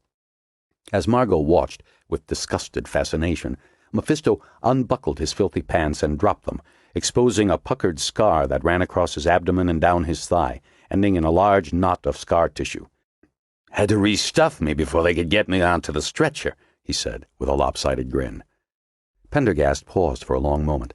Then he turned, opened another locker, and removed 2 automatic weapons, slinging one over his right arm and tossing the other to Dagosta. Then he withdrew a case of double-aught buckshot and a stubby-looking pump-action shotgun. He closed the locker, turned, and passed the weapon to Mephisto. "Don't let me down, soldier," he said, his hand still on the barrel. Mephisto pulled the gun from Pendergast and pumped the magazine, saying nothing. Margo had begun to notice a troublesome pattern. Pendergast had been removing plenty of equipment, but none of it was finding its way to her. "Hold on a minute," she said. "What about me? Where's my gear?" "I'm afraid you're not coming," Pendergast said, dragging bulletproof vests from the locker and checking their sizes. "Who the hell says I'm not?" Margo said. "Because I'm a woman?" "Dr. Green, please. You know very well it has nothing to do with that. You're not experienced in this kind of police action." Pendergast began digging into another locker. "Here, Vincent, take charge of these, will you?" M26 fragmentation grenades, Dagosta said, handling them gingerly. You got enough firepower in here to invade China, pal. "Not experienced?" Margo echoed, ignoring Dagosta. "I was the one who saved your ass back there in the museum, remember? If it wasn't for me, you'd have been Umbwan droppings long ago." "I would be the first to admit it, Dr. Green," Pendergast replied, as he shrugged into a backpack equipped with a long hose and a strange hooded nozzle. "Don't tell me that's a flamethrower," Dagosta asked. "ABT fast-fire, if I'm not mistaken," Mephisto said. "When I was a grunt, we called the jelly they sprayed Purple Haze, the sadistic weapon of a morally bankrupt republic." He looked speculatively into one of the open lockers. "I'm an anthropologist," Margo said. "I know these creatures better than anyone. You're going to need my expertise." "Not enough to endanger your life," said Pendergast. "Dr. Frock's an anthropologist, too. Shall we wheel him down with us and get his learned opinion on the matter?" "I was the one who discovered all this, remember?" Margo realized she was raising her voice. "She's right," said Dagosta. "We wouldn't be here if it weren't for her." "That still doesn't give us the right to involve her further," Pendergast replied. "Besides, she's never been below ground and she's not a police officer." "Look!" Margo shouted. "Forget my expertise. Forget the help I've given you in the past. I'm an expert shot. Dagosta here can testify, and I'm not going to slow you down either. If anything, you'll be panting to keep up with me. It comes down to this. If you get into trouble down there, every extra body you've got is going to count." Pendergast turned his pale eyes toward her, and Margo could feel the keen force of his stare as it almost seemed to probe her thoughts. "Why exactly do you need this, Dr. Green?" he asked. "Because—" Margo stopped suddenly, wondering why, in fact, she wanted to descend to that nether world. It would be so much easier to wish them well, step out of the building, walk home, order dinner from the Thai restaurant on the corner, and crack open that Thackeray novel she'd been meaning to start for the last month. Then she realized it was not a question of wanting. 18 months before, she had stared into the face of Umbwan, seen her reflection in its feral red eyes. Together, she and Pendergast had killed the beast, and she'd thought it was over. They all did. Now she knew better. "A couple of months ago," she said, "Greg Kawakita tried to contact me. I never bothered to follow up. If I had, maybe all of this could have been avoided." She paused. "I need to see this thing finished." Pendergast continued to gaze at her appraisingly. "You brought me back into this, goddammit," Margo said, rounding on Dagosta. "It's the last thing I wanted, but now that I'm here, I need to see it through." "She's right about that, too," Dagosta said. "I did bring her into the investigation." Pendergast put his hands on Margo's shoulders in an uncharacteristically physical gesture. "Margo, please," he said quietly. "Try to understand. Back at the museum, there was no choice. We were already trapped inside with Umbwan. This is different. We're walking knowingly into danger. You're a civilian. I'm sorry, but there it is." For once, I agree with Mayor Whitey. Mephisto looked at Margo. You seem like a person of integrity. That means you're out of place in company like this, so let them get their own official asses killed. Pendergast looked at Margo a moment longer. Then, dropping his hands, he turned toward Mephisto. "What's our route?" he asked. "The Lexington line under Bloomingdale's," came the response. "There's an abandoned shaft about a quarter-mile north on the express track. Head straight into the park, then angles down toward the bottleneck." "Christ," DeGosta said. "Maybe that's how the Wrinklers ambushed that train." "Maybe." Pendergast fell silent a moment, as if lost in thought. "We'll need to draw the explosives from C-section," he continued abruptly, moving toward the door. "Let's go. We've got less than 2 hours." "Come on, Margo," DeGosta said over his shoulder as he jogged after Pendergast. "We'll see you out." Margo stood motionless, watching the three move quickly toward the outer door of the armory. "Shit!" she cried in a frustrated rage, throwing her carryall to the floor and giving the nearest locker a vicious kick. Then she sank to the floor and put her head in her hands. 52. Snow checked the oversized wall clock. The narrow hands behind the protective metal cage read 10:15 p.m. His eyes traveled across the empty squad room, past the extra tanks and regulators, the torn flippers and oversized masks. His gaze came to rest at last on the mountain of paperwork atop the desk in front of him, and he winced inwardly. Here he was, supposedly recovering from a bacterial infection of the lungs, but he and the rest of the NYPD dive team knew that he was actually in the doghouse. The dive sergeant had taken him aside, told him what a great job he'd done, but Snow hadn't believed it. Even the fact that the skeletons he'd discovered had been the start of a big police investigation didn't make any real difference. The fact was he'd lost it on his first dive. Even Fernandez didn't bother to tease him anymore. He sighed, looking out the grimy window at the long, deserted dock and the dark, oily water beyond, glittering in the restless night. The rest of the squad was out after a helicopter crash in the East River earlier in the evening. And there was something big going on in the city, too. His police radio had been squawking non-stop with talk of marches, riots, mobilizations, crowd control measures. Seemed like the action was everywhere except in his own quiet little corner of the Brooklyn docks. And here he was, filling out reports. He sighed, stapled some papers into a folder, closed it, and tossed it in the outgoing tray. Dead dog, removed from the Gowanus Canal. Cause of death, gunshot wound. Ownership, unknown, case closed. He slid another folder off the file. Randolph Rowell, jumper, Triborough Bridge, age 22. Suicide note found in pocket. Cause of death, drowning. Case closed. As he dropped the file into the bin, he heard the diesel rumble of the launch as it nosed its way into the dock. Back early. The engine sounded different somehow.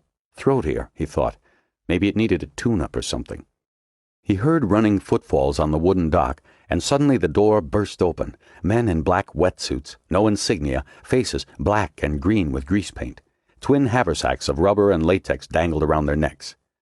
"Where's the dive team?" barked the forward man, a hulking figure with a Texas accent. "East River chopper crash," Snow said. "You the second squad?" He glanced out the window and was surprised to see not a familiar blue and white police boat, but a powerful inboard V-bottom launch lying low in the water and painted as dark as the men. "All of them?" the man asked. "All except me. Who are you?" "We ain't your mother's long-lost nephews, darling," the man said. "We need someone who knows the shortest route into the West Side Lateral, and we need him now." Snow felt an involuntary twinge. "Let me radio the dive sergeant. No time. What about you?" "Well, I know the flow grid around the Manhattan shoreline. That's part of basic. Every police driver has to—" "Can you bring us in?" the man said brusquely, cutting him off. "You want to get in the West Side Lateral? Most of the pipes are grilled or too narrow for—" "Just answer the question, yes or no." I think so," Snow said, his voice faltering a little. "Your name?" "Snow, Officer Snow. Get in a boat." "But my tanks and suit—" "We got everything you need. You can suit up on a launch." Snow scrambled from his chair, following the men out onto the dock. It didn't seem to be an invitation he could refuse. "You still haven't told me who—" The man paused, 1 foot on the gunwale of the launch. "Commander Racklin, Patrol Leader, SEAL Team Blue 7. Now get a wiggle on." The helmsman gunned the launch out of the slip. "Mind your rudder," the commander said, then gestured Snow closer. "Here's the op," he said, lifting a matted seat and pulling out a sheaf of waterproof maps from the storage space beneath. "There'll be 4 teams, 2 to each team." He glanced around. "Donovan?" "Sir," a man said, coming over. Even in the bulky suit, he looked thin and wiry. Snow could see nothing of his facial features behind the neoprene and grease paint. "Donovan, you and Snow here are buddying up." There was a silence that Snow interpreted as disgust. "What's going on?" he asked. "It's a UD job," Racklin said. "A what?" The commander looked at him sharply. "Underwater demolition? That's all you need to know." "Is this connected with the Headless murders?" Snow asked.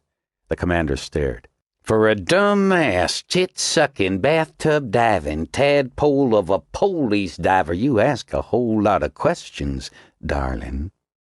Snow said nothing. He didn't dare look at Donovan. "We can chart our way in from this point," Racklin said, unrolling one of the maps and tamping his thumb on a blue dot. "But the new treatment plant made these insertion areas here obsolete, so you're going to get us in to that point." Snow bent over the laminated map. At the top, in chiseled copperplate script, a legend read, 1932 West Side Storm and Sewer Survey, Lower Quadrant. Below was a labyrinth of faint intersecting lines. Somebody had placed 3 sets of dots beneath the western side of Central Park. He stared at the complex traceries, his mind racing. The Humboldt Kill was the easiest insertion point, but it was a hell of a long way into the lateral from there, with many twists and turns. Besides, he didn't want to go back there, ever, if he could help it. He tried to remember their training sessions, the long days on boats nosing up muddy canals. Where else did the west side lateral drain into? "This isn't an easy question," Racklin said quietly. "Hurry it up. We're on a tight schedule here." Snow looked up. There was one route he knew of, a very direct route. Well, he thought, they asked for it. "The lower Hudson sewage treatment plant itself," he said. "We can go in through the main settling tank." There was a silence, and Snow glanced around. "Dive in goddamn sewage?" a very deep voice said. The commander turned. "You heard the man." He tossed a wetsuit toward Snow. "Now get your lovely little behind below and suit up. We've got to be clear and at the extraction point by 6 minutes to midnight." 53.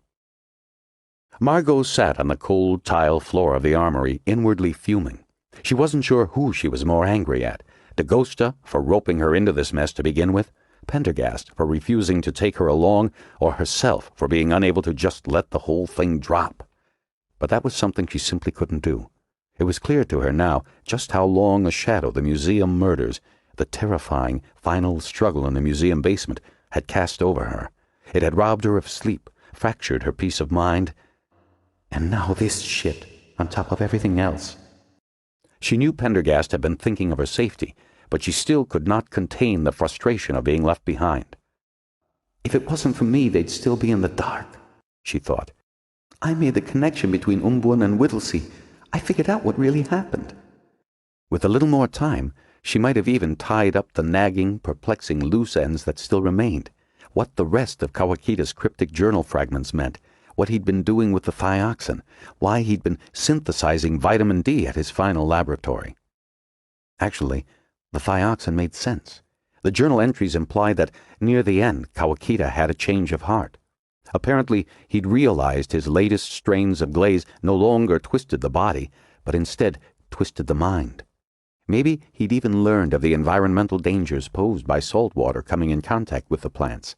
In any case, it seemed clear he'd decided to undo what he'd done and rid the reservoir of Liliaceae umbonensis. Perhaps the creatures themselves had learned of his intention. That could explain his death. Obviously, the last thing they wanted was somebody meddling with their supply. But that still didn't explain what the hell he'd been doing with vitamin D. Could it have been necessary for the genetic sequencing? No, that wasn't possible. Suddenly Margo sat up, drawing in her breath sharply. He was planning to kill off the plants. I'm sure of it, she thought. And he knew that put him in terrible danger. So the vitamin D wasn't for glaze production. It was for... Suddenly she understood. In an instant, she scrambled to her feet. There wasn't a moment to lose. Galvanized into action, she began yanking open locker drawers, spilling the contents into the narrow corridor, hastily grabbing at the items she needed, stuffing them into her carryall. Oxygen mask, night vision goggles, boxes of 9mm hollow-point rounds for her semi-automatic pistol. Breathing heavily, she ran to the door of the armory and looked out into the larger storage area. "It's got to be around here somewhere," she thought. She began running along the rows of wooden cabinets, quickly scanning their Formica labels. Stopping abruptly, she opened one of the cabinets and took out 3 empty 1-liter bottles equipped with sports-style squeeze caps. Placing them on the floor along with her carryall, she opened another cabinet and pulled out several gallon containers of distilled water. Then she ran down the rows, searching once again, muttering under her breath. Finally, she stopped and yanked open another cabinet door. It was filled with rows of jars containing pills and tablets. She feverishly scanned the labels, found what she wanted, and raced back to her carryall. Kneeling, she opened the jars and upended them, making a small mountain of white pills on the tiled floor. "What's the concentration, Greg?" she found herself saying out loud. "No way of knowing. I'll have to guess high." Using the bottom of one of the jars, she smashed the pills to powder, then scooped several handfuls into each of the liter bottles. She topped off the bottles with water, shook them vigorously, checked the suspension. A little coarse, perhaps, but there was no time for anything better. It would soon dissolve.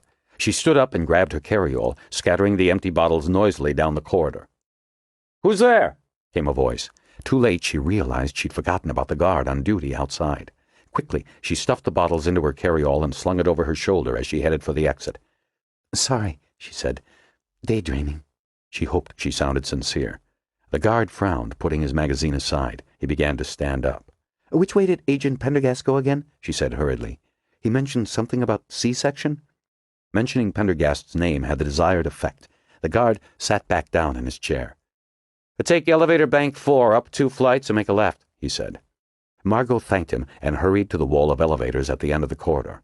She checked her watch as the doors closed, then cursed. No time. Savagely, she punched the button for the lobby. As the door opened, she gathered herself for a sprint. Then, noticing the numerous guards, she settled for walking quickly across the lobby, turning in her visitor's pass and stepping out into the humid Manhattan night. Outside, she sprinted toward the curb and the nearest taxi. 59th and Lex, she said, jumping in and slamming the door behind her. "Okay, but it ain't gonna be a fast ride," the cabbie said. "There's some kind of march or riot or something going on near the park. Traffic snarled up tighter than the hairs in a dog's asshole." "Then do something about it," Margo said, tossing a 20 into the front seat.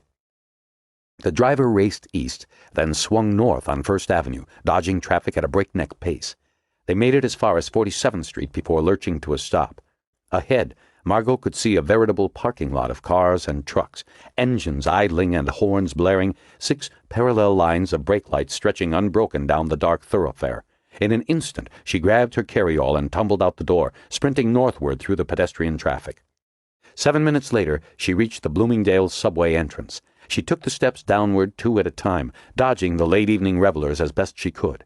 Her shoulder ached from the weight of the carryall. Over the noise of the engines and the frantic horns, she thought she could hear a strange, muffled roaring in the distance, like 10,000 people all yelling at once. Then she was underground, and all sound was blotted out except the squealing of the trains. Fishing in her pocket for a token, she went through the turnstile and raced down the steps to the express track. A small crowd was already there, huddled near the lighted staircase. "You see those guys?" a young woman with a Columbia T-shirt was saying.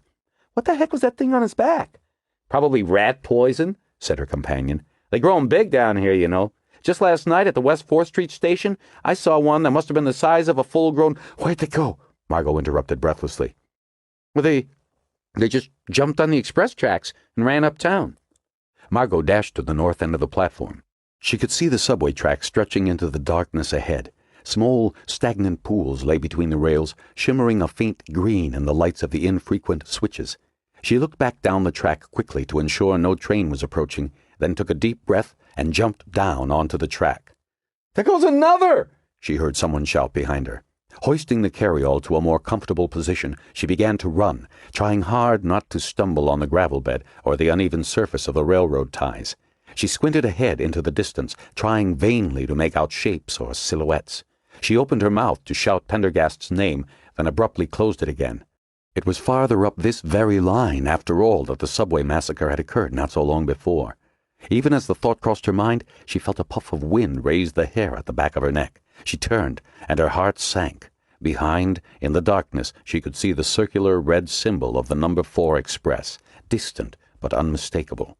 She ran faster, gasping the dense and humid air into her lungs. The train would only stop a moment to load and unload passengers, then it would be off again, gaining speed as it raced toward her.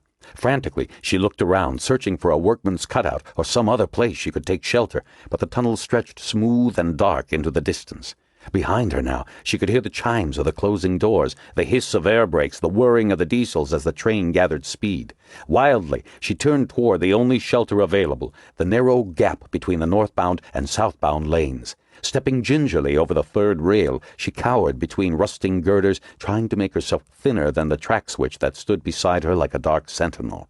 The train neared, its whistle shrieking a deafening warning. Margo felt herself blown backward by the concussive blast of its passing, and stretched out her arms, grasping desperately at the girders to keep from sprawling onto the southbound tracks. The cars passed in a flash of bright windows, like a reel of cinema film trailing horizontally in front of her, and then it was receding northward, rocking slightly to the left and right, spitting a shower of sparks. Coughing from the mushrooming clouds of dust, her ears ringing, Margo stepped back onto the tracks and looked quickly in both directions. Ahead, in the red glow of the receding train, she could make out 3 figures emerging from a distant break in the tunnel wall. "Pendergast!" she shouted. "Agent Pendergast! Wait!" The figures stopped, then turned to face her. As she sprinted forward, she could now make out the narrow features of the FBI agent staring motionlessly in her direction. Dr. Green? Came the familiar drawl. Jesus Christ, Margo! The voice of DeGosta snapped angrily. What the hell are you doing here? Pendergast told you— "Shut up and listen!" Margo hissed, coming to a stop before them. "I figured out what Kawakita was doing with the vitamin D he was synthesizing in his lab. It had nothing to do with the plant or glaze or anything. He was making a weapon." Even in the dark she could make out the disbelief on DeGosta's features. Mephisto stood behind him, silent and watching like a dark apparition. "It's true," she panted. "We know the Wrinklers hate light, correct? But it's more than hatred. They fear it. Light is deadly to them." "I'm not sure I understand," Pendergast said. "It's not the light itself, actually. It's what the light creates. Sunlight falling on skin activates vitamin D, right? If this were poisonous to the creatures, direct light would cause them great pain, even death. That's why some of my inoculated cultures died. They were left under the lamp overnight, and that might even explain how the Wrinklers got their name. Skin lacking in vitamin D tends to have a wrinkled, leathery appearance, and vitamin D deficiency causes osteomalacia, softening of the bones. Remember how Dr. Bramwell said Kawakita's skeleton looked almost as if it had suffered a nightmarish case of scurvy? Well, it had." "But this is all guesswork," DeGosta said. "Where's the proof?" "Why else would Kawakita have been synthesizing it?" Margo cried. "Remember, it was equally poisonous to him. He knew the creatures would be after him if he destroyed their plant supply, and then, lacking the drug, they would go on a killing rampage. No, he had to kill both the plants and the creatures." Pendergast was nodding. "It appears to be the only possible explanation. But why have you come all this way to tell us about it?" Margo slapped her carryall. "Because I've got 3 liters of vitamin D in solution, right here." DeGosta snorted. "So, we're not exactly sure of the firepower here." "If there's as many of them down there as we think, you couldn't carry enough firepower to stop all of them," Margo said. "Remember what it took to bring down one?" "Our intention is to avoid any encounters," Pendergast said. "But you sure aren't taking any chances with all those weapons you're toting," Margo replied. "Bullets may hurt them, but this," she gestured at her pack, "gets them where they live." Pendergast sighed. "Very well, Dr. Green," he said. "Pass it over. We'll divide the bottles among ourselves." "No way," Margo said. "I carry the bottles, and I come along." "Another train's coming," Mephisto interjected. Pendergast was silent a moment. "I already explained that it's not—" "I've come this far," Margo said, hearing the anger and determination in her own words as she spoke. "There's no way in hell I'm going back now. And don't tell me again how dangerous it is. You want me to sign something indemnifying the authorities in case I scratch myself? Fine, pass it over." "That won't be necessary," Pendergast sighed deeply. "Very well, Dr. Green. We can't waste any more time arguing. Mephisto, take us below." 54. Smithback froze in the tunnel, listening. There were the footsteps again, seemingly more distant this time. He breathed deeply several times, swallowing hard, trying to force his heart back down out of his throat. In the dark, he'd lost his way in the narrow passages. He was no longer even sure he was moving in the right direction. For all he knew, he'd turned himself around completely and was heading back toward the killers, whoever or whatever they were. Yet instinct told him he was still heading away from the scene of horrible butchery. The slick-walled passages still seemed to lead in only one direction, down. The hideous creatures he had seen were the Wrinklers. He was sure of that. The ones Mephisto had been raving about, maybe the ones that killed all those people in the subway. Wrinklers. In the space of a few minutes, they'd killed at least 4 men. Waxy's screams seemed to echo and re-echo in his ears until he wasn't sure what was real and what was merely memory. Then another, very real sound intruded into his thoughts. The footsteps again, and very close. He twisted around in panic, looking for a place to run. Suddenly there was a bright light in his eyes, and behind it a figure loomed toward him. Smithback tensed for a fight he hoped would be mercifully short. But then the figure shrank back, squealing in terror. The flashlight dropped to the floor and came rattling toward Smithback. With a flood of relief, the journalist recognized the bushy mustache belonging to Duffy, the fellow who'd been struggling up the ladder behind Waxy. He must have eluded his pursuers, God only knew how. "Calm down," Smithback whispered, grabbing the flashlight before it rolled away. "I'm a journalist. I saw it all happen." Duffy was too frightened or winded to ask what Smithback was doing underneath the Central Park reservoir. He sat on the brick floor of the tunnel, his sides heaving. Every few seconds he took a quick look into the blackness behind him. "Know how to get out of here?" Smithback prodded. "No," Duffy gasped. "Maybe. Come on, help me up." "Name's Bill Smithback," Smithback whispered, reaching down and hoisting the trembling engineer to his feet. "Stan, Duffy," the engineer hiccuped. "How'd you get away from those things?" "I lost them back there, in the overflow shunts," Duffy said. A large tear rolled slowly down his mud-streaked face. "How come these tunnels only lead down and not up?" Duffy dabbed absently at his eyes with one sleeve. "We're in the secondary flow tunnels. In an emergency, water runs down both the main tube and these secondary tubes right to the bottleneck. It's a closed system. Everything around here has to go through the bottleneck." He stopped, and his eyes widened as if remembering something. Then he glanced at his watch. "We have to go," he said. "We've got just 90 minutes. 90 minutes until what?" Smithback asked, playing the light ahead of them down the tunnel. "The reservoir's going to drain at midnight. There's no stopping it now, and when it does, it's going right down these tunnels." "What?" Smithback breathed. "They're trying to flush out the lowest levels, the Astor tunnels, to get rid of the creatures. Or they were anyway. Now they want to change their minds. But it's too late." "The Astor tunnels?" Smithback asked. "Must be that devil's attic Mephisto was talking about." Duffy suddenly grabbed the flashlight and started running down the tunnel. Smithback took off after him. The passage joined a larger one which continued downward, spiraling like a gigantic corkscrew. There was no light save for the wildly flailing beam of the flashlight. He tried to stay to the sides of the curving tunnel floor, avoiding the standing water that ran along its bottom. Though he wasn't sure why he bothered, Duffy was splashing straight down the center, making enough noise to raise the dead. Moments later, Duffy stopped. "I heard them!" he shrieked as Smithback appeared by his side.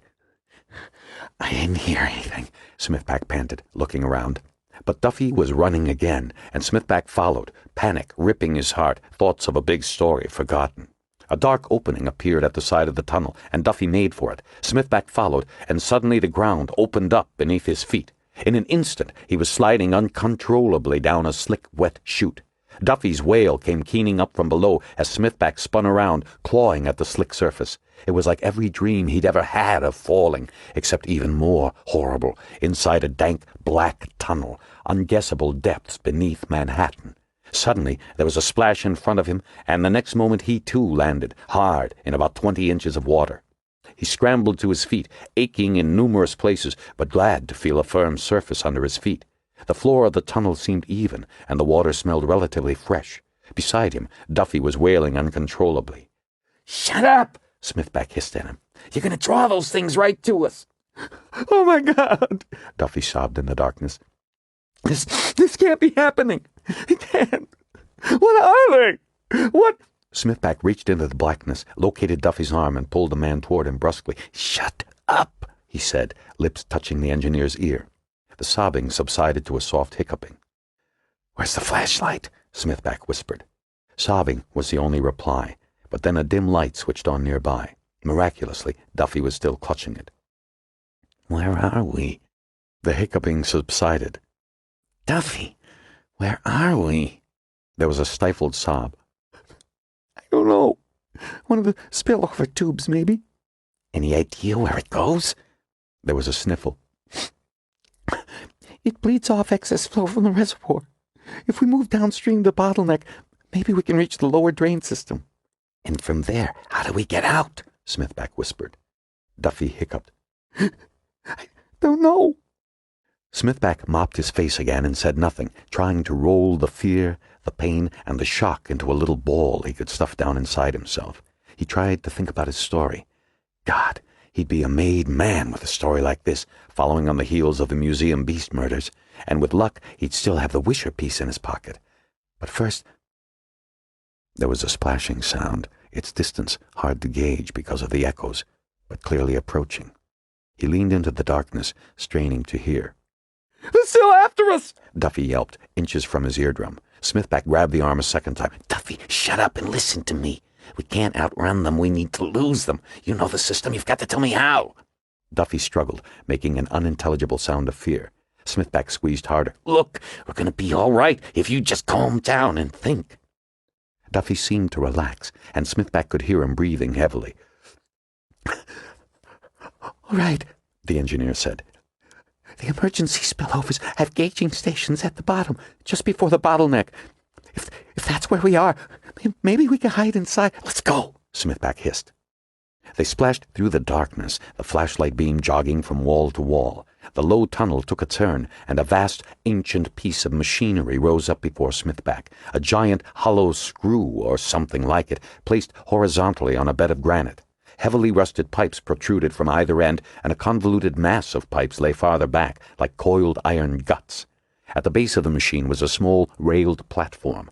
The main body of the stream ran down past the station, while a small side tunnel snaked its way into the blackness to their left. Taking the flashlight, Smithback grabbed the railing and swung himself up, then helped Duffy to a position beside him. Into the pipe, Smithback whispered.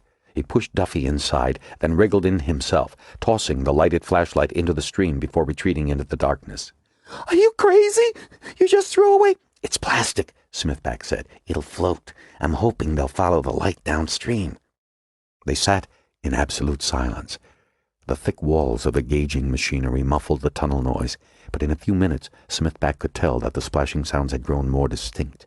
The wrinklers were approaching, swiftly, too, by the sound. Behind him he could feel Duffy twitch, and he prayed the engineer would keep his head. The splashing became louder, and now Smithback could hear them breathing, a heavy wheezing like a winded horse. The splashing sounds drew alongside the gauging station, then stopped. The foul, goatish reek was thick now, and Smithback shut his eyes tightly. In the blackness to his rear, Duffy was trembling violently. He heard splashes in the water outside the station as the things milled about. There was a low noise that sounded like snuffling, and Smithback froze, remembering the Umbwan beast's keen sense of smell. The splashing continued. Then, with an enormous feeling of relief, Smithback heard it begin to retreat. The things were continuing down the tunnel. He breathed slowly and deeply, counting each breath. At 30, he turned to Duffy. Which way to the storm trains? Out the far end, Duffy whispered. Let's go. Carefully, they turned around within the cramped, fetid space and began wriggling their way toward the rear of the pipe. Duffy emerged at last into the open air.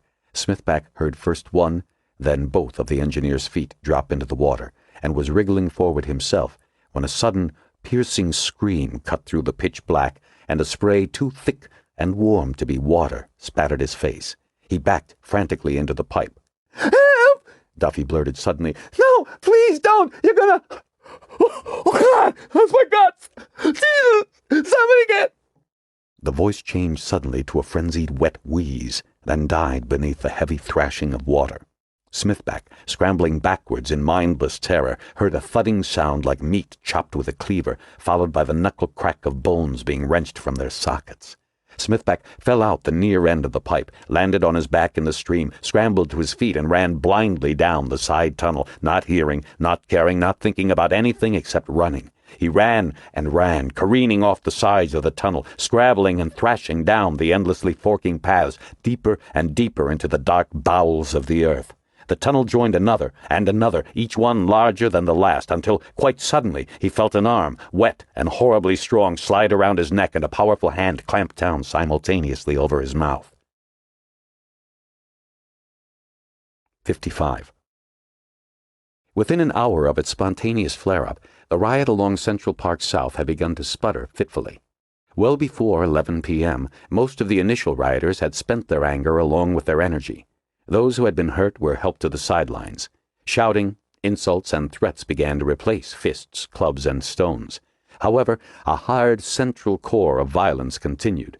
As people left the scene, bruised or exhausted, others arrived, some curious, some angry, some drunk and spoiling for a fight.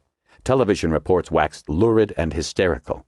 Word traveled like an electric spark through the island, up First and Second Avenues, where young Republicans gathered in singles bars to jeer and hoot at the Liberal president, along St. Mark's Place and into the Marxist corners of the East Village, over fax lines and telephone lines.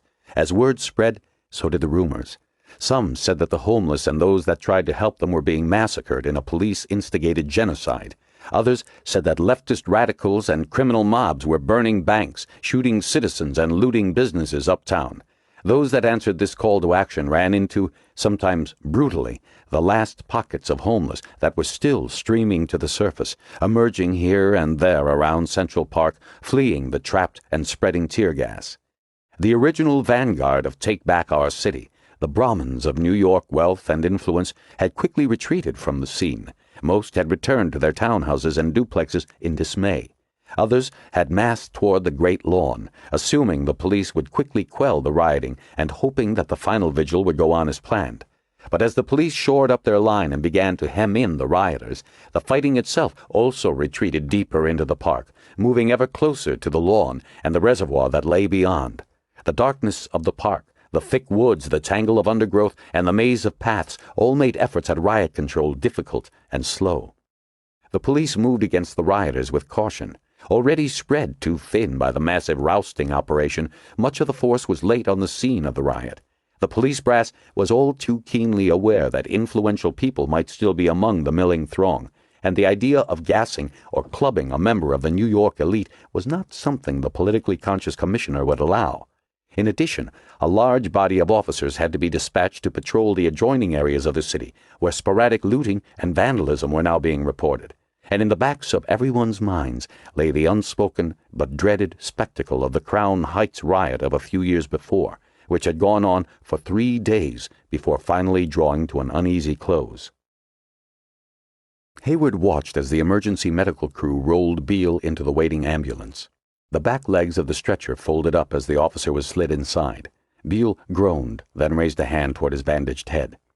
"Careful," Hayward snapped to the paramedic. She put a hand on one of the rear doors and leaned inside. "How you doing?" she asked. "Been better," Beale said with a weak smile. Hayward nodded. "You'll be fine." She turned to go. "Sergeant?" Beale said. Hayward paused. "That bastard Miller would have left me there to find my own way out.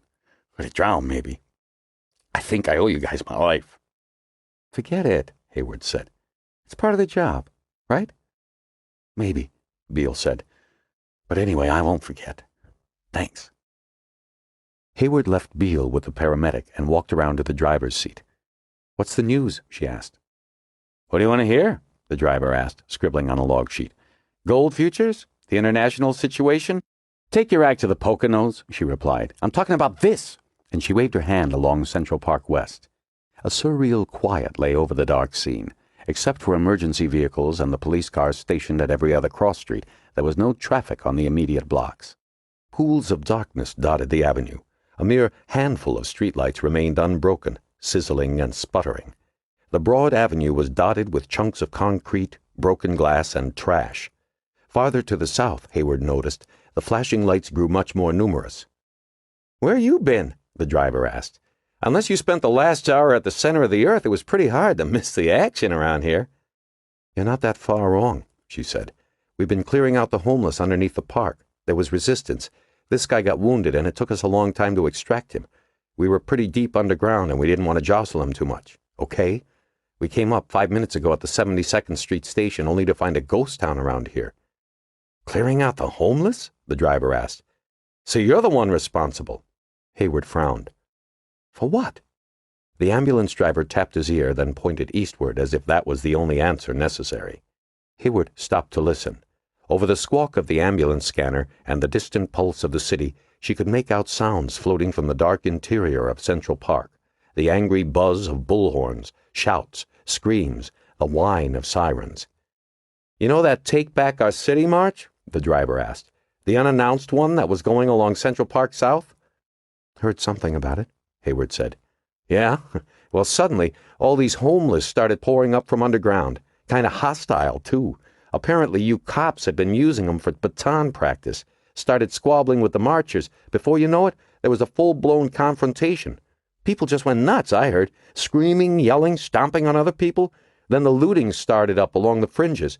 Took the cops an hour to get the situation under control. It still isn't under control, actually, but they've managed to confine everything to the park. The paramedic in the rear gave a signal, and the driver put the ambulance in gear and pulled away, flashing lights striping the limestone facades. Farther up Central Park West, Hayward could see curious people looking out from their windows, pointing into the park. A few braver souls were standing on the pavement outside of lobbies, staying close to the protective presence of uniformed doormen. She gazed up at the huge, Gothic shape of the Dakota, unharmed and seemingly aloof from the chaos, almost as if its narrow, stylized moat had repulsed an angry throng. She found her eyes traveling up the corner tower toward what must be Pendergast's windows. She wondered if he'd made it back from the Devil's Attic in one piece. "Get Beale off okay?" she heard Carlin call out. His massive form emerged out of the distant shadows. "Just now," she replied, turning toward him. "How about the other one?" "Refused medical treatment," Carlin said. "Any sign of Miller?" Hayward scowled. "He's probably in some Atlantic Avenue bar by now, sucking down beer and bragging about his exploits. That's how it works, right? He'll get a promotion, and we'll get letters of caution for insubordination." "Maybe other times it works that way," Carlin said with a knowing smile. "But not this time." "What's that supposed to mean?" Hayward asked, then continued without giving Carlin time to answer. "No way to tell what Miller did or didn't do. Guess we'd better report in." She grabbed at her radio, snapping it on, but torrents of noise, static, and panic came pouring from every band.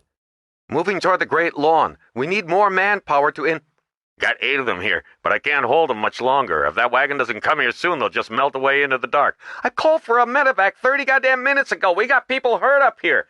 Christ, they gotta seal that southern quadrant. More keep coming in all the time."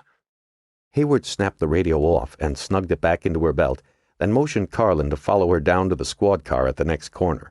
A police officer in riot gear stood beside it, vigilantly scanning the street, shotgun in hand. "Where's command for this operation?" Hayward asked. The policeman tipped up his face shield and looked at her. "There's a forward command post in the castle," he said. "That's what dispatch says, anyway. Things are kind of disorganized right now, as if you couldn't tell." "Belvedere Castle." Hayward turned toward Carlin. "We better head for it." As they ran down Central Park West, Hayward was strangely reminded of her visit to a Hollywood backlot 2 years before. She remembered walking down the ersatz Manhattan street on which countless musicals and gangster films had been shot. She'd seen phony street lamps, shop fronts, fire hydrants, everything but people.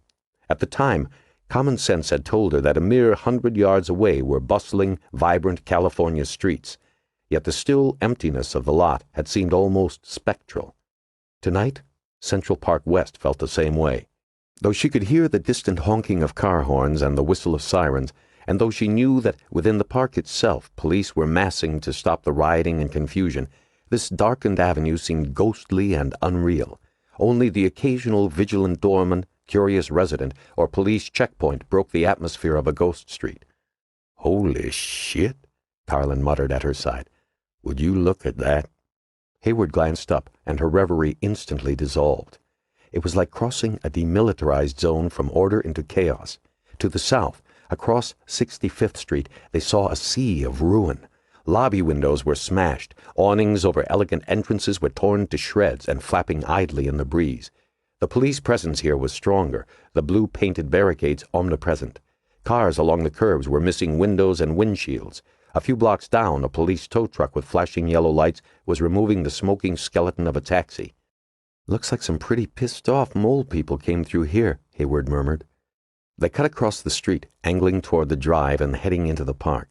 After the destruction they'd just passed, the narrow asphalt path seemed quiet and deserted, but the smashed benches, overturned trash cans, and smoldering garbage bore mute testimony to what had taken place here not long before. And the noise that drifted toward them from the interior of the park gave promise of even greater pandemonium to come. Suddenly Hayward stopped short, motioning Carlin to do the same. Ahead in the dark she could make out a group of people, how many she could not be certain, swaggering in the direction of the great lawn. "Can't be cops," she thought. "They're not wearing riot helmets or even hats." A noisy burst of hooting and cursing from the group confirmed her suspicion. She moved forward quickly, running on the balls of her feet to minimize noise. At 10 yards back, she stopped. "Halt!" she said, hand on her service piece. "Police officers!" The group came to a ragged stop, then turned back to look at her. 5 men, youngish, dressed in sports jackets and polo shirts. Her eyes took in the visible weapons, 2 aluminum bats and what looked like a kitchen carving knife. They stared at her, faces flushed, grins still on their youthful faces. "Yeah?" one of them said, taking a step forward. "Stop right there," Hayward said. The man stopped. "Now why don't you boys tell me exactly where you're headed?" The man in front scoffed at the stupidity of the question, indicating the interior of the park with the merest jerk of his head. "We're here to take care of business," came a voice from the group. Hayward shook her head. "What's going on there is none of your business." "The hell it isn't," the one in front snapped. "We got friends there getting the shit beat out of them by a bunch of goddamn bums. There's no way we're gonna let that go on." He took another step forward. "This is a police matter," Hayward said. "The police haven't done jack shit," the man replied. "Look around. You've let this scum trash our city. We heard they killed 20, 30 people already," came the slurred voice of a man holding up a cellular phone. "Including Mrs. Wisher. They're trashing the city. They got bastards from the East Village and Soho to help them out. Goddamn NYU activists. Our friends need help." "Got that?" said the one in front. "So get out of the way, lady." He took another step forward. "You take another step, and I'll part your hair with this," Hayward said, slipping her hand from her gun to her baton and sliding it smoothly from the belt ring. She felt Carlin tense beside her. "Pretty easy for you to talk tough," the man said scornfully, "with a gun on your belt and a goddamn human refrigerator at your side." "Think you can take all 5 of us?" said someone in the group. "Maybe she thinks she can smother us all to death with those jugs of hers," said another. Several grins broke out. Hayward took a deep breath, then replaced her baton. "Officer Carlin," she said, "please take 20 steps back." Carlin remained motionless. "Do it!" she snapped. Carlin stared at her for a moment, then, without turning or taking his eyes from the group, he began walking backward down the path they had come. Hayward stepped deliberately up to the lead youth. "Now listen up," she said evenly, without taking her eyes off his. "I could take off my badge and my piece and still kick all your sorry white bread asses back to Scarsdale or Greenwich or wherever it is your mothers tuck you in at night. But I don't need to do that. See, if you refuse to follow my instructions to the letter, then your mothers won't be tucking you in this evening. They'll be waiting in line at Police Plaza tomorrow morning to make your bails, and all the money or power or influence in the world won't be able to remove the words intent to commit felonious assault from your police record. In this state, a person convicted of a felony can never practice law. They can never hold public office, and they can never get a license to trade securities. And your daddies aren't going to like that, not one bit." She paused a moment. "So drop your weapons," she said coolly. There was a brief instant in which nobody moved. "I said drop your weapons!" she yelled at the top of her voice. In the silence that followed, she heard the clink of an aluminum bat hitting asphalt, then another, then came a quieter sound, a steel blade dropping to the earth. She waited a long moment, then took a deliberate step backward. "Officer Carlin?" Hayward said quietly. In a moment he was at her side. "Shall I frisk them?" he asked. Hayward shook her head. "Driver's licenses," she said to the group. "I want those too. Drop them on the ground right there." There was a brief pause, Then the youth in front dug a hand into his jacket pocket, removed his wallet, and let the plastic card flutter to the ground. The rest followed suit. "You can pick them up tomorrow afternoon at 1 Police Plaza," she continued. "Ask for Sergeant Hayward. Now I want you all to walk straight past me until you reach Central Park West. Then I want you to go your separate ways. Do not pass go, do not collect $200, head straight home and go to bed. Understand?" There was another silence. "I can't hear you," Carlin's voice roared out, and the men jumped. "We understand," came the chorused response. "Then move out," Hayward said. The youths stood motionless, as if rooted to the spot. "Shake it!" she barked. The group started up, silently, head straight ahead, walking slowly at first, then faster towards the west. Soon they had vanished into the darkness. "Bunch of pricks," said Carlin. "You think 20 or 30 were really killed?" Hayward snorted as she bent to pick up the weapons and licenses. "Hell no. But if the rumors keep spreading, people like that are going to keep coming, and this situation will never get resolved." She handed him the bats with a sigh. "Come on. We might as well report in and see if we can help out tonight, because tomorrow you know we're going to get our butts reprimanded for what happened down in those tunnels." "Not this time," Carlin replied, grinning slightly. "You said that before." Hayward turned toward him. "Just what are you telling me, Carlin?" "I'm telling you that this time the righteous shall be rewarded, and it's the Millers of the world who will get hung out to dry." "And just when did you acquire this gift of prophecy?" "When I learned that our friend Beale, who you helped into the ambulance back there, is the son of one Stephen X. Beale." "Stephen Beale, the state senator?" Hayward asked, eyes widening. Carlin nodded. "He doesn't like people to know," he said.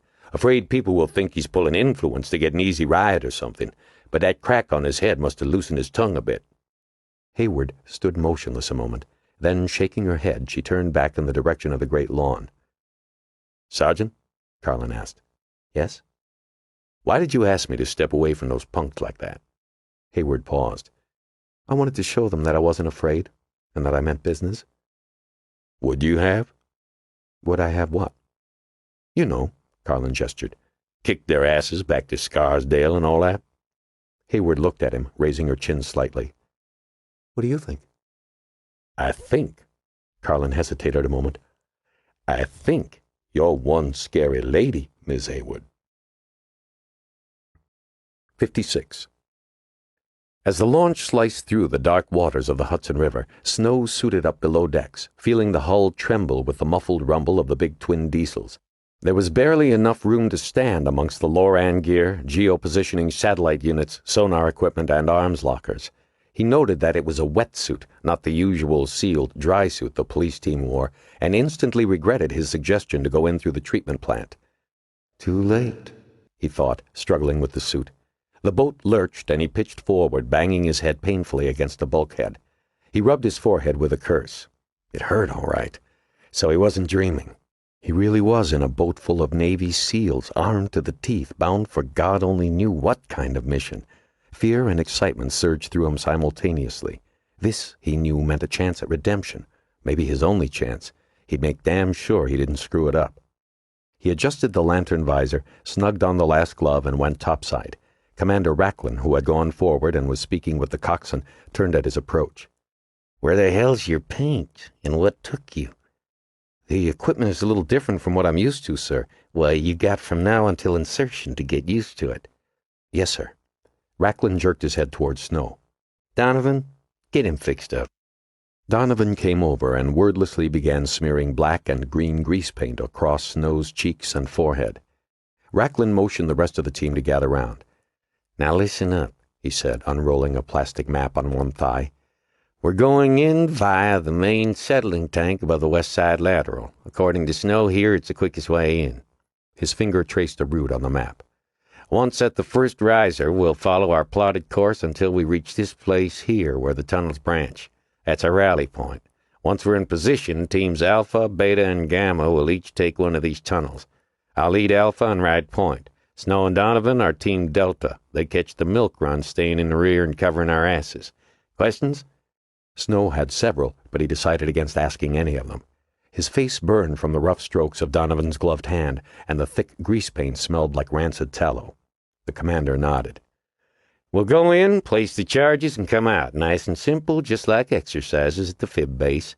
The charges will seal off the lower drainage tunnels that feed into the lateral. Another team is going down from the street, sealing access from above.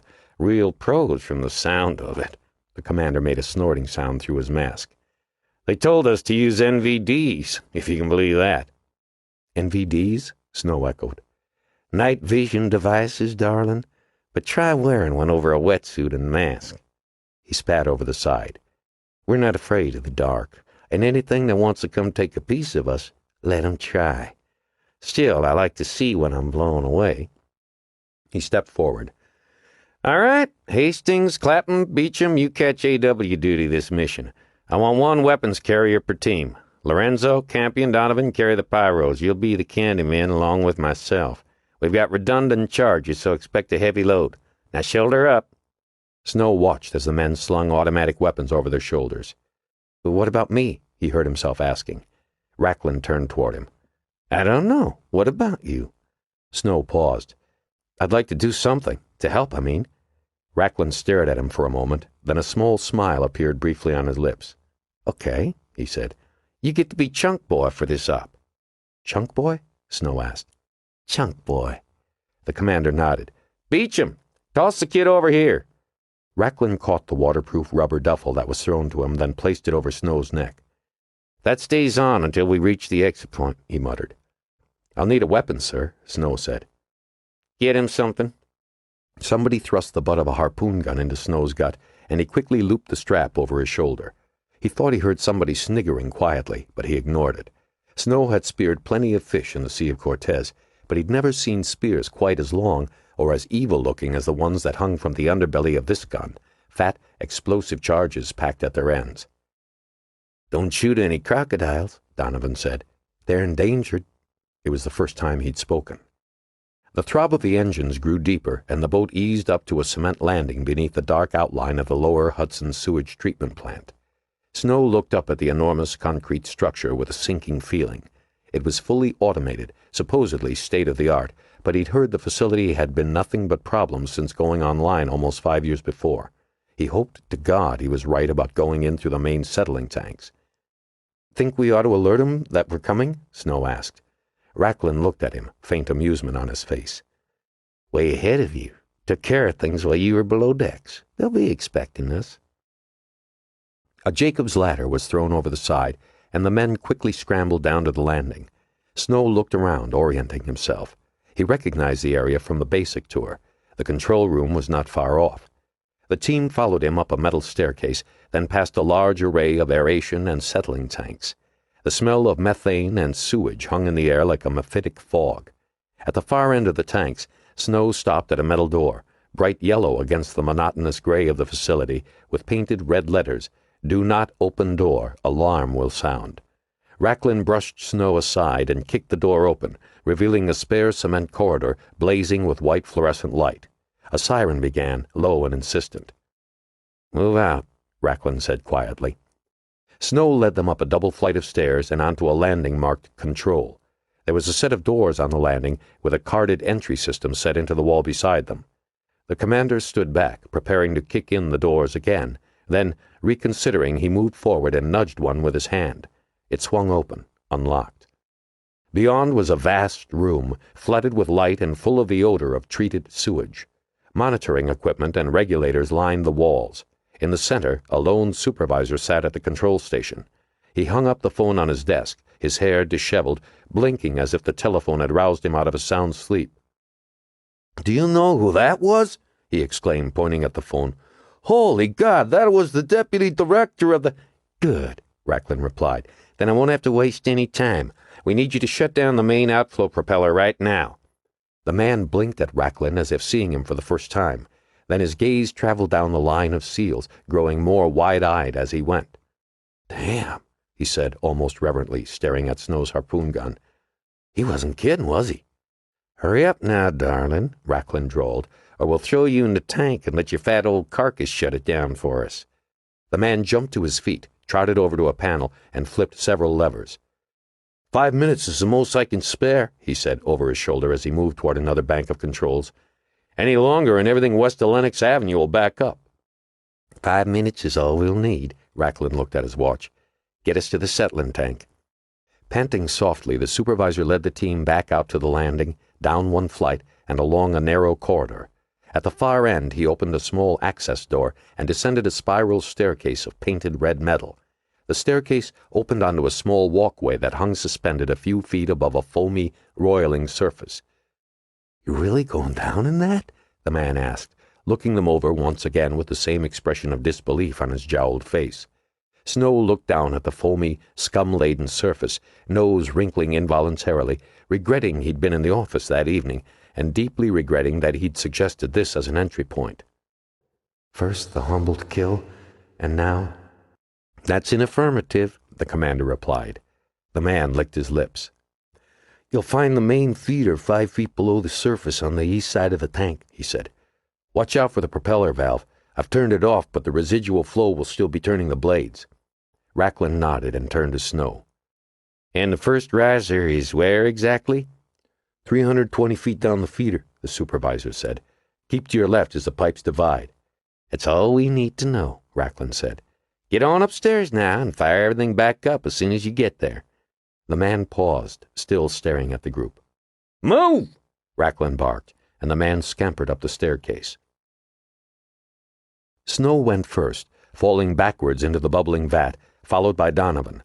When he gingerly opened his eyes, he was surprised at how clear the effluent was. Thin, not treacly, and with the faintest milky cast. The others jumped in. He could feel the wetness creeping against his skin and tried not to think about it. Snow swam forward against the slight current. Ahead, he could see the stalled propellers of the outflow valve blocking the circular pipe beyond, the steel blades still turning slowly. He stopped and let Racklin and the other 2 teams catch up, until the 7 seals were all hanging suspended beside them. Racklin pointed to Snow, then made an exaggerated count with his fingers. At 3, Snow and Donovan darted through the propellers. Alpha Team was next, then Beta, then Gamma. Snow found himself within a massive stainless steel pipe, leading on into vast, dark depths. The same creeping terror he'd felt in the mud of Humboldt Kill threatened to bubble once again to the surface, but he fought it back, slowing his breathing, mentally counting his heartbeats. No panic, not this time. Racklin and his partner swam through the blades, then Racklin made a sharp gesture to Snow to continue. He quickly moved ahead, leading the other teams down the tunnel. Behind him, Snow heard the whine of a turbine, and the propeller began to pick up speed. The current around him quickened noticeably. No going back now, even if he wanted to. The tunnel angled downward, forking once, then twice. Snow kept to the left each time. After what seemed like an eternity of swimming, the squad stopped at last beside the first vent riser, a narrow steel shaft barely wider than his shoulders. Racklin indicated that he would take the lead from here. Following the seals, Snow swam downwards, awash in bubbles from the preceding air tanks. After several yards, the commander stopped the descent, then led them into a horizontal tube even narrower than the riser. Snow squeezed in behind Donovan, breathing hard as his tanks bounced from wall to wall in time to the motion of his swimming. Suddenly, gleaming steel gave way to old iron pipe, covered with a spongy coating of rust. The passage of the previous divers swirled the effluent and opaque orange against Snow's mask. He struggled forward, feeling the reassuring turbulence from Donovan's unseen fins. They stopped briefly while Racklin consulted his map with the aid of a submersible penlight. Then 2 more bends, another short rise, and Snow felt the surface of the water break around his head. They were in a huge, ancient passageway, perhaps 16 feet in diameter and full to half its depth in sluggishly flowing liquid, the main lateral. "Snow and Donovan to the rear," came the muffled voice of Racklin. "Stay on the surface, but keep breathing tank air. This atmosphere is likely to be loaded with methane. Proceed in standard formation." The commander quickly consulted a plastic map hooked to his suit and then started forward. The group spread out, swimming along the surface, tracing a circuitous route through the system of pipes. Snow prided himself on his ability as a distance swimmer, but he felt distinctly outclassed by the 7 men moving easily through the water ahead of him. The passageway opened at last into a large pentagonal chamber, yellow stalactites dripping water from the vaulted ceiling. Snow stared with amazement at a massive iron chain hanging from a massive metal eye cleat set in the vault's apex. A trickle of water ran down the chain, off a great rusted hook at its end, and dribbled into the pool. There was a cement landing streaked with rust. 3 large, dry tunnels branched off from the walls of the chamber. 3 points, Racklin said. We'll use this as our rally base. The op should be a cakewalk, but we'll do it by the book. Follow strict challenge and reply procedures. Proper response will be 3 even numbers. The rules of engagement are simple. Identify yourself, but shoot to kill any threat or hindrance to your work. Extraction point will be the 125th Street Canal. The commander looked around. All right, gentlemen, let's earn our MREs. 57. For a dreadful moment, Margo thought they were under attack, and she turned instinctively, raising her weapon to the ready position, strangely reluctant to look at the thing Pendergast was struggling with. There was a whispered curse from the Ghosta. Squinting through the still unfamiliar goggles, Margo realized Pendergast was grappling with a person, perhaps a homeless man who had evaded the police roust. He certainly looked the part, wet, caked in mud, apparently bleeding from some unseen wound. "Shut off his light," Pendergast hissed. The flashlight beam struck her goggles, then winked out. The glowing vista seesawed violently as her goggles tried to compensate, coming back into focus as they stabilized. She drew her breath in sharply. There was something about the lanky features, the tousled hair, that was irresistibly familiar. "Bill?" she asked in disbelief. Pendergast had the man on the ground, hugging him almost protectively, murmuring words into one ear. After a moment, the man stopped struggling and went limp. Pendergast released him gently and stood up. Margo leaned in for a closer look. It was Smithback, all right. "Give him a minute," Pendergast said. I don't believe it, the Ghost growled. What, you think he followed us down here? Pendergast shook his head. No, nobody followed us. He looked around at the confluence of tunnels above and below. This is the bottleneck, where all descending tunnels of the Central Park Quadrant meet. He was being chased, apparently, and his path intersected ours. The question is, chased by who, or what? He unshipped his flamethrower and glanced at the Ghosta. You'd better be ready with the flash, Vincent. Suddenly, Smithback lunged upwards, then fell back onto the massive pipes and 24-inch mains that made up the floor of the bottleneck. They killed Duffy, he cried. Who are you? Help me, I can't see. Pocketing her weapon, Margo came forward and knelt at his side. The trip down from the subway tunnel, through noisome corridors and dark, echoing galleries that seemed incredibly out of place dozens of stories beneath Manhattan, had been like an endless dark dream. Seeing her friend race out of the darkness, petrified with fear and shock, only increased her sense of unreality. "Bill," she said soothingly, "it's okay. It's Margo. Please, keep quiet. We don't dare use lights, and there isn't a spare set of goggles, but we'll help you along." Smithback blinked in her direction, pupils wide. I want to get out of here, he cried suddenly, struggling to his feet. What? The Ghosta said sarcastically. And miss your story? You can't go back alone, Pendergast said, putting a restraining arm on his shoulder. The struggle seemed to have exhausted Smithback, and he sagged forward. What are you doing here? He asked at last. I might ask you the same question, Pendergast replied. Mephisto is leading us to the Asta tunnels, the Devil's Attic. There was a plan to drain the reservoir and flood the creatures out. Captain Waxy's plan, the Ghosta added. But the reservoir's full of the Umbwan lily. That's where the creatures were growing it, and we can't allow the plants to reach the open ocean. It's too late to stop the water dump, so a SEAL team was sent in from the river to seal the lowest spillway tunnels below. We're going to seal off the spaces above the Asta tunnels to prevent any spillages. We'll bottle up the flow, keep it from escaping down into the river. If we succeed, it'll back up the bottleneck here, but nowhere else. Smithback remained unspeaking, his head bowed. We're well armed and fully prepared for whatever's down there. We have maps. You'll be safer with us. Do you understand, William? Margo watched as Pendergast's mellifluous delivery worked its calming effect. Smithback's breathing seemed to slow, and finally he nodded almost imperceptibly. So what were you up to anyway? The Ghosta asked. Pendergast made a restraining motion with one hand, but Smithback looked in the direction of the lieutenant. I followed Captain Waxy and a group of policemen underneath the reservoir, he said quietly. They were trying to shut off some valves, but they'd been sabotaged or something. Then... He stopped abruptly. And they came. Bill, don't, Margo interjected. I ran away, Smithback said, swallowing hard. Duffy and I ran away, but they caught him in the gauging station. That's enough, said Pendergast quietly. There was a silence. Sabotage, did you say? Smithback nodded.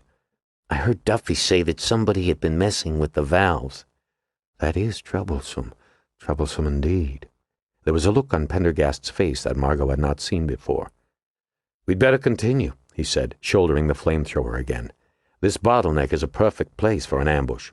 He glanced around the dark tunnel. Mephisto, he whispered. There was a stirring in the darkness, then Mephisto came forward, arms folded across his chest, a wide smirk on his whiskered lips.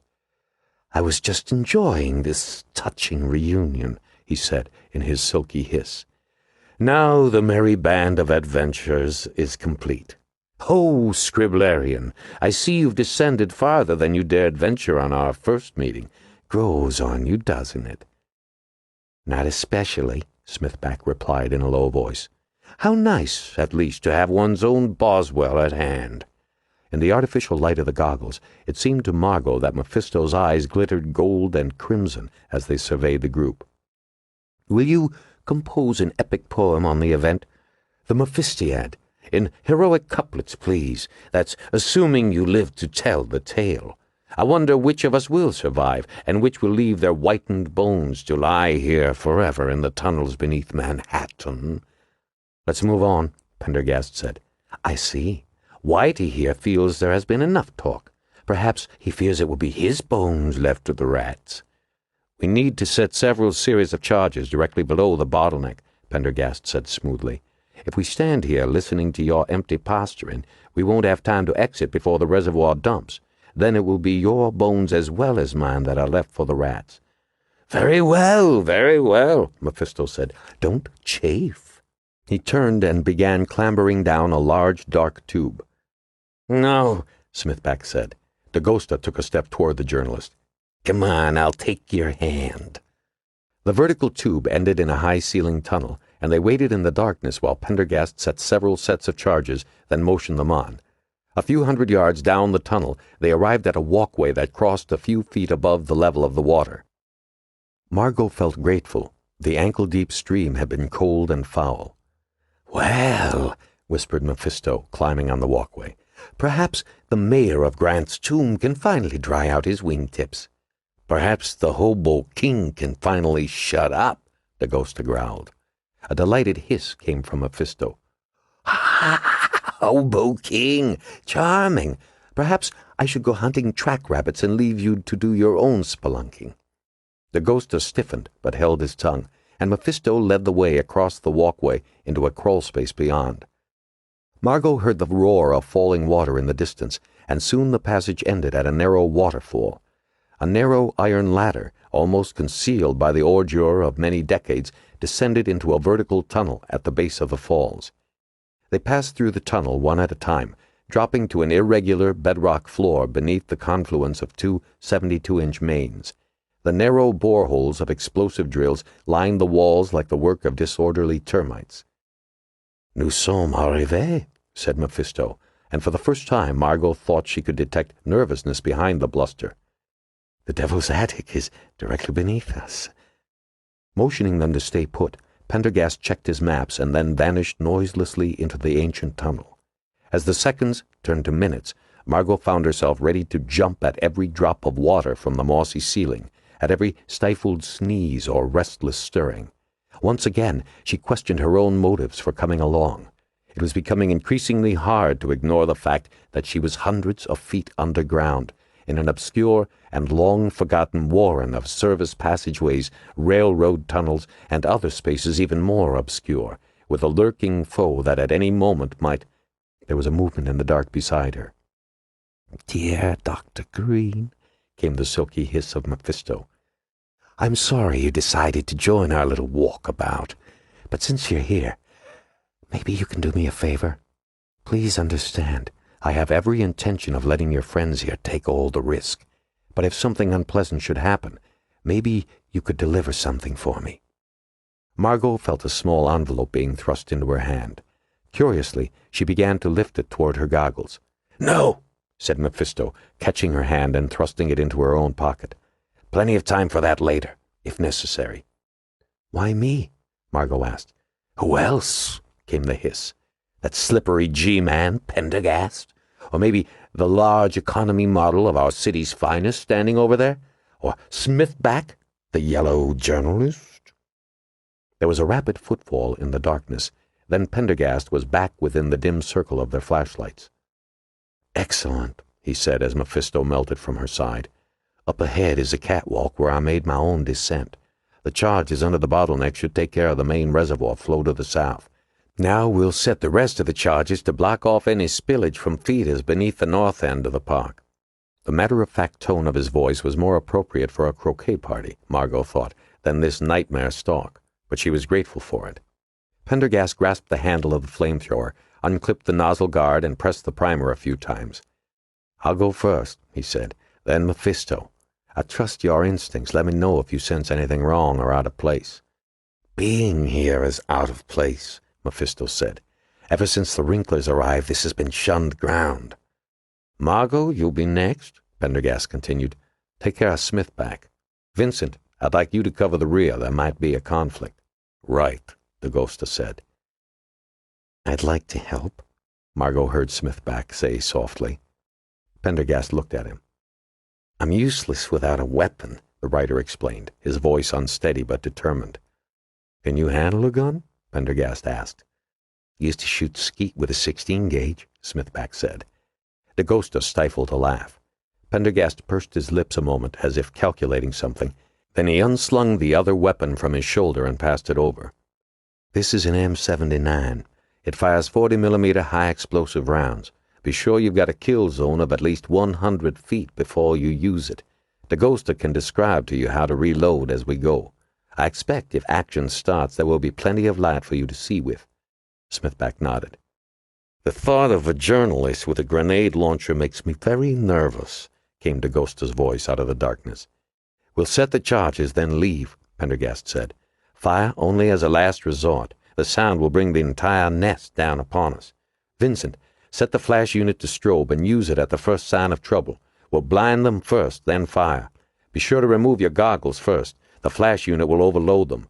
We know they hate light, so once they know we're here, let's use it to our advantage." He turned. "Margo, just how sure are you about the vitamin D?" 100% sure," she answered immediately. Then she paused. "Well, 95% anyway." "I see," the FBI agent replied. "Well, if there's a confrontation, you'd better use your pistol first." Pendergast took a final look around, then began cautiously leading the group down the ancient tunnel. Margo could see DeGosta leading the journalist forward, gripping his arm tightly. After about 50 yards, Pendergast raised his hand. One by one they all stopped. Very slowly, he brought a warning finger to his lips. Reaching into a pocket of his jacket, he removed a lighter and held it close to the nozzle of the flamethrower. There was a puff, a flash of light, and a low hiss. A tiny blue pilot flame played around the end of the copper nozzle. "S'mores, anyone?" Mephisto murmured. Margo breathed through her nose, struggling to stay calm. The air was heavy with the combined reek of methane and ammonia, and overlying them both was a faint, goatish odor she knew only too well. 58. Snow leaned his aching back against the brick wall of the landing. Easing the fins from his feet, he laid them carefully along the wall where the weights and tanks were being placed in neat rows. He thought about removing the rubber duffel at his side, then remembered what the commander had said about not parting with it until the mission was over. The landing felt slimy beneath his neoprene booties. He removed his mouthpiece, wincing at the smell of the ambient air. His eyes stung, and he blinked several times. "Better get adjusted," he thought, taking a hit of oxygen. From this point on, he knew it would be on foot. Around him, the SEALs were removing their masks and tanks, opening waterproof packs, readying gear. Commander Racklin snapped on a flare and jammed it into a crack in the brick wall. It hissed and sputtered quietly, bathing the room in fitful red light. "Ready your comm sets. Emergency use only on the private frequency. I want noise discipline enforced at all times. Remember, each team has a Candyman carrying redundant charges. If for any reason one of the 3 forward teams is unable to carry out their mission, the other teams will cover." He took another glance at his waterproof map, then rolled it tight and snugged it into the curve of his knife strap. "Delta," he said, speaking to Donovan, "you're fail-safe. You hang back here at the rally point, provide loose cover to the rear. If any team fails in its objective, you fill in." He looked around. "Beta, take that tunnel. Gamma, the far tunnel. They'll end in vertical shaftways at about 500 meters. That's where you'll place your charges. We meet back here no later than 23:20 hours. Any later, and we're not leaving." Racklin looked hard at Snow. "You all right, darling?" Snow nodded. The commander nodded. "Let's go. Beecham, you're with me." Snow watched the 3 teams disappear into the darkness, shadows bobbing against glistening walls, their booties squelching in the thick muck. The comset felt awkward and foreign on his head. As the sounds faded away, swallowed by the darkness of the outflow tunnels, he felt a gathering sense of menace. Donovan was exploring the cavern, examining the shorings and aged bricks. In a few minutes he stepped noiselessly back toward the equipment cache, ghostly in the light of the flare. "Smells like shit down here," he said at last, squatting down beside Snow. Snow didn't bother to make the obvious reply. "Not bad swimming for a sieve," the SEAL continued, adjusting his web belt. Apparently Snow's performance in the tunnels had convinced Donovan it wouldn't be beneath his dignity to speak with him. "You're the guy that pulled the 2 bodies out of the cloaca, aren't you?" "Yeah," Snow replied defensively. He wondered what Donovan had heard. "Crazy damn job, looking for dead bodies," Donovan laughed. "No crazier than killing Viet Cong or packing explosives under some poor bastard's hull," Snow thought. Aloud, he said, "We don't just look for dead bodies. That day we were actually looking for a cache of heroin somebody thrown off a bridge." "Heroin, huh? Must have been some pretty messed up fish down there for a while." Snow ventured a laugh, but even to himself it sounded forced and awkward. "What the hell's the matter with you? Be cool like Donovan." "I'll bet the cloaca hasn't seen a live fish for 200 years. "Got a point there," Donovan said, heaving himself to his feet again. "Man, I don't envy you. I'd rather do a week of PT than swim 5 minutes in this muck." Snow saw the SEAL look at his harpoon gun with a smirk. "You'd best have a real weapon just in case we have to go in." Donovan rummaged in one of the kit bags and pulled out a machine gun with a cruel-looking metal tube fixed to the underside of its barrel. "Ever fire an M16 before?" he asked. "The tactical guys let us try some on the range during the academy graduation picnic," Snow said. A look of incredulity mixed with amusement crossed Donovan's features. "Is that right? The academy graduation picnic? And I'll bet your mother made you a sack lunch." He tossed the rifle toward Snow, then reached into the bag and passed over some magazine pouches. "There are 30-round clips. They'll empty in less than 2 seconds on full automatic, so keep your trigger finger light. Not exactly new technology, but tried and true." He passed over another pouch. "That forward trigger is for the XM-148, the grenade launcher attachment. Here are 2 40mm canister rounds just in case you get ambitious." "Donovan?" Snow had to ask. "What's a chunk, boy?" A long, slow grin spread across the SEAL's painted face. "No harm in telling, I guess. It's the unlucky stiff who catches high mag duty for the operation." "High mag duty?" Snow was as much in the dark as he'd been before. "White magnesium flares. Mandatory issue for all night ops, even stealth runs like this. Stupid-ass regulation, but that's the way it is. They're ultra bright. Twist off the top to arm the detonator, toss one a safe distance, and you got 500,000 candle power on impact. But they're not too stable, if you know what I mean. All it takes is one bullet in that bag, even something small like a .22, and boom! Chunk boy, if you know what I mean." He chuckled, then wandered off again. Snow shifted position, trying to hold the bag as far from his torso as possible. Except for the fitful sputtering of the flare, there was silence for several minutes. Then Snow heard Donovan's low chuckle again. "Man, take a look at this. Can you believe some crazy bastard's been wandering around here in bare feet?" Putting the rifle aside, Snow stood up and came over for a look. A set of bare footprints tracked through the mud. Fresh, too, The mud around the edges was damp, not dry. Big mother, Donovan murmured. Must be a size 14 triple E at least. He laughed again. Snow stared at the strangely broad footprint, the feeling of menace increasing. As Donovan's laughter subsided, Snow heard a distant rumble. "What was that?" he asked. What? Donovan asked, kneeling and adjusting his H-harness. "Isn't it too early to set off the charges?" Snow asked. I didn't hear anything. "I did." Suddenly, Snow's heart was hammering in his rib cage. Donovan listened, but there was only silence. Chill, sport, he said. You're starting to hear things. "I think we should check it with the patrol leader." Donovan shook his head. Yeah, and piss him off good. He glanced at his watch. Strict noise discipline, remember? The op site isn't even a click away from here. They'll be back in 10 minutes. Then we can get the hell out of this toilet. He spat fervently into the stagnant mud. The flare guttered and died, plunging the vault into darkness. Shit, Donovan muttered. Snow, hand me another from that ditty bag near your feet. There was another rumble, which slowly resolved into the faint, muffled staccato of gunfire.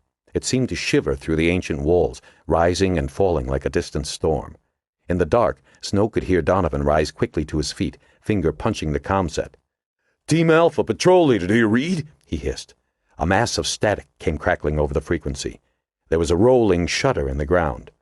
That was a damn grenade, Donovan said. Alpha, Beta, come in. The ground shuddered again. Snow, get your weapon.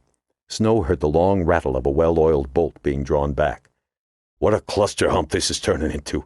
Alpha, do you read? 5 by 5. Racklin's voice came crackling over the comset. We've lost communications with Gamma. Stand by.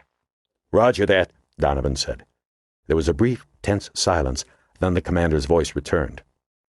Delta, Gamma must have run into difficulty setting their charges. Handle the redundancy. We've already set our charges and we'll check Beta's status. Aye, aye. A light snapped on, and Donovan looked at Snow. Let's move, he said. We'll have to set Gamma's charges. Twisting the light into his shoulder snap, he set off at a lope, running low, his rifle held perpendicular to his chest. Taking a deep breath, Snow followed him into the tunnel. Glancing down, he noticed footprints in the flickering illumination. More prints here, crossing and crisscrossing in a crazed welter, too numerous to pick out the seal booties of Gamma Team. He swallowed hard. Within minutes, Donovan slowed at what looked like an old siding, surrounded by a mass of pylons. Shouldn't be much further, he muttered, switching off his light and listening carefully. Where are they? Snow heard himself asking. He wasn't surprised when Donovan didn't bother to answer. We're back at the rally point, came the voice of Racklin in his comset. I repeat, charge is successfully set. Going to check on Beta now. Come on, Donovan said, moving forward again. Suddenly he stopped. You smell that? He whispered. Snow opened his mouth, then closed it again as the stench hit him. He turned away instinctively. It was an overripe, earthy smell, its pungency overwhelming the stink of the drainage tunnel. And there was something else, the strangely sweet smell of a butcher's shop. Donovan shook his head as if to clear it, then tensed to move forward again. At that moment, the comm unit buzzed in Snow's ear. There was a hiss, then Racklin's voice suddenly came through. Attack! Drop flares! Snow wondered if he'd heard right. Racklin had spoken with abnormal calmness. Then there was a burst of static from the comm unit and a rattle that sounded like gunfire. Alpha! Donovan yelled. You reading? Over. It's a Raj, came Racklin's voice. We're under attack. Couldn't reach Beta. We're setting their charges now. Beach 'em. There! There was a whoomp, then a terrific explosion. Emerging from the electronic snow were unintelligible sounds, shouting, perhaps a scream, yet somehow too deep and hoarse to be human. Again, the low rumble of gunfire came through the walls. Delta! Came Racklin's voice over the roar of static. Surrounded! Surrounded? Donovan shouted. Surrounded by what? You need backup? There was more gunfire, then a massive roar. Alpha! Donovan called. Do you need backup? My God, so many. Beach 'em. What the hell is that? Racklin's voice died in a roar of static. All at once the sound stopped, and Snow, rooted in place in the close darkness, thought that perhaps his comm unit had gone dead. Then it emitted a hideous coughing scream, so loud it seemed to come from beside him, followed by the rubbery noise of neoprene being torn. Alpha, come in! Donovan turned to Snow. This channel's still live. Commander, this is Delta. Reply! There was a burble of static, followed by what to Snow seemed the sound of sucking mud, and then more static. Donovan adjusted his comm unit unsuccessfully. He turned to Snow. Come on, he said, readying his weapon. Where? Snow asked, shock and horror turning his mouth to sandpaper. We still have to set Gamma's charges. Are you crazy? Snow whispered fiercely. Didn't you hear that? We gotta get out of here, now! Donovan turned to look at him, his face hard. We set Gamma Team's charges, my friend. His voice was quiet, but it held unshakable determination, perhaps even an implicit threat. We finished the op. Snow swallowed. But what about the commander? Donovan was still looking at him. First, we finished the op, he said. Snow realized there was no room for argument. Gripping the M16 tightly, he followed the SEAL into the darkness. He could make out a fitful illumination ahead of them, light from around a bend in the tunnel dancing off the brickwork of the far wall. Keep your weapon at the ready, came the murmured warning. Snow moved cautiously around the curve, then stopped short. Ahead of him, the tunnel came to a sudden end. Iron rungs in the far wall led to the mouth of a large pipe set in the ceiling. "Oh, Christ," Donovan groaned. A single flare, sizzling in the muck of a far corner, cast a dim light over the scene. Snow looked around wildly, taking in the frightful details. The walls of the tunnel were scarred and raked with bullet marks. A deep bite had been taken out of one wall, its edges burned and sooty. Two dark forms lay sprawled about the mud beside the flare, packs and weapons strewn beside them in wild disarray. Feathers of cordite drifted through the dead air. Donovan had already leapt toward the closest of the figures, as if to rouse it. Then he stepped back again quickly, and Snow caught a glimpse of a neoprene suit torn from neck to waist, a bloody stump where the head should have been. "Campion, too," Donovan said grimly, looking at the other SEAL. "Jesus, what would do this?" Snow shut his eyes a moment, taking short, choppy breaths, trying to keep a hold on the thin edge of his control. "Whoever they are, they must have gone up that way," Donovan said, indicating the pipe above their heads. "Snow, grab that magazine pouch." Doing as he was told, Snow leaned forward and snatched the pouch. It almost slipped out of his hands, and looking down, he saw it was slick with blood and matter. "I'll set the charges here," Donovan said, pulling bricks of C4 out of his own haversack. 30 pounds ought to do it. Cover our exit." Snow raised his weapon and turned his back on the SEAL, staring down toward the bend in the tunnel, flickering crazily in and out of sight in the lambent glow of a flare. His comm unit hissed briefly with the sound of static, or was it the sound of something heavy, dragging through the mud? Was that a soft, moist gibbering beneath the electrical cracklings and spittings? The unit dropped into silence again. From the corner of his eye, he saw Donovan plunging the timer into the explosive, punching up a time. 23:55, he said. "That gives us almost half an hour to find the PL and get the hell out of here." He stooped, pulling the tags from the headless necks of his fallen comrades. "Move out," he said, picking up his weapon and shoving the dog tags inside his rubber vest. As they began to move forward again, Snow heard a sudden scrabbling from behind and a sound like a cough. He turned to see the forms of several figures clambering down from the pipe and dropping into the muck by the fallen SEALs. Snow saw, with a sense of eerie unreality, that they were cloaked and hooded. "Let's go!" Donovan cried, racing toward the bend in the tunnel. Snow followed him, panic driving his legs. They clattered down the ancient brick passage, racing from the horrible scene. As they rounded the curve, Donovan slipped in the mud and fell, tumbling head over heels in the murky gloom. "Make a stand!" he shouted, grabbing for his weapon and snapping on a flare at the same time. Snow turned to see the figures heading toward them, running low with a kind of sure-footedness. The brilliant flare light seemed to give them a momentary pause. Then they surged forward. There was something bestial about their scuttling that turned his blood to ice. His index finger eased forward, feeling for the trigger guard. A huge roar sounded beside him, and he realized Donovan had fired his grenade launcher. There was a flash of light, then the tunnel shook with the concussion. The weapon jerked and bucked in his hands, and Snow realized that he was firing his own M16 wildly, scattering bullets across the tunnel before them. He quickly took his finger off the trigger. Another figure rounded the bend, emerging from the smoke of the grenade into Snow's field of fire. He aimed and touched the trigger. Its head jerked back, and for a split second Snow had the image of an impossibly wrinkled and knobby face, features hidden within great folds of skin. Then there was another roar, and the horror disappeared in the flame and smoke of Donovan's grenade. His gun was firing on an empty clip. Snow released his finger, ejected the clip, dug into his pocket for another, and slammed it home. They waited, poised to fire again as the echoes gradually faded. No more figures came loping out of the smoke and the darkness. Donovan took a deep breath. "Back to the rally point," he said.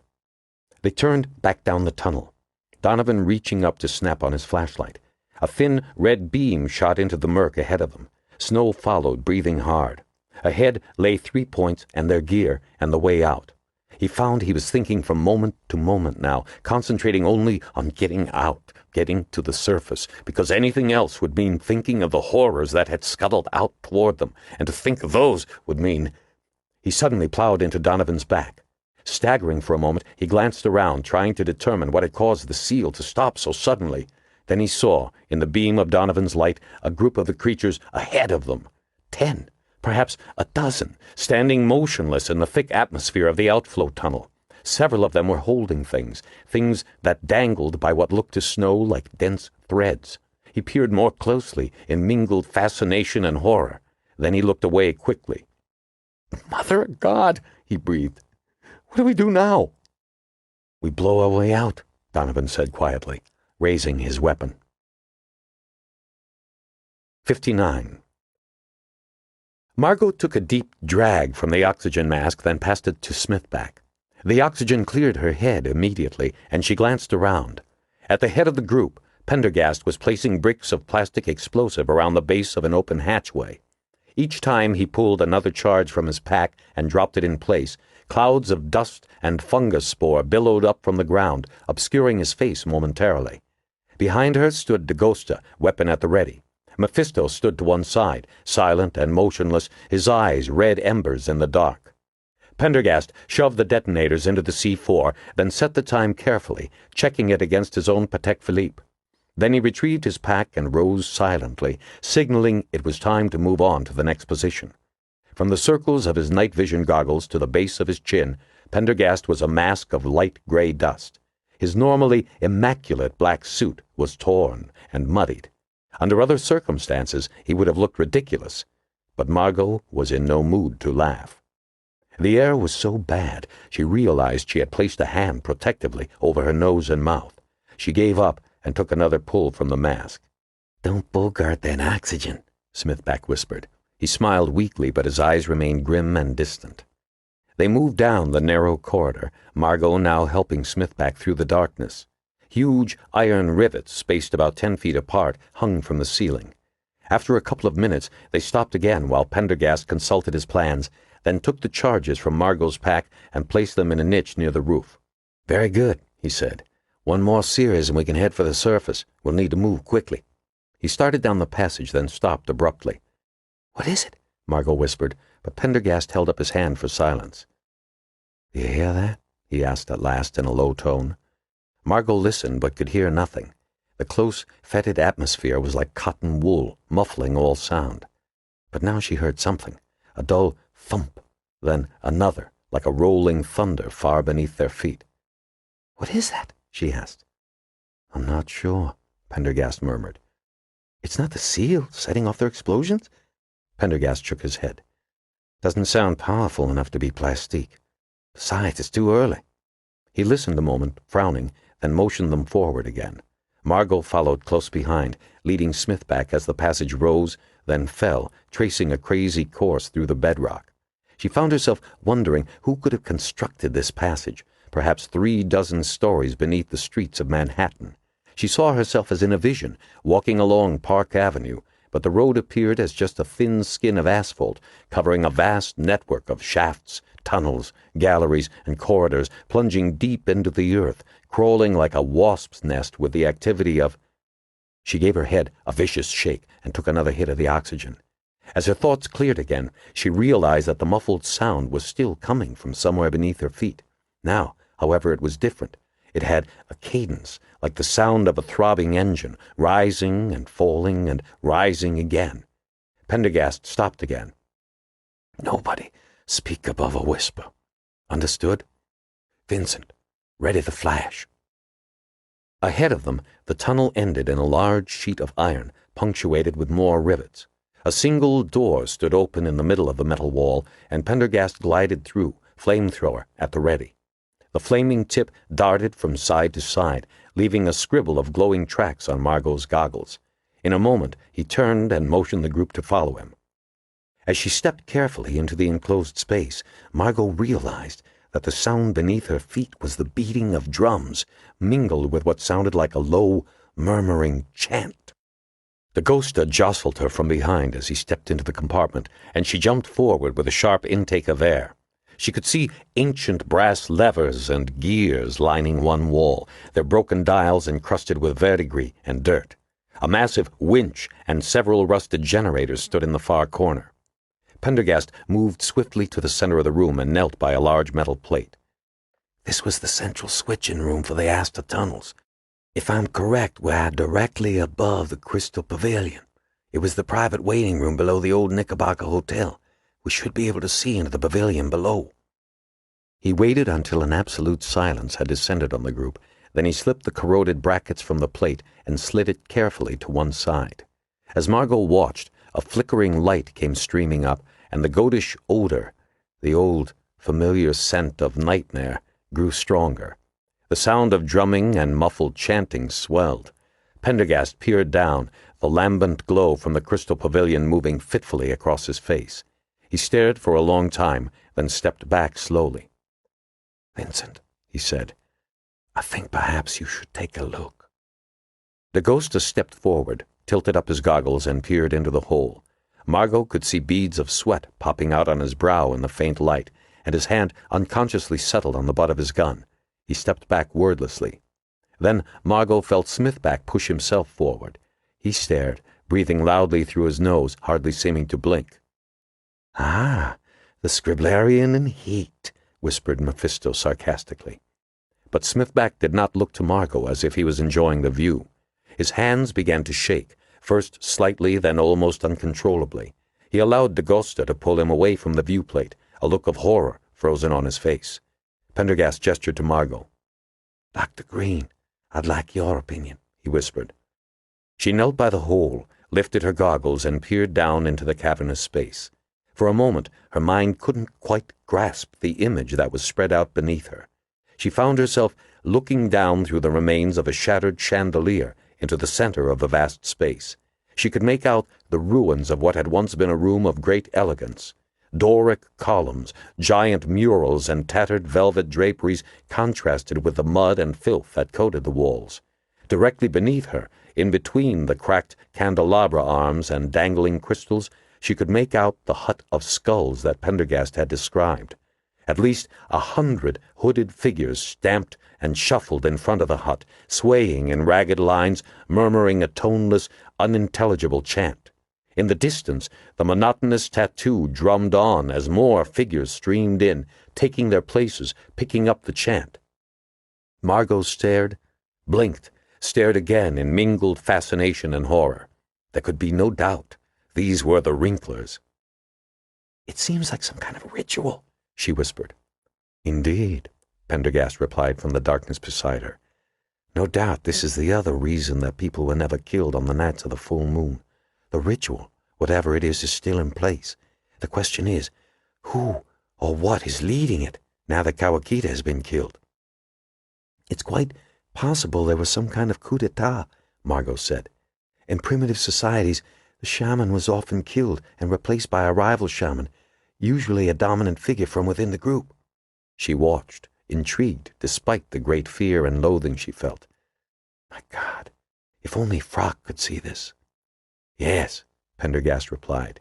"If one of these creatures took Kawakita's place, killing him in the process, that could explain why the murders have grown more numerous and more vicious." "Look at how they walk," Margot whispered. "Almost as if they were bow-legged. Could be incipient scurvy. If they can't take vitamin D into their systems, that would be a result." Suddenly, there was a commotion, a chorus of guttural sound beyond Margot's field of vision. The group of Wrinklers shuffled apart. There was a low series of calls, and then Margot saw a figure, cloaked and hooded like the rest, being carried slowly into view in a sedan chair made of bone and twisted leather. As she watched, the procession approached the hut, incorporeal in the flickering light. The sedan chair was carried inside, and the swelling of the chant increased, reverberating through the chamber. "Looks like the shamans arrived," she said breathlessly. "The ceremony, whatever it is, could start at any moment." "Hadn't we better get moving?" she heard DaGosta mutter. "I hate to spoil this National Geographic moment, but there's about 30 pounds of high explosive down the hall just waiting to go off." "That's correct," Pendergast said. "And one last charge to set." He placed his hand on Margot's arm. "We must get moving, Dr. Green." "Just a minute, please," she hissed. There was a sudden stir in the crowd below, and perhaps a dozen cloaked figures came into view, heading directly for the hut. At the entrance they knelt, arranging several small black objects in a semicircle. The chanting continued as a figure stepped out of the hut bearing 2 burning torches. Margo looked closer, trying to determine what the black things were. There were 6 of them, and from her vantage point they looked like irregularly shaped rubber balls. Obviously, they were an integral part of the ceremony. The Chudzi tribe of Natal, she remembered, had used round stones painted white and red to symbolize the daily cycle of... Then one of the figures tugged at the nearest object.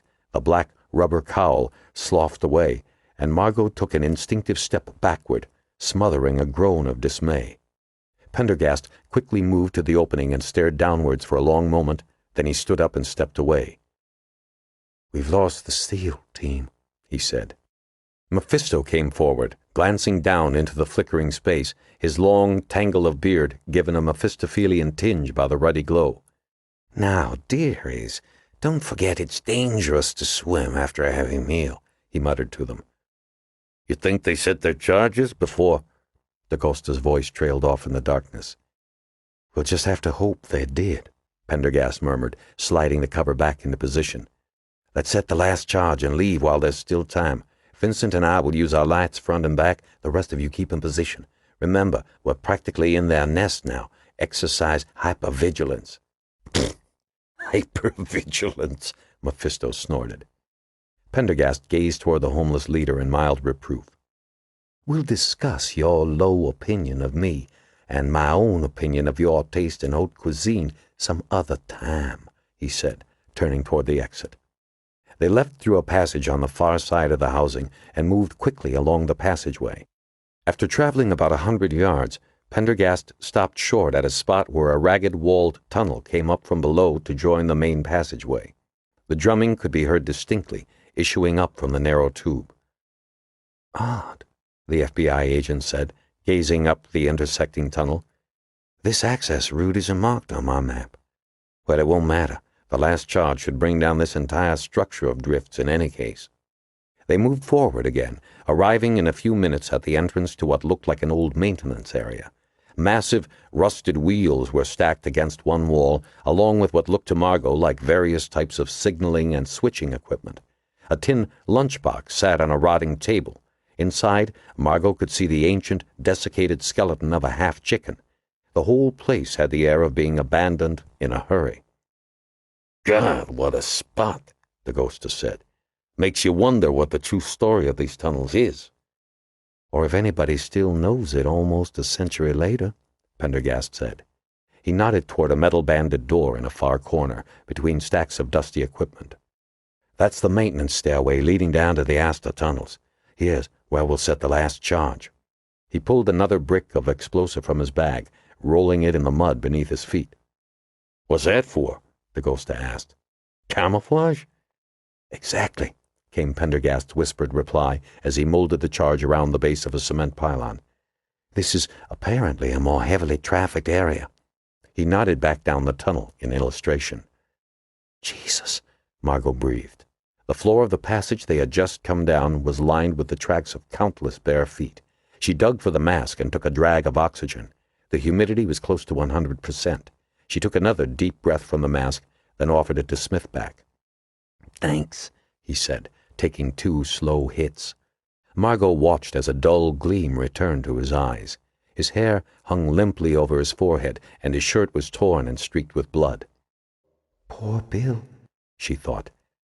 "He looks like something that just crawled out of a sewer." Come to think of it, that's not far wrong. "What was going on topside?" Margo asked, hoping to draw him out of his thoughts. All hell was breaking loose, the journalist replied, handing the mask back to her solemnly. In the middle of Wisher's March, hundreds of mole people began popping up from underground, right there on Broadway. I heard somebody say the cops tear-gassed the tunnels under 59th Street in the park. Mole people, Scriblarian, Mephisto hissed. Yes, we're mole people. We shun the light, not because of its warmth or its brightness, but because of what it shows us. Venality and corruption and countless useless worker ants running on treadmills. A crowd flowed over London Bridge, so many I did not know death had undone so many.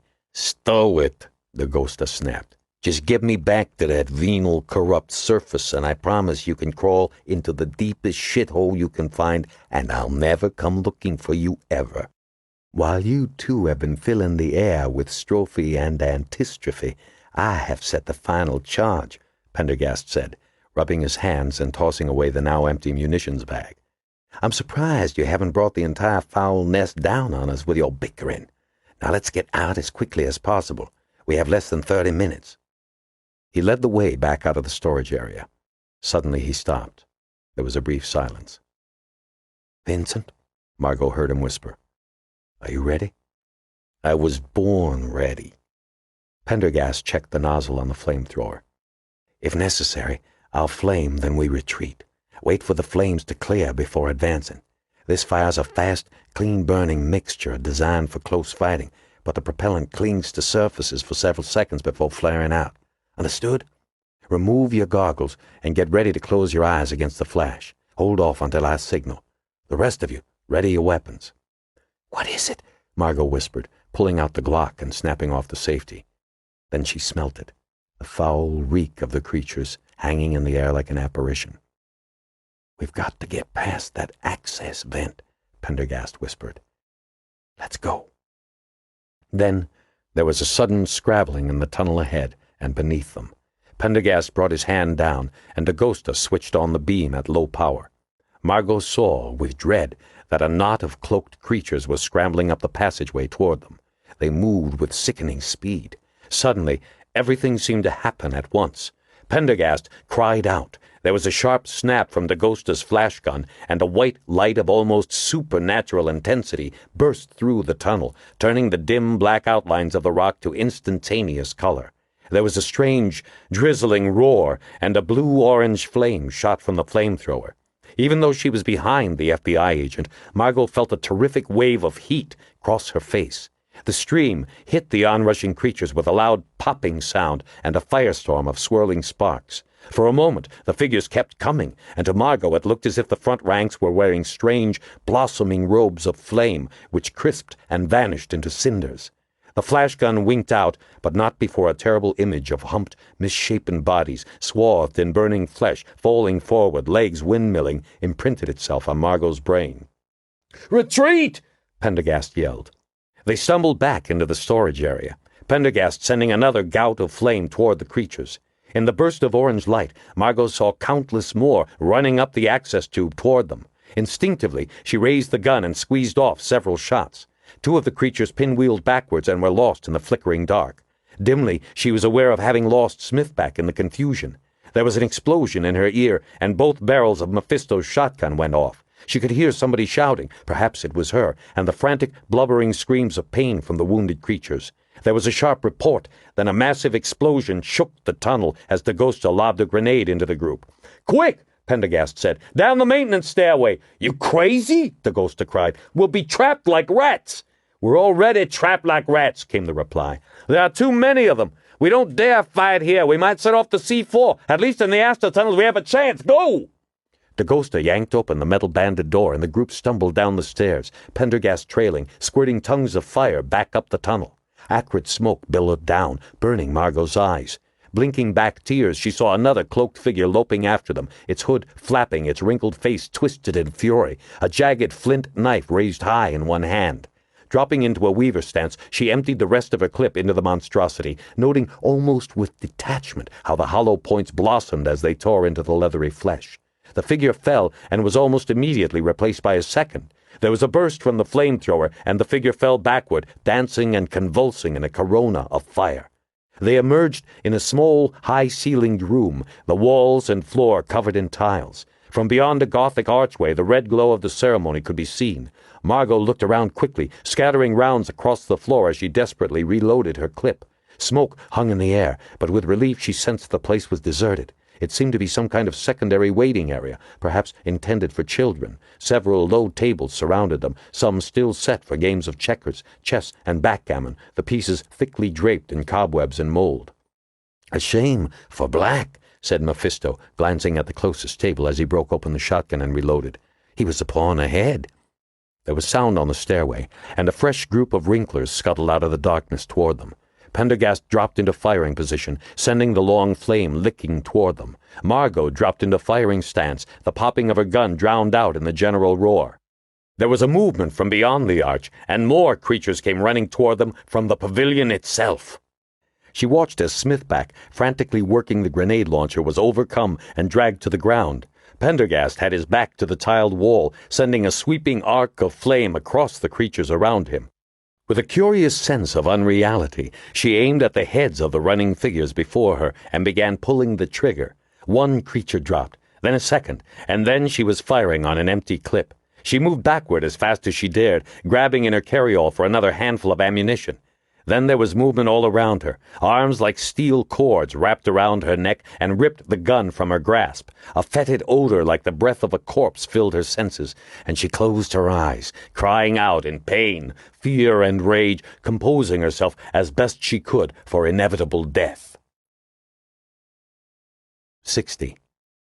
Snow watched as the dark figures massed, filling the mouth of the tunnel before them. They had paused in the harsh brilliance of the flare, but were now moving forward with a kind of deliberation that made Snow's skin crawl. These were not brainless creatures throwing themselves mindlessly into battle. Some kind of strategy was at work.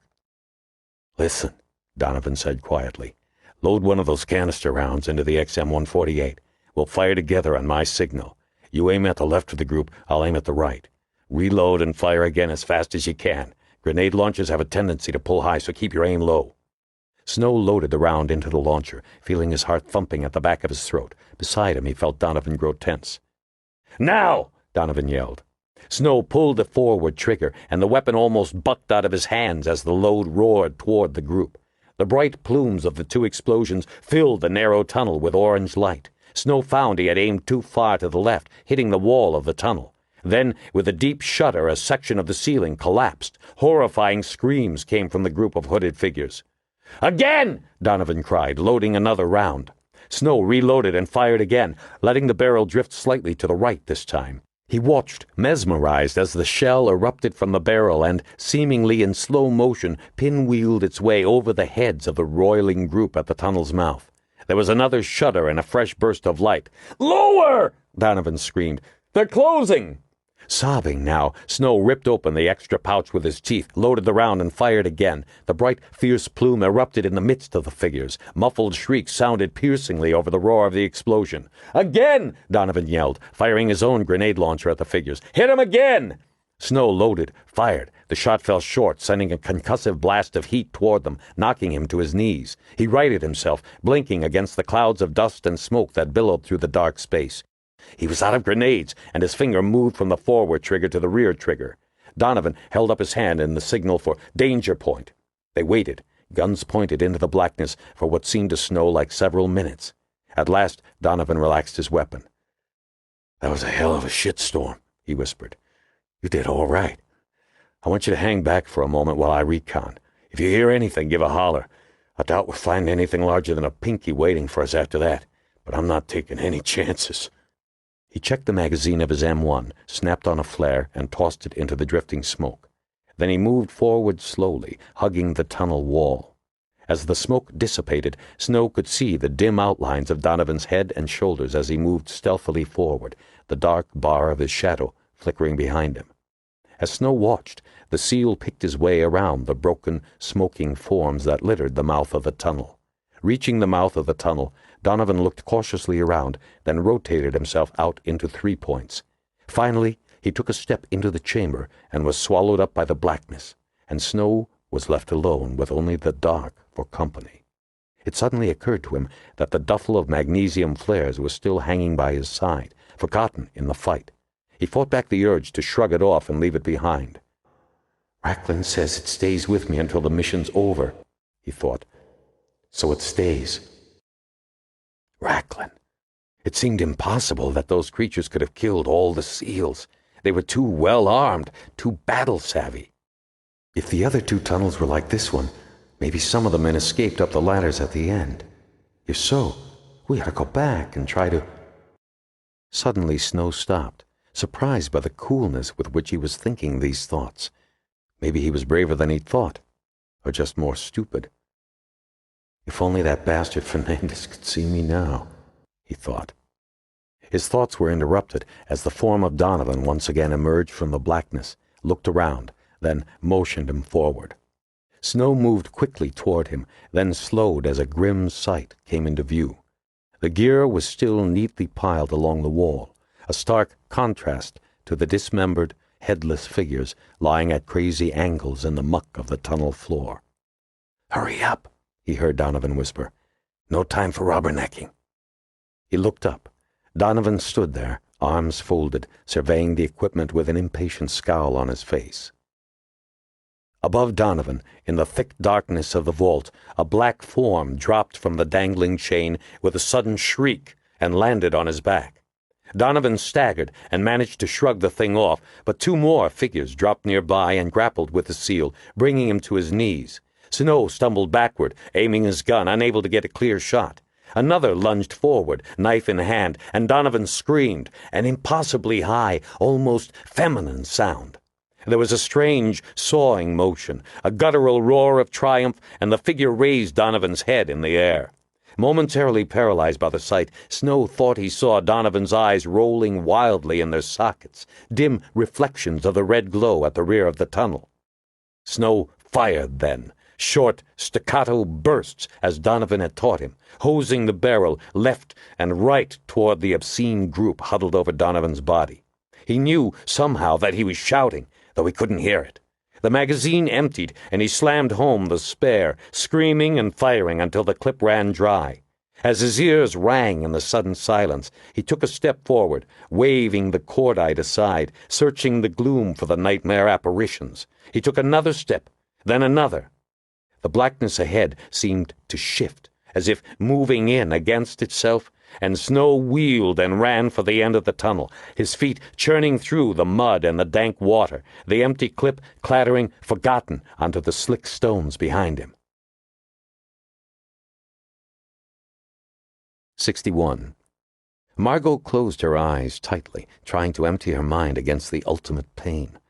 But a moment passed, then another, and she felt herself wrenched from the ground and borne away, slung roughly from side to side, the heavy carryall chafing at her shoulder. Despite the transcendent horror, relief flooded through her. At least she was still alive. She passed through a close, foul-smelling darkness, then into a large, dimly illuminated space. She forced her eyes open, straining to orient herself. She could see a ruined mirror, covered in what looked like countless layers of dried mud, most of its glass shattered and lost long ago. Beside it, an ancient tapestry of a unicorn in captivity, rotting from the bottom up. Then she was jostled again, and she now saw the marble walls rushing toward a high, glittering ceiling, the ruined chandelier.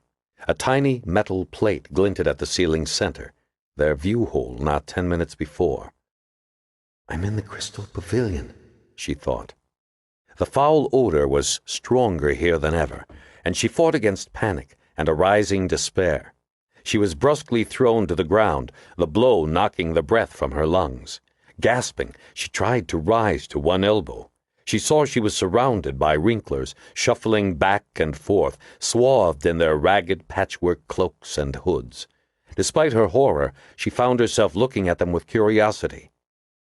"So these are the victims of glaze," she thought, her mind clearing. She could not help feeling a stab of pity over what had happened to them. She wondered again if it was necessary for them to die, even as she knew in her heart there was no other answer. Kawakita himself had written that there was no antidote, no way to reverse what the Rio virus had done to them, any more than there had been a way to reverse what happened to Whittlesey. But with this thought came another, and she stared around wildly. The charges had been set and would soon detonate, even if the Wrinklers spared them. One of the creatures bent forward, leering at her. The hood slipped back a moment, and all thoughts of pity, even thoughts of her own immediate danger, fled away in overwhelming revulsion. She had a brief, searing vision of grotesquely wrinkled skin with pendulous folds and dewlaps surrounding two lizard-like eyes, black and dead, their pupils contracted to quivering pinpoints. She turned away. There was a thump, and Pendergast was thrown to the ground beside her. Smithback and Mephisto, struggling wildly, followed after him. Pendergast looked at her questioningly, and she nodded that she was unhurt. There was another commotion. Then Lieutenant DaGosta was dumped nearby, his weapon tugged from him and tossed aside. He was bleeding freely from a large gash above one eye. A Wrinkler tore the pack from her shoulder and tossed it to the ground, then started toward DaGosta. "Keep away from me, you goddamn mutant!" the policeman swore. One of the Wrinklers leaned forward and dealt him a slashing blow across the face. "You'd better cooperate, Vincent," said Pendergast quietly. "We are slightly outnumbered." DaGosta rose to his knees and shook his head clear. "Why are we still alive?" "The question of the hour," replied Pendergast. "I'm afraid it might have to do with the ceremony that's about to begin." "Hear that, Scriblarian?" Mephisto chuckled mirthlessly. "Perhaps the Post will buy your next story, How I Became a Human Sacrifice." The soft chanting rose once again, and Margo felt herself pulled to her feet. A path was cleared among the shuffling throng, and she could make out the hut of skulls, perhaps 20 feet in front of them.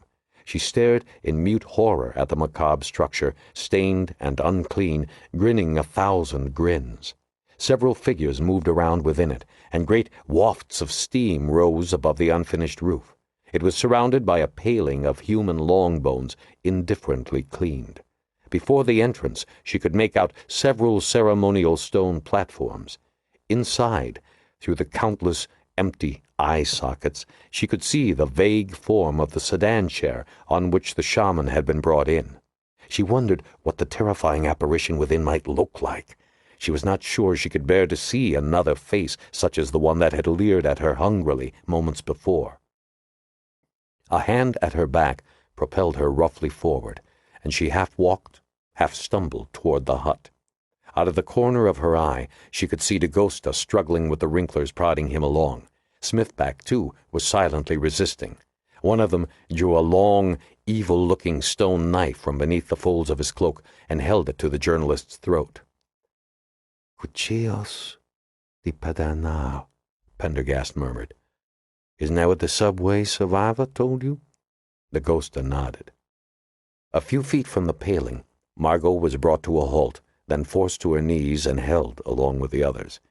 Around her, the chanting and drumming had increased to a fever pitch. Suddenly her eyes focused on the stone platforms around the hut. There were several metal objects on the nearest, lovingly arranged as if for some ritual purpose. Then she caught her breath. "Pendergast," she croaked. Pendergast looked toward her inquiringly, and she gestured with her head toward the platform. "Ah," he whispered, "the larger of the souvenirs. I could only carry the smaller pieces." "Yes," Margo replied urgently. "But I recognize one of these. It's the handbrake to a wheelchair." A look of surprise crossed Pendergast's face. "And that piece there is a tipping lever, broken off at the stub." Pendergast tried to move toward the platform, but one of the figures forced him back. "This makes no sense," he said. "Why would such an arrangement be—" He stopped abruptly. "Lords," he said in a low whisper. "I don't understand," Margo answered, but Pendergast said nothing more, his eyes now fixed on the figure inside the hut. There was a rustling from within, then a small procession began to emerge. Cloaked figures stepped out in groups of 2, carrying between them large cauldrons of steaming liquid. Around her, The chanting increased until it seemed to Margo one long, monotonous cacophony. The wrinklers seeded the cauldrons into depressions beaten into the floor of the pavilion. Then the sedan chair emerged, covered in dense black material, flanked by 4 bearers. The bearers processed with measured step around the bone paling. Reaching the farthest, largest stone platform, they carefully placed the sedan chair upon it. The supports were drawn away, the covering removed, and the lieutenants moved slowly back into the hut. Margo stared at the shadowed figure in the chair, his features invisible in the darkness, the only observable movement the slight flexing of thick fingers. The chanting ebbed, then swelled again, taking on an unmistakable undertone of anticipation. The figure raised his hand suddenly, and the chanting ceased in an instant. Then, as he leaned forward, the flickering firelight slanted across his face. For Margo, it was as if time itself were suspended for a brief, terrible instant. She forgot the fear, the aching knees, the detonation timers relentlessly ticking in the dark corridors above her head. The man who sat on the litter made of lashed human bone, dressed in the familiar gabardine pants and paisley tie, was Whitney Frock. She opened her mouth to speak, but no sound came. "Oh my God," Smithback said behind her. Frock gazed across the assembled throng, his expression impassive, devoid of emotion. The huge hall was deathly silent. What the hell is this, Frock? D'Agosta yelled, the first to speak. Slowly, Frock's eyes swept forward to the prisoners before him. He looked at D'Agosta, then Smithback, then Pendergast. When his gaze reached Margo, he started suddenly. Something kindled in his eyes. "My dear," he said, "how truly unfortunate. Frankly, I didn't expect to see you as science advisor for this little outing, and I am indeed sorry. No, it's true, and you needn't look at me like that. Remember how, when it came time to get rid of that meddlesome Irishman, I spared your life? Against my own better judgment, I might add." Margo, reeling in shock and disbelief, could not speak. "However, it can't be helped." The flicker in Frock's eyes died away. "As for the rest of you, welcome. I think some introductions are in order. For example, who is this hirsute gentleman with the ragged clothes?" He turned to Mephisto. "He has the face of a wild animal caught in a trap, which I suppose is exactly what he is. One of the natives, I imagine, brought along as a guide. I will ask you again, what is your name?" There was a silence. He turned to one of his lieutenants. "Cut his throat if he doesn't answer. We can't tolerate rudeness now, can we?" "Mephisto," came the sullen reply. "Mephisto! Indeed. A little learning is a dangerous thing, especially in a derelict. But Mephisto! Really, how banal. No doubt meant to strike fear into the hearts of your scabby little followers. You don't look like much of a devil to me, just a pathetic, drug-addled bum. I should not complain, however. You and your likes have been exceedingly useful, I will admit. Perhaps you will find an erstwhile friend amongst my children." He swept his hand across the gathered ranks of wrinklers. Mephisto drew himself up, saying nothing. Margo stared at her former professor. This was like no Frock she had ever seen before. He had always been diplomatic and soft-spoken. Now there was an arrogance, a cold lack of emotion that chilled her even beyond the fear and confusion she felt. "And Smithback, the journalist," Frock sneered. "Were you brought along to document this intended victory over my children? Pity you won't be able to tell the real outcome in that scandal sheet you write for." "The jury's still out on that," Smithback said defiantly.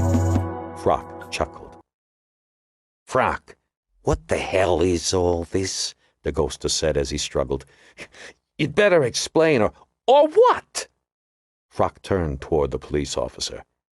I always thought you a crude, ill-bred fellow, but I'm surprised it's necessary to point out you are in no position to make demands of me. Are they disarmed? He asked one of the hooded figures closest to him, who nodded slowly in reply. Check that one again, Frock said, pointing to Pendergast.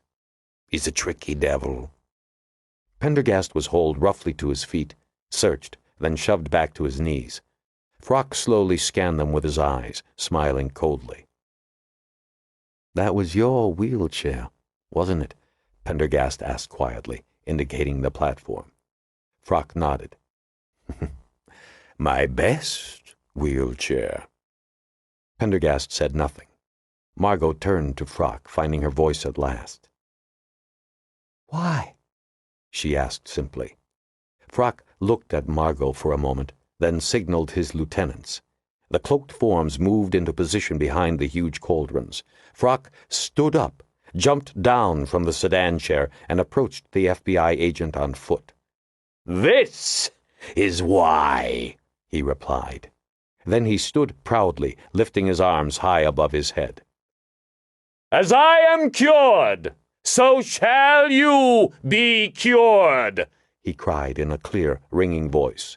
As I am made whole, so shall you be made whole. A loud, answering cry came from the assembly.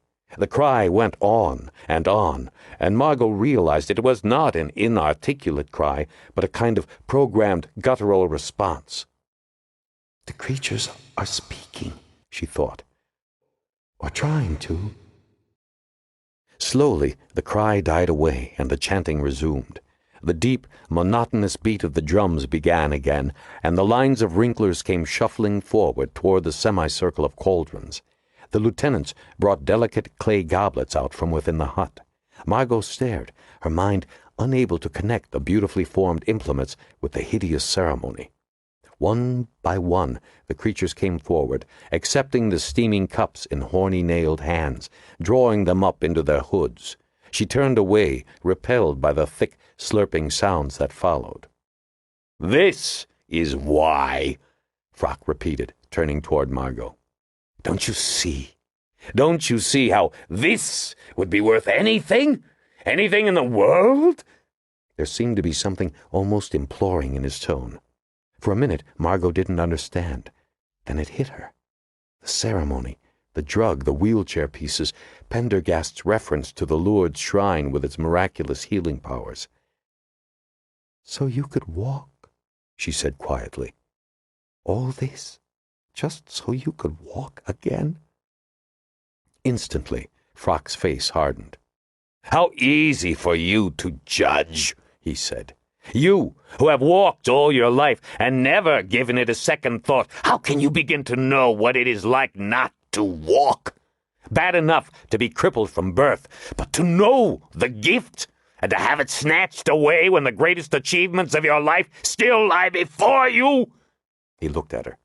Of course, to you, I was always just Dr. Frock. Dear old Dr. Frock. How unpleasant for him to contract polio in that African bush village in the Ituri forest. How unfortunate he had to give up his field work. He brought his face closer to hers. Field work was my life, he hissed. So you built upon Dr. Kawakita's work, Pendergast said. You finished what he started. Frock snorted. Poor Gregory. He came to me in desperation. As you surely know, he'd started taking the drug prematurely. Frock waggled his finger in an uncharacteristically cynical gesture. Tut, tut. And to think, I'd always taught him to follow strict laboratory procedure. But the boy was simply too eager. He was arrogant and had visions of immortality. He took the drug before all the unpleasant side effects of the real virus had been negated, due to the rather extreme physical changes that resulted, he needed help. A surgical procedure had left him with a plate in his back. It was beginning to cause him acute pain. He was hurt, lonely, and scared. Who could he turn to but me, in my stifling, wasting retirement? And naturally, I was able to help him, not only in removing the plate, but in further purifying the drug. But of course his cruel experimentation— Here, Frock spread his hands at the silent multitude. His selling of the drug was his demise. When his subjects realized what he had done to them, they killed him. So you purified the drug, Pendergast said, and took it yourself. We did the final work at a rather untidy little lab he'd set up along the river. Greg had lost the conviction he needed to go forward. Or perhaps he never had that kind of courage, that intestinal fortitude a truly visionary scientist needs to see things through to their conclusion. So I finished what he started. More accurately, I perfected what he started. The drug still creates morphological change, of course. However, those changes now heal rather than disfigure what nature has corrupted. It is the true destiny, the truest iteration of the Rio virus. I am living proof of its restorative power. I was the first to make the transition. In fact, it is now clear to me that no one but myself could have made it. My wheelchair was my cross, you see. Now, it is venerated as a symbol of the new world we shall create. The new world, Pendergast repeated. The unborn lilies growing in the reservoir. Kawakita's idea, Frock said. Aquaria are so expensive and take up so much room, you see. But that was before. His voice trailed off. I think I understand, Pendergast went on, as calmly as if he was debating with an old friend at a comfortable coffee-house table. You'd been planning to drain the reservoir all along. Naturally. Gregory had modified the plant to grow in a temperate environment. We were going to drain the reservoir ourselves and release the lily into these tunnels. My children shun light, you see, and this makes the perfect warren. But then friend Waxy made it all unnecessary. He is, or rather was, so eager to take credit for other people's ideas. If you recall, it was I who first suggested the notion of draining the reservoir. Dr. Frock, Margo said, trying to keep her voice under control. Some of these seeds will make it out to the storm drain system, and from there to the Hudson and the open ocean. When they hit salt water, they'll activate the virus, polluting the entire ecosystem. Do you know what that could mean for the world's food chain? My dear Margo, that is the idea. Admittedly, it's an evolutionary step, a step into the unknown. But as a biologist, Margo, you surely realize that the human race has become degenerate. It has lost its evolutionary vigor, become grossly maladaptive. I am the instrument for the reinvigoration of the species. And just where were you planning to hide your fat ass during the flood? DeGosta asked. Frock laughed.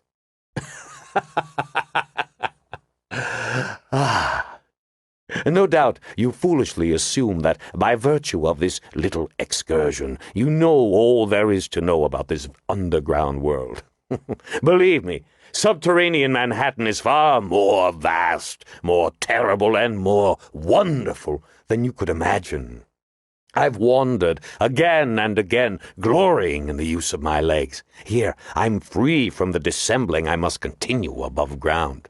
I've found natural caverns of incredible beauty, ancient tunnels used by Dutch smugglers in the days of New Amsterdam, snug little places where we can all retire while the water rushes past on its way to the sea. You won't find them on any maps.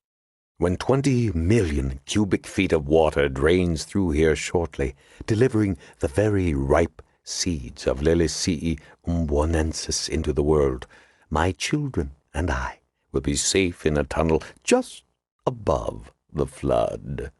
And when the flood is over, we will return to our freshly scoured quarters to enjoy the fruit left behind, and, of course, to await the arrival of what I like to call the Holocene discontinuity." Margo stared at Frock in disbelief. He smiled in return, an arrogant, distant smile she had not seen before. He seemed supremely confident. It occurred to her that Frock might not know of the charges they'd placed. "Yes, my dear, it's my theory of fractal evolution taken to the logical extreme. The Rio virus, glaze, if you will, inserted directly into the bottom of the world's food chain. How fitting, don't you think, that I myself would be its vector, its activating agent? The mass extinction at the KT boundary will seem minuscule by comparison. That simply made way for mammals by removing the dinosaurs. Who knows what this transformation will make room for? The prospects are tremendously exciting." "You're a very sick man," Margo said, feeling, even as she said it, a chilling despair grip her heart. She'd had no idea just how much Frock must have missed the use of his legs. It was his secret obsession. He must have seen the potential for the drug's restorative effects even from within Kawakita's misery, but he had clearly discounted the drug's potential for poisoning the mind. He could never understand, he would never believe, that in perfecting the drug's action on the body, he'd increased exponentially its ability to stimulate mania and violence, to magnify buried obsessions, and she sensed there was nothing she could now say that could bring him back. The processions continued to shuffle up to the cauldrons. As the wrinklers raised the cups to their lips, Margo could see shudders ripple their cloaks, though pleasure or pain she could not tell. "And you knew our moves all along," she heard Pendergast say, "as if you were conducting them yourself." "In some ways I was. I'd trained Margo here too well to hope that she could leave well enough alone, and I knew your busy mind would always be spinning. So I made sure the draining of the reservoir couldn't be stopped. Finding one of my wounded children here, the one you shot, merely cemented my conviction. But how clever of you to send your little frogmen in as a precaution. Luckily, my children were all on their way to the ceremony and prevented them from crashing our little party." He blinked. "For one so clever, I'm surprised you thought you could come down here and defeat us with your pathetic weapons. But no doubt you misjudged just how numerous my children have become, as you've misjudged so much else." "I think you've left something out of the story, Doctor," Margo said suddenly, as evenly as she could. Frock stepped closer to her, an inquiring look on his face. It was very difficult, seeing him move so nimbly on his feet. It made it hard to think straight. She took a deep breath of the noxious air. "I think it was you who killed Kawakita," she said. "You killed him and left his body here to look like just another victim." "Indeed?" Frock replied. "Why, pray tell?" "Two reasons," she said, speaking louder now. "I found Kawakita's journal in the wreckage of his laboratory. He was clearly having second thoughts. It mentioned thioxin. I think he had learned about the effect salinity would have on the real virus, and he was planning to destroy the plants before you could flush them into the Hudson. He may have been warped in mind and body, but in him, at least, some small voice of conscience must have remained." "My dear, you don't understand. You cannot understand," said Frock. "And you killed him because he knew the drug's effects were irreversible. Isn't that right? I learned that much through my own experiments. You can't cure these people, and you know it. But do they?" The chanting in the ranks around them seemed to falter slightly, and Frock glanced briefly from side to side. "These are the claims of a desperate woman. This is beneath you, my dear." "They're listening," Margo thought. "Perhaps they can still be convinced." "Of course." The voice of Pendergast intruded on her thoughts. "Kawakita fell into this ceremony, this dispensing of the drug, because it seemed the easiest way to keep his own poor victims docile. but he didn't especially enjoy the trappings or the ritual. He didn't take them seriously. That was your addition. As an anthropologist, how you must have enjoyed the chance to create your own cult. Minions, or perhaps acolytes, wielding primitive knives, your own hut of skulls, a reliquary for your wheelchair, symbol of your own transformation. Frock stood stiffly, saying nothing. That's the real reason the killings have been increasing. It's not lack of the drug anymore, is it? Now you've got a reservoir full. No, there's another agenda, an obsessive one, an architectural one. He nodded toward the hut. You needed a temple for your new religion, for your personal deification. Frock looked at Pendergast, his lips twitching. And why not? Every new age needs its new religion, but it's still a ceremony at its core, isn't it? And everything relies on control. If these creatures know the effects are irreversible, what hold will you have on them? Murmurs were rising from among the closest wrinklers. Enough! Frock cried, clapping his hands. We don't have much time. Prepare them! Margo felt her arms seized again. Then she was dragged to her feet, a knife point placed against her throat. Frock looked at her, a strange mix of expressions again playing across his face. I wish you could be here to experience the change for yourself, Margo, but many must fall in the transition. I am sorry. Smithback lunged towards Frock, but was dragged back. Dr. Frock! Pendergast cried. Margo was your student. Remember how the three of us struggled against the museum beast? Even now, you're not wholly responsible for what's happened. Perhaps there is still a way for you to go back. We'll heal your mind. And destroy my life? Frock leaned toward the FBI agent, lowering his voice to whisper. Go back to what, may I ask? Being a helpless, superannuated, slightly ridiculous curator emeritus? One whose years are rapidly dwindling? Surely Margo's research showed you there is another side effect to the new drug.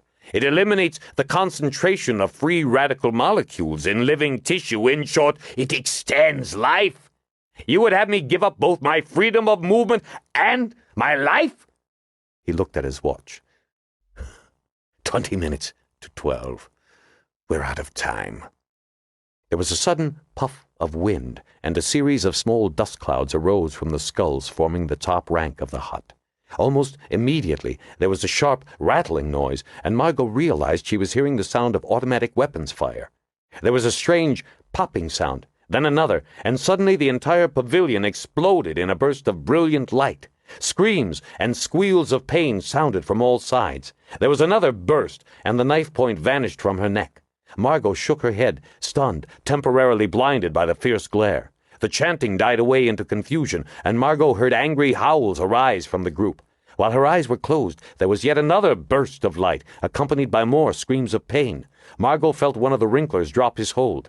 With the instinctive speed of desperation, she twisted out of the grasp of her other captor and lunged toward the ground, rolling away, scrambling onto her hands and knees, blinking desperately in an effort to restore her sight.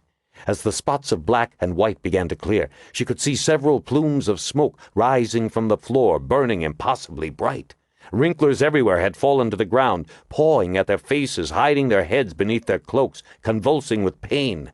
Nearby, Pendergast and Dagosta had also broken free and were rushing to the aid of Smithback. Suddenly, there was a loud explosion, and one side of the hut collapsed in a gout of flame. A shrapnel cloud of shattered bone flew across the closest ranks. Some of the SEALs must still be alive, Pendergast shouted, pulling Smithback toward them. That shooting is coming from the platform outside the pavilion. Let's head for it while we still can. Where's Mephisto? Stop them! Frock boomed, shading his own eyes, but the blinded wrinklers milled about in confusion. Just then, another shell landed in the clearing before the hut, bursting the paling into countless pieces and shattering two of the cauldrons. A great gush of steaming liquid began pouring across the floor, gleaming in the torchlight. Cries of dismay rose from the wrinklers, and several of those on the ground nearby began to lap up the precious fluid. Frock was shouting, gesturing in the direction the shells had come. Dagosta and the others ran toward the free ground at the rear of the hut.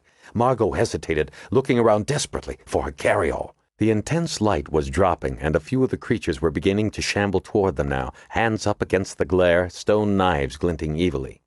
"Dr. Green, now!" Pendergast cried. Suddenly she saw it, lying torn and open on the dusty ground. She grabbed for it, then sprinted after Smithback. The group had halted near the tunnel leading toward the platform, their exit blocked by a ragged line of wrinklers. "Shit!" the ghost muttered fervently. "Hey!" Margo heard the unmistakable voice of Mephisto shouting above the noise and confusion. "Fat Napoleon!" She turned to see Mephisto scrambling onto one of the empty platforms, turquoise necklace swinging wildly around his neck. There was another blast, farther away this time. A gout of flame arose from the midst of one of the scattered processions. Frock turned in his direction, squinting. "Drug-addled bum, am I? Take a look!" Mephisto dug deep into the crotch of his filthy pants and drew out what looked to Margo like a kidney-shaped disc of green plastic. "You know what this is? Anti-personnel mine! Chock full of metal splinters coated in Teflon, propelled by a charge equal to 20 grenades. Very ugly!" Mephisto shook it in Frock's direction. "It's armed, so tell your leathery minions to back off." The wrinklers paused. "A bluff," Frock said calmly. "You may be filth, but you're not a suicide." "Are you so sure?" Mephisto grinned. "Tell you what, I'd rather be blown to pieces than end up decorating that little A-frame of yours." He nodded toward Pendergast. "Yo, Grant's tomb! You'll forgive me, I hope, for appropriating this tidbit from your armory. Promises are all very nice, but I plan to make sure nobody ever rousted Route 666 again. Now, you'd best hie yourself over here if we're going to get topside." Pendergast shook his head and tapped his wrist, signifying they'd run out of time. Frock gestured frantically to the hooded figures surrounding the platforms. "Cut his throat!" he cried. The wrinklers swarmed toward Mephisto, who pulled himself up to the center of the platform.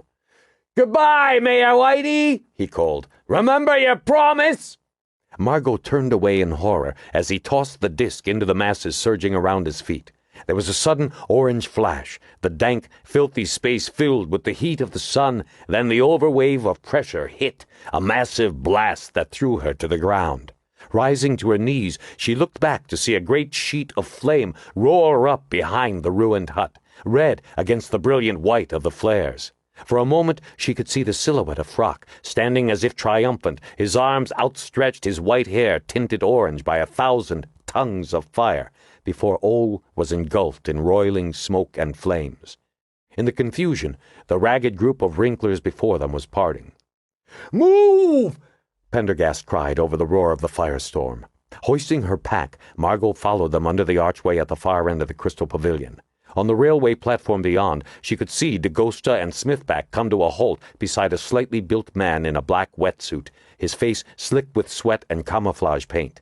There were wet wheezing sounds behind her. The wrinklers had closed ranks and were bearing down on them. At the narrow mouth of the archway, Margo stopped and turned. "Margo!" Pendergast shouted from the platform. "What are you doing?" "We've got to stop them here," Margo cried, digging into her pack. "We'll never outrun them. Don't be a fool," Pendergast said. Ignoring him, Margo grabbed 2 of the liter bottles, one in each hand. Gripping them tightly, she hosed a stream of liquid across the archway entrance. "Stop!" she cried. "I've got 2 billion units of vitamin D3 in this bottle." The wrinklers came on, their eyes blood-red and streaming, their skin mottled and burned from the intense light. She shook the squeeze bottles. "Hear me, you! Activated 7-dehydrocholesterol, enough to kill all of you 10 times over." As the first wrinkler reached her, knife raised, she hosed it in the face and then hit a second wrinkler just behind it. They fell backward, writhing horribly, small wisps of acrid smoke rising from their skin. The other wrinklers paused, a gibbering sound rising from their ranks.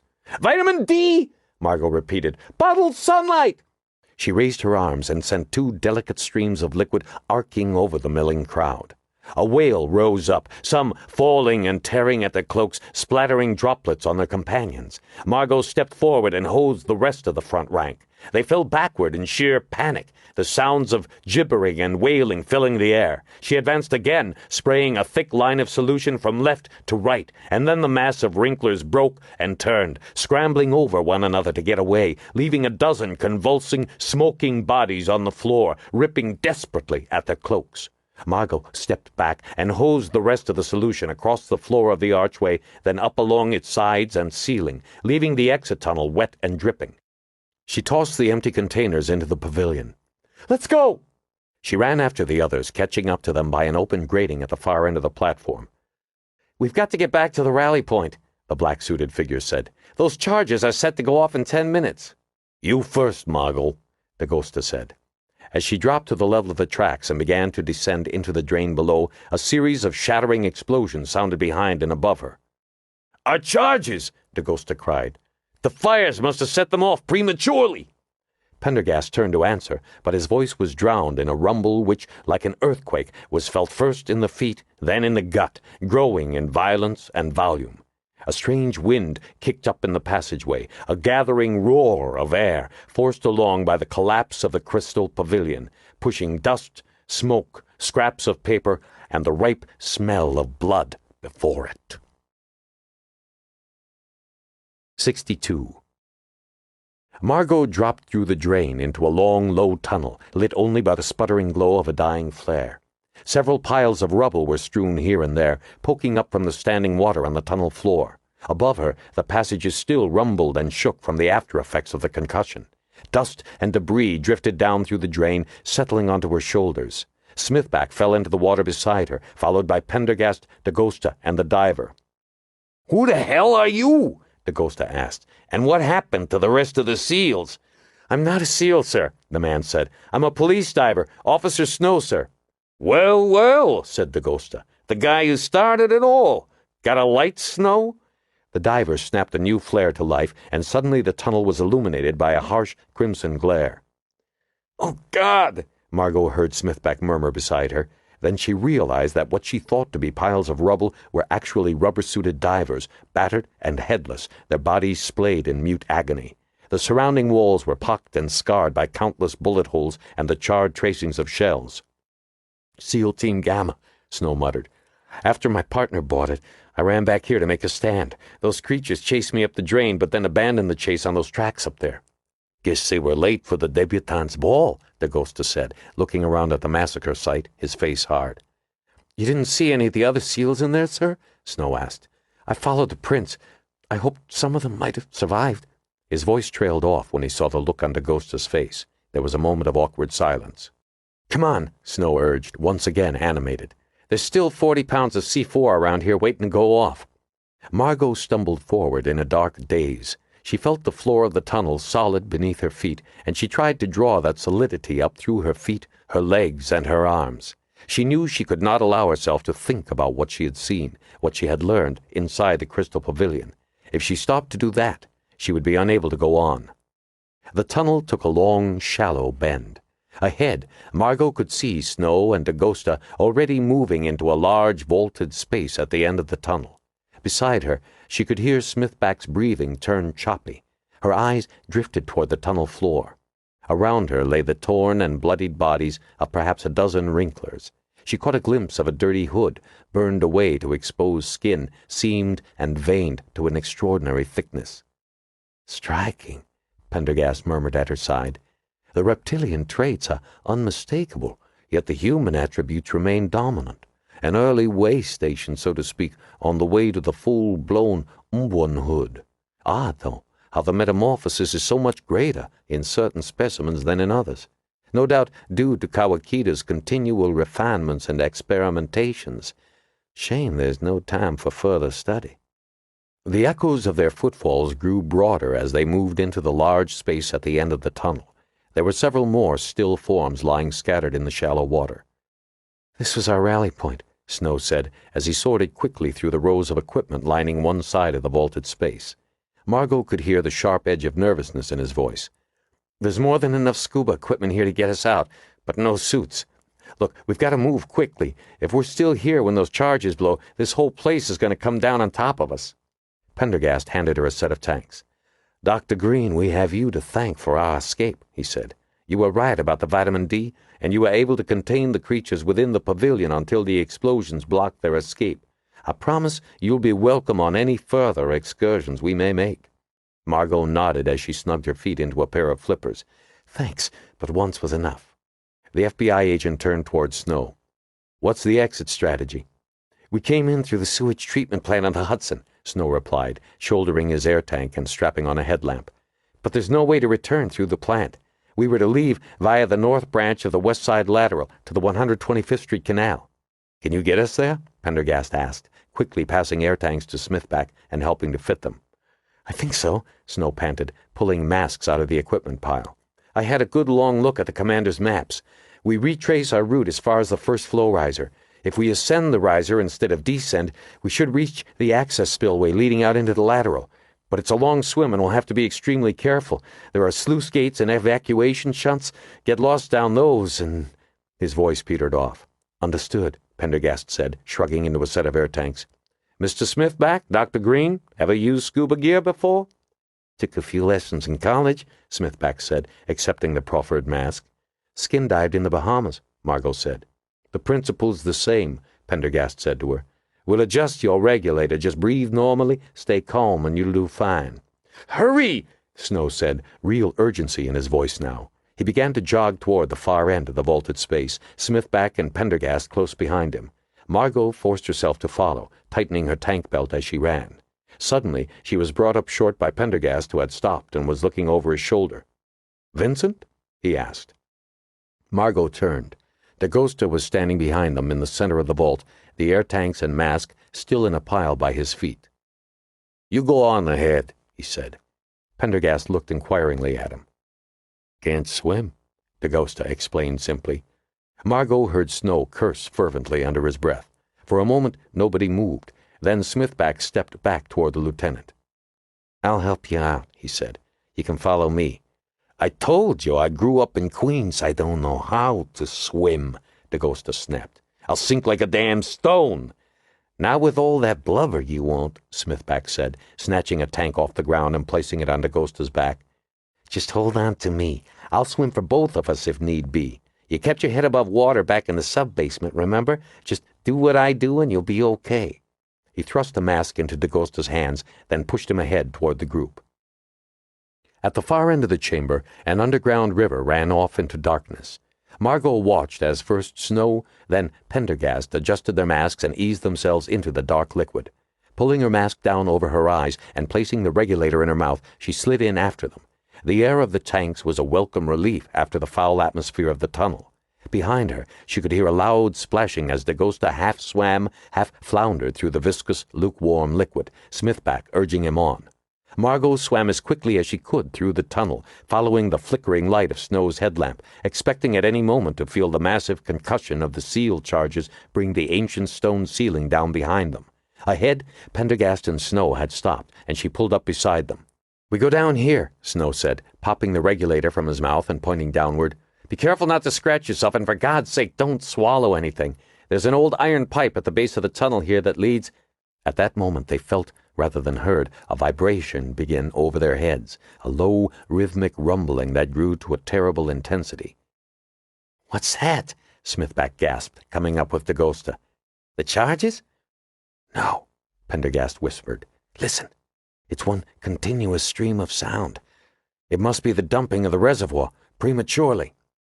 They hung there in the foul liquid, mesmerized despite the danger by the long rolling sound of millions of gallons of water roaring down the ancient network of pipes that crossed and recrossed above their heads, heading directly for them. 30 seconds until the rest of the charges go, Pendergast said quietly, checking his watch. Margo waited, trying to steady her breathing. She knew that if the charges failed, they'd be dead within minutes. The tunnel began to vibrate violently, the surface of the water jiggling and dancing. Small pieces of masonry and cement began to rain down into the water around them. Snow tightened his mask and took a last look around, then sank beneath the surface. Smithback followed, pushing the protesting Dagosta before him. Pendergast motioned Margo to go next. She sank into the darkness, trying to follow the faint light of Snow's headlamp as it descended into a narrow, rust-coated pipe. She could see the ungainly thrashing of Dagosta subside into more regular movements as he became used to breathing tank air. The tunnel leveled out, then snaked around 2 bends. Margo took a quick look behind to reassure herself that Pendergast was following. In the dim light of the swirling orange effluent, she could see the FBI agent motion her forward. Now she could see the group pausing at a junction ahead of her. The ancient iron pipe ended, and a gleaming steel tube continued onward. Beneath her feet, at the point where the two tunnels met, Margo could see a narrow tube leading downward. Snow gestured ahead, then pointed upwards with his finger, indicating that the vent riser to the west side lateral was directly ahead. Suddenly, there was a roar from behind them, an ominous, deep, rolling sound, horribly magnified in the tight, water-filled space. Then a sharp concussion sounded, and another, following one upon the other in rapid succession. Beneath the wildly flickering beam of his headlamp, Margo could see Snow's eyes widen. The final set of charges had gone off barely in time, crushing the spillways from the Devil's Attic, sealing it forever. As Snow frantically signaled them toward the riser, Margo felt a sudden tug at her legs, as if a tidal undertow were pulling her back toward the rally point. The feeling stopped as quickly as it had begun, and the water around her seemed to grow strangely dense. For a split second, she had the strange sensation of hanging motionless, suspended in the eye of a hurricane. Then an enormous blast of overpressure boiled up from the iron pipe behind them, a roiling cyclone of muddy water that caused the tunnel itself to jerk and dance spasmodically. Margo felt herself battered against its iron flanks. Her mouthpiece came loose, and she reached for it frantically, hands grabbing through the storm of bubbles and thrashing sediment that surrounded her. There was another burst of pressure, and she felt herself forced downward, sucked into the pipe beneath her feet. She righted herself desperately and fought to swim back up to the junction, but a horrible suction only pulled her deeper into unguessable depths. The roaring sound continued, like the rushing of blood in her ears. She felt herself being knocked from side to side against the walls of the pipe, a piece of flotsam in the flood. Far above her head now she could see, through the dim illumination of Snow's headlamp, Pendergast staring at her, his hand reaching down, tiny as a doll's, from what seemed countless miles away. Then there was another blast. The narrow tunnel collapsed above her head with a shriek of protesting metal, and as the endless rumbling continued, she felt herself falling ever farther into a watery darkness. 63. Hayward jogged through the mall toward the Bandshell and Cherry Hill, Officer Carlin by her side. For all his bulk, he ran easily, with the grace of a natural athlete, didn't even break a sweat. The encounter with the moles, the tear gas, even the chaos they'd found when they regained the street, hadn't fazed him. Here, in the darkness of the park, the noise that had seemed so distant before was now much louder. A strange, ululating cry, continuously rising and falling, possessing a life of its own. Odd flickers and gouts of flame arose, blushing the underside of the ragged clouds overhead with patches of bright crimson. "Jesus," Carlin said as he jogged. "It sounds like 1,000,000 people all trying to murder each other." "Maybe that's what it is," Hayward replied as she watched a troop of National Guardsmen double-timing northward ahead of them. They trotted over Bow Bridge and skirted the Ramble, approaching the rear line of the police defenses. A long, unbroken string of news vehicles was parked along the transverse, engines idling. Overhead, a fat-bellied helicopter glided, its huge prop smacking the air as it moved at treetop level. A row of policemen had formed a ring around the castle terrace, and a lieutenant waved her through. With Carlin in tow, she crossed the terrace, then moved up the steps toward the castle ramparts. There, amidst a milling throng of police brass, city officials, National Guardsmen, and nervous-looking men speaking into portable telephones, was Chief Horlocker, looking about 10 years older than when Hayward had seen him barely 4 hours before. He was speaking with a slight, well-dressed woman in her late 50s, or rather, he was listening as the woman spoke in clipped, decisive sentences.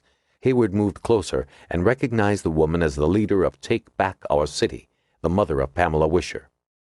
"Atrocity unlike anything ever seen in this city before," Mrs. Wisher was saying. "A dozen of my personal friends are lying in hospital beds as we speak, and who knows how many hundreds more from among our ranks have been wounded. I promise you, and I promise the mayor, that lawsuits are going to fall like rain on this city. Like rain, Chief Horlocker." Horlocker made a valiant attempt.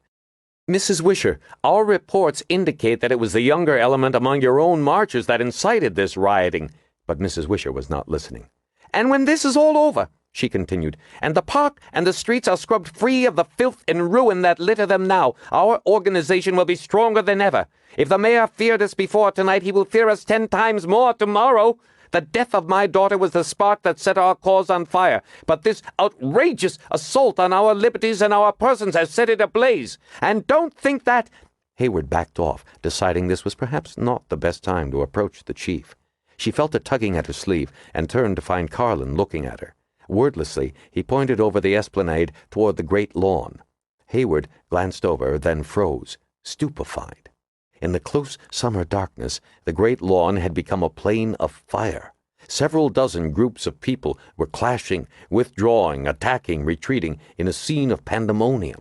The flickering light of numerous small fires in the trash cans that dotted the outskirts showed that the lawn, once a beautiful carpet of grass, had become a sea of dirt. The combination of darkness and dirt made it impossible to determine which of the rioters were homeless and which were not. To the west and east, double lines of police vehicles had positioned themselves, headlights pointed in toward the scene. In one corner, a large group of well-dressed marchers, take back our city's last remaining elite remnants, were retreating behind the police barricades, apparently realizing that the midnight vigil could not possibly take place. Squads of police and National Guardsmen were moving forward slowly from the periphery, breaking up fistfights, wielding batons, making arrests. "Shit," Hayward breathed with fervent conviction. "What a balls-up!" Carlin turned toward her in surprise, then coughed disapprovingly into his hand. There was a sudden flurry of movement behind them, and Hayward turned to see Mrs. Wisher moving gracefully away, head held high, leading a small knot of retainers and bodyguards. In her wake, Horlocker looked like a fighter who'd finished a bad 12 rounds. He leaned against the sand-colored stone of the castle wall as if seeking its support. "Have they finished dosing the reservoir with, well, whatever it's called?" he asked at last, fetching a ragged breath. "Dioxin," said a well-dressed man standing by a battery-powered radio. "Yes, they finished 15 minutes ago." Horlocker looked around with sunken eyes. "Why the hell haven't we heard anything?" His eyes landed on Hayward. "You there!" he barked. "What's your name, Harris?" Hayward stepped forward. "It's Hayward, sir." "Whatever." Horlock pushed himself away from the wall. "Heard anything from the Ghosta?" "No, sir." "Captain Waxy?" "No, sir." Abruptly, Horlocker sank back again. "Jesus Christ," he muttered. Then he looked at his watch. 10 minutes to midnight. He turned to an officer at his right. "Why the hell are they still at it?" he said, pointing out toward the great lawn. "When we try to round them up, they just break and reform somewhere else, and more seem to be joining, leaking through the perimeter at the south end of the park. It's hard without tear gas." "Well, why the hell don't you use it then?" Horlocker demanded. "Your orders, sir." "My order? Wisher's people are gone now, you idiot! Gas them! Now!" "Yes, sir." There was a deep, booming sound, strangely muffled, seemingly from the center of the earth itself. Suddenly, life returned once again to Horlocker's limbs. He sprang forward. "Hear that?" he demanded. "Those were the charges, the goddamn charges!" A scattering of applause rang out from the cops manning the various communications devices. Carlin turned toward Hayward, a puzzled look on his face. "Charges?" he asked. Hayward shrugged. "Beats me. What are they so happy about, with all hell breaking loose down there?" As if on an unspoken signal, they both turned back toward the great lawn. The spectacle below was perversely fascinating. Cries and shouts rushed up toward them, a sonic wave almost physical in its force. Every few moments a single sound would separate itself from the roar, a curse, a scream, a smack of fist on flesh. Suddenly, from beyond the great lawn, Hayward heard a strange sighing sound, as if the very foundation of Manhattan had decided to give way. At first, she was unable to pinpoint its location. Then she noticed that the surface of the Central Park Reservoir, normally as calm as a mill pond, was suddenly in motion. Little wavelets broke the surface like whitecaps, and a series of bubbles began to roil its center. A silence fell in the command center as all eyes turned to the reservoir. "Breakers," Carlin whispered. "In the Central Park Reservoir, I'll be goddamned." There was a deep-throated belching sound, followed by the awesome rumbling of millions of cubic feet of water pouring with incredible force into underground Manhattan. On the plain of the great lawn, out of sight of the reservoir, the rioting continued. but beneath the sounds of conflict Hayward heard, or rather felt, a great hollow rushing as of vast underground galleries and long-forgotten tunnels filling with the onslaught of water. "It's too early!" Horlocker cried. As Hayward watched, the surface of the reservoir began visibly dropping, first slowly, then more rapidly. In the reflected glow of the spotlights and the innumerable fires, she could see the exposed crescent of reservoir wall, its banks boiling and frothing from the force of a great central whirlpool. "Stop," Horlocker whispered. The level continued to drop inexorably. "Please, stop," Horlocker whispered, staring fixedly northward. The reservoir was draining faster now, and Hayward could see the surface of the water surging downward by the moment, exposing more and more of the cracked far wall abutting the east meadow and the ball field. Suddenly, the rumbling sound seemed to falter, and the turbulence lessened. The water grew calmer, slowing in its rapid descent. The silence in the command center was absolute. Hayward stared as a narrow band of bubbles flowed into the reservoir from its northward end. First a fine jet, then more and more until it had expanded into a heavy roar. "Son of a bitch," Horlocker whispered. "They did it." With the exits below sealed off, the reservoir ceased draining. However, water continued to pour into the reservoir from the upstate aquifers. With great sizzles and pops, the level of the water began to rise again. The churning at the northward end of the reservoir grew until the entire mass of water seemed to tremble from some kind of subterranean pressure. With the steady surge of thunder, the water rose and rose until at last it trembled on the edge of the embankment. Then, suddenly, it crested. "Jesus," Carlin said. "I guess they're going swimming." A massive flood of water spilled over the top of the reservoir and hurried away into the lambent darkness of the park, drowning the sound of fighting with its splashing, hissing, tumbling roar. Frozen in place, staring at the awe-inspiring sight, Hayward was reminded of a vast bathtub that had been allowed to overflow. She watched as the onrush of water leveled mounds of earth and worried away the ground among small trees and copses. It was like a huge river, she thought, gentle, shallow, but irresistible. And there was no mistake about where it was headed, the low ground of the great lawn. There was a moment of unbearable suspense as the onrushing water was hidden from the rioting plain that stretched beneath the castle ramparts. Then it appeared between the trees at the northern end of the lawn, a glistening swath of black, churning sticks and weeds and garbage before it. As it struck the edges of the crowd, Hayward could hear the noise of the fighting shift in tone and volume. A sudden uncertainty rippled through the rioters. Hayward watched as knots of people dispersed, reformed, dispersed again. Then the water was rushing over the length of the great lawn, and the shrieking mob was breaking for the high ground of the trees, slipping and stumbling over each other as they struggled toward the park exits and safety. And still the water advanced, licking around the baseball diamonds, swallowing up countless fires, knocking over trash cans. It swept into the Delacorte Theater with an immense gurgling sound, surrounded and then swallowed up Turtle Pond, and swirled around the base of Belvedere Castle itself, breaking against the stones in dark rivulets of foam. Then at last, the sound of rushing water began to die away. As the newly made lake grew still, bright points of reflected light appeared on its surface, more and still more as the water grew quieter, looking at last like a vast mirror of stars. For another long moment, the entire command center remained still, awed by the spectacle. Then a spontaneous cheering burst out, filling the chambers and turrets of the castle and swirling upwards into the crisp summer night air. "I wish my old daddy could have seen that," Hayward said over the noise, turning to Carlin with a grin. "He would have said it was just like water in a dogfight. I'll bet money he would." 64. The early morning sun snuck in low over the Atlantic, kissing the sandy fork of Long Island, gliding over coves and harbors, villages and resorts, bringing a cool summer sweat to asphalt and pavement. Farther west, the brilliant arc illuminated the nearest reaches of New York City, briefly turning the gray welter of buildings a pale shade of rose. Following the ecliptic, the rays hit the East River, then burnished the windows of 10,000 buildings to a temporary sparkle, as if washing the city new in heat and light. Beneath the thick tangles of railroad track and overhead wire that crossed the narrow canal known as the Humboldt Kill, no light penetrated. The tenements that reared up, vacant and gray as vast dead teeth, were too numerous and too tall. At their feet, the water lay still and thick, its only currents formed by the rumble of the subway trains passing infrequently on the rail bridge above.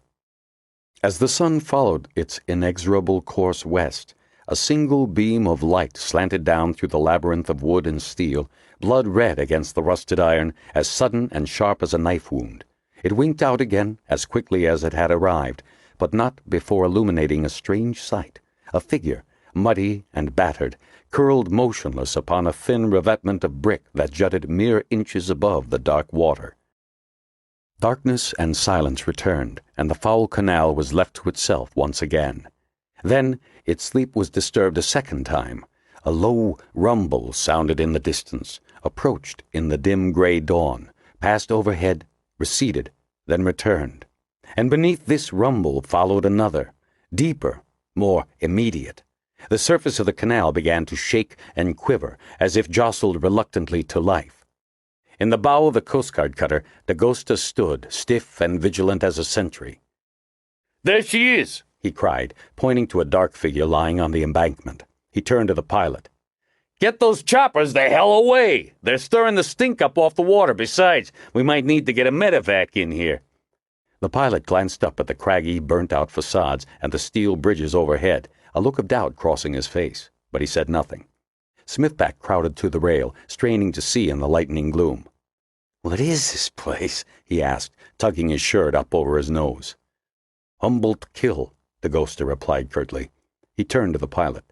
"Bring us in closer. Let the doctor get a look at her." Smithback straightened up and glanced over at Dagosta. He knew the lieutenant was wearing a brown suit. He always wore brown suits, but the color was now completely undetectable beneath a damp mantle of mud, dust, blood, and oil. The gash above his eye was a ragged red line. Smithback watched the lieutenant give his face a savage wipe with his sleeve. "God, let her be okay," Dagosta muttered to himself. The boat eased up to the revetment, the pilot backing the throttle into neutral. In a flash, Dagosta and the doctor were over the side and onto the revetment, bending low over the prone figure. Pendergast stood in the shadows aft, silent, an intense look on his pale face. Margo suddenly jerked awake and blinked around at her surroundings. She tried to sit up, then clapped a hand to her head with a groan. "Margo," Dagosta said. "It's Lieutenant Dagosta." "Don't move," the doctor said, gently feeling her neck. Ignoring him, Margo pushed herself into a sitting position. "What the hell took you guys?" she asked, then broke into a series of racking coughs. "Anything broken?" the doctor asked. "Everything," she replied, wincing. "Actually, my left leg, I think." The doctor moved his attentions to her leg, slicing off her muddy jeans with an expert hand. He quickly examined the rest of her body, then said something to Dagosta. "She's okay!" Dagosta called up. "Have the medevac meet us at the dock." "So?" Margo prompted. "Where were you?" "We got sidetracked," Pendergast said, now at the side. "One of your flippers was found in a settling tank at the treatment plant, badly chewed up. We were afraid that—" He paused. "Well, it was a while before we decided to check all the secondary exit points of the west side lateral." "Is anything broken?" Smithback called down. "Might be a small green splint fracture," the doctor said. "Let's get the stretcher lowered." Margo sat forward. "I think I can manage the—" "You listen to the doc," Dagosta said, frowning paternally. As the cutter rode the water next to the dank brickwork, Smithback and the pilot lowered the stretcher over the side, then Smithback jumped down to help Margo onto the narrow canvas. It took the three of them to lift her back over the side. Dagosta followed Smithback and the doctor back on board, then nodded to the pilot. "Get us the hell out of here." There was a rumble of the diesel engine, and the boat backed off the revetment and surged into the canal. Margo leaned back carefully, resting her head on a flotation pillow as Smithback dabbed her face and hands clean with a damp towel. "Feels good," she whispered. 10 minutes and we'll have you on dry land, Pendergast said, taking a seat next to her. 10 more and we'll have you in a hospital bed. Margo opened her mouth to protest, but Pendergast's look silenced her. "Our friend, Officer Snow, told us about some of the things that grow in the Humboldt Kill," he said. "Believe me, it'll be for the best." "What happened?" Margo said, closing her eyes and feeling the reassuring vibration of the boat's engines. "That depends," Pendergast answered. "What do you remember?" "I remember being separated," Margo said. "The explosion?" "The explosion knocked you into a drainage tunnel," Pendergast said. "With Snow's help, we made it up the riser and eventually into the Hudson. You must have been sucked into the lateral sluice that drains into the Humboldt Kill. Seems you followed the same path those two corpses took when the storm washed them out," DeGosta said. Margo seemed to doze for a moment, then her lips moved again. "Frock!" Pendergast immediately touched his fingertips to her lips. "Later," he said. "There'll be plenty of time for that, later." Margo shook her head. "How could he have done it?" she murmured. "How could he have taken that drug, built that terrible hut?" She stopped. "It's unsettling to learn just how little you really know about even your closest friends," Pendergast replied. "Who can say what secret desires fuel the inner flames that keep them alive? We could never have known just how much Frock missed the use of his legs. That he was arrogant was always obvious. All great scientists are arrogant to a point. He must have seen how Kawakita had already perfected the drug through many stages. After all, the drug that Kawakita took himself was obviously a later strain than that which created the wrinklers. Frock must have been supremely self-confident in his ability to correct that which Kawakita had overlooked. He saw the drug's potential to correct physical flaws, and he pushed that potential to its limit. But the final iteration of the drug warped the mind far more than it mended the body, and his deepest desires, his most secret lusts, were thus brought to the fore, magnified, perverted, and allowed to govern his actions. The hut itself is the ultimate example of this corruption. He wanted to be God, his God, the God of evolution. Margo winced, then took a deep breath, dropping her hands to her sides and allowing the rocking of the boat to carry her thoughts far away.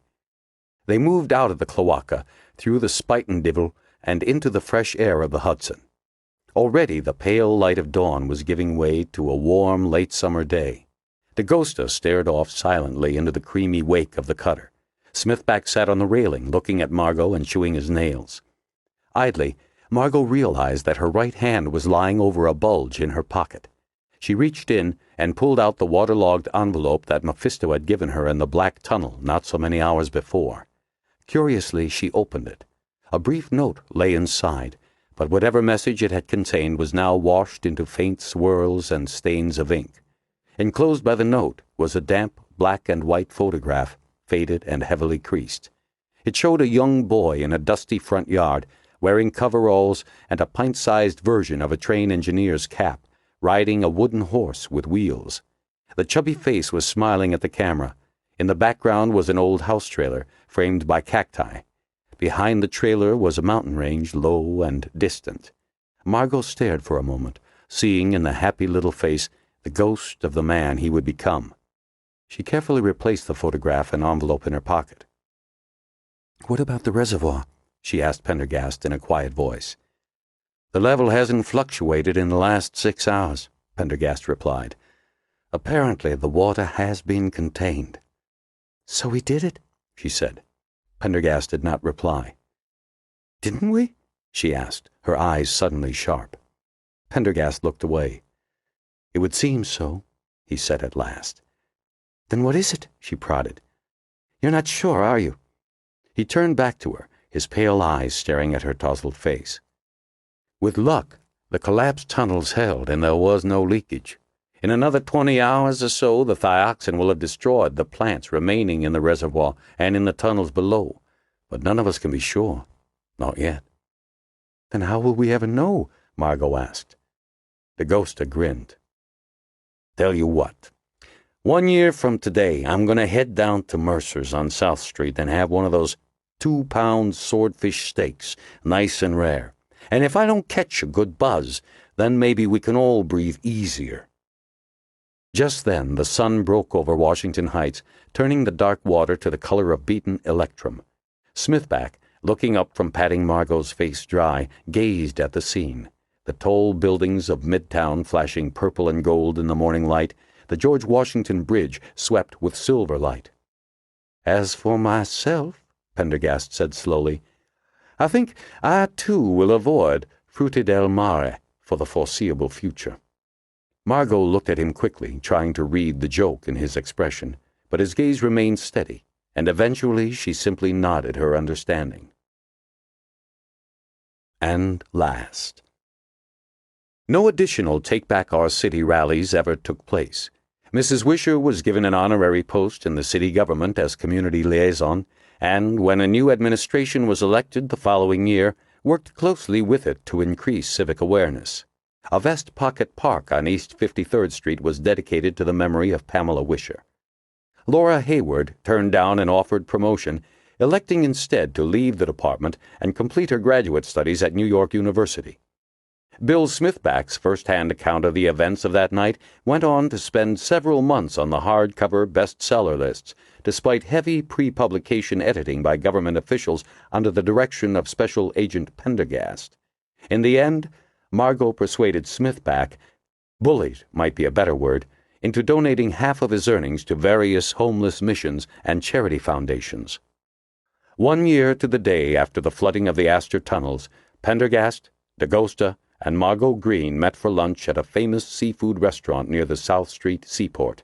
Although their conversation remains their own, when they left the restaurant, DaGosta was sporting a large and apparently relieved grin. Author's note: while the events and characters portrayed in this novel are fictitious, much of the background and underground setting of the novel is not. Large numbers of underground homeless, sometimes known as tunnel people or mole people, live in the subterranean spaces of Manhattan, including the warren of tracks, tunnels, rooms, pipes, and abandoned stations underneath Grand Central, Penn Station, and throughout the city. Grand Central Station alone has numerous subterranean levels where human beings have lived, raised children, and died. The Astor tunnels, with their elegant stations crumbling into dust, actually exist on a smaller scale and under a different name. No comprehensive maps exist of these vast underground warrens. It is truly unexplored and at times very dangerous territory. The authors are indebted to the book Mole People by Jennifer Toth, which is an excellent source of information on underground Manhattan. We also wish to thank Accra Shep for helping shed some light on this sub terra incognita.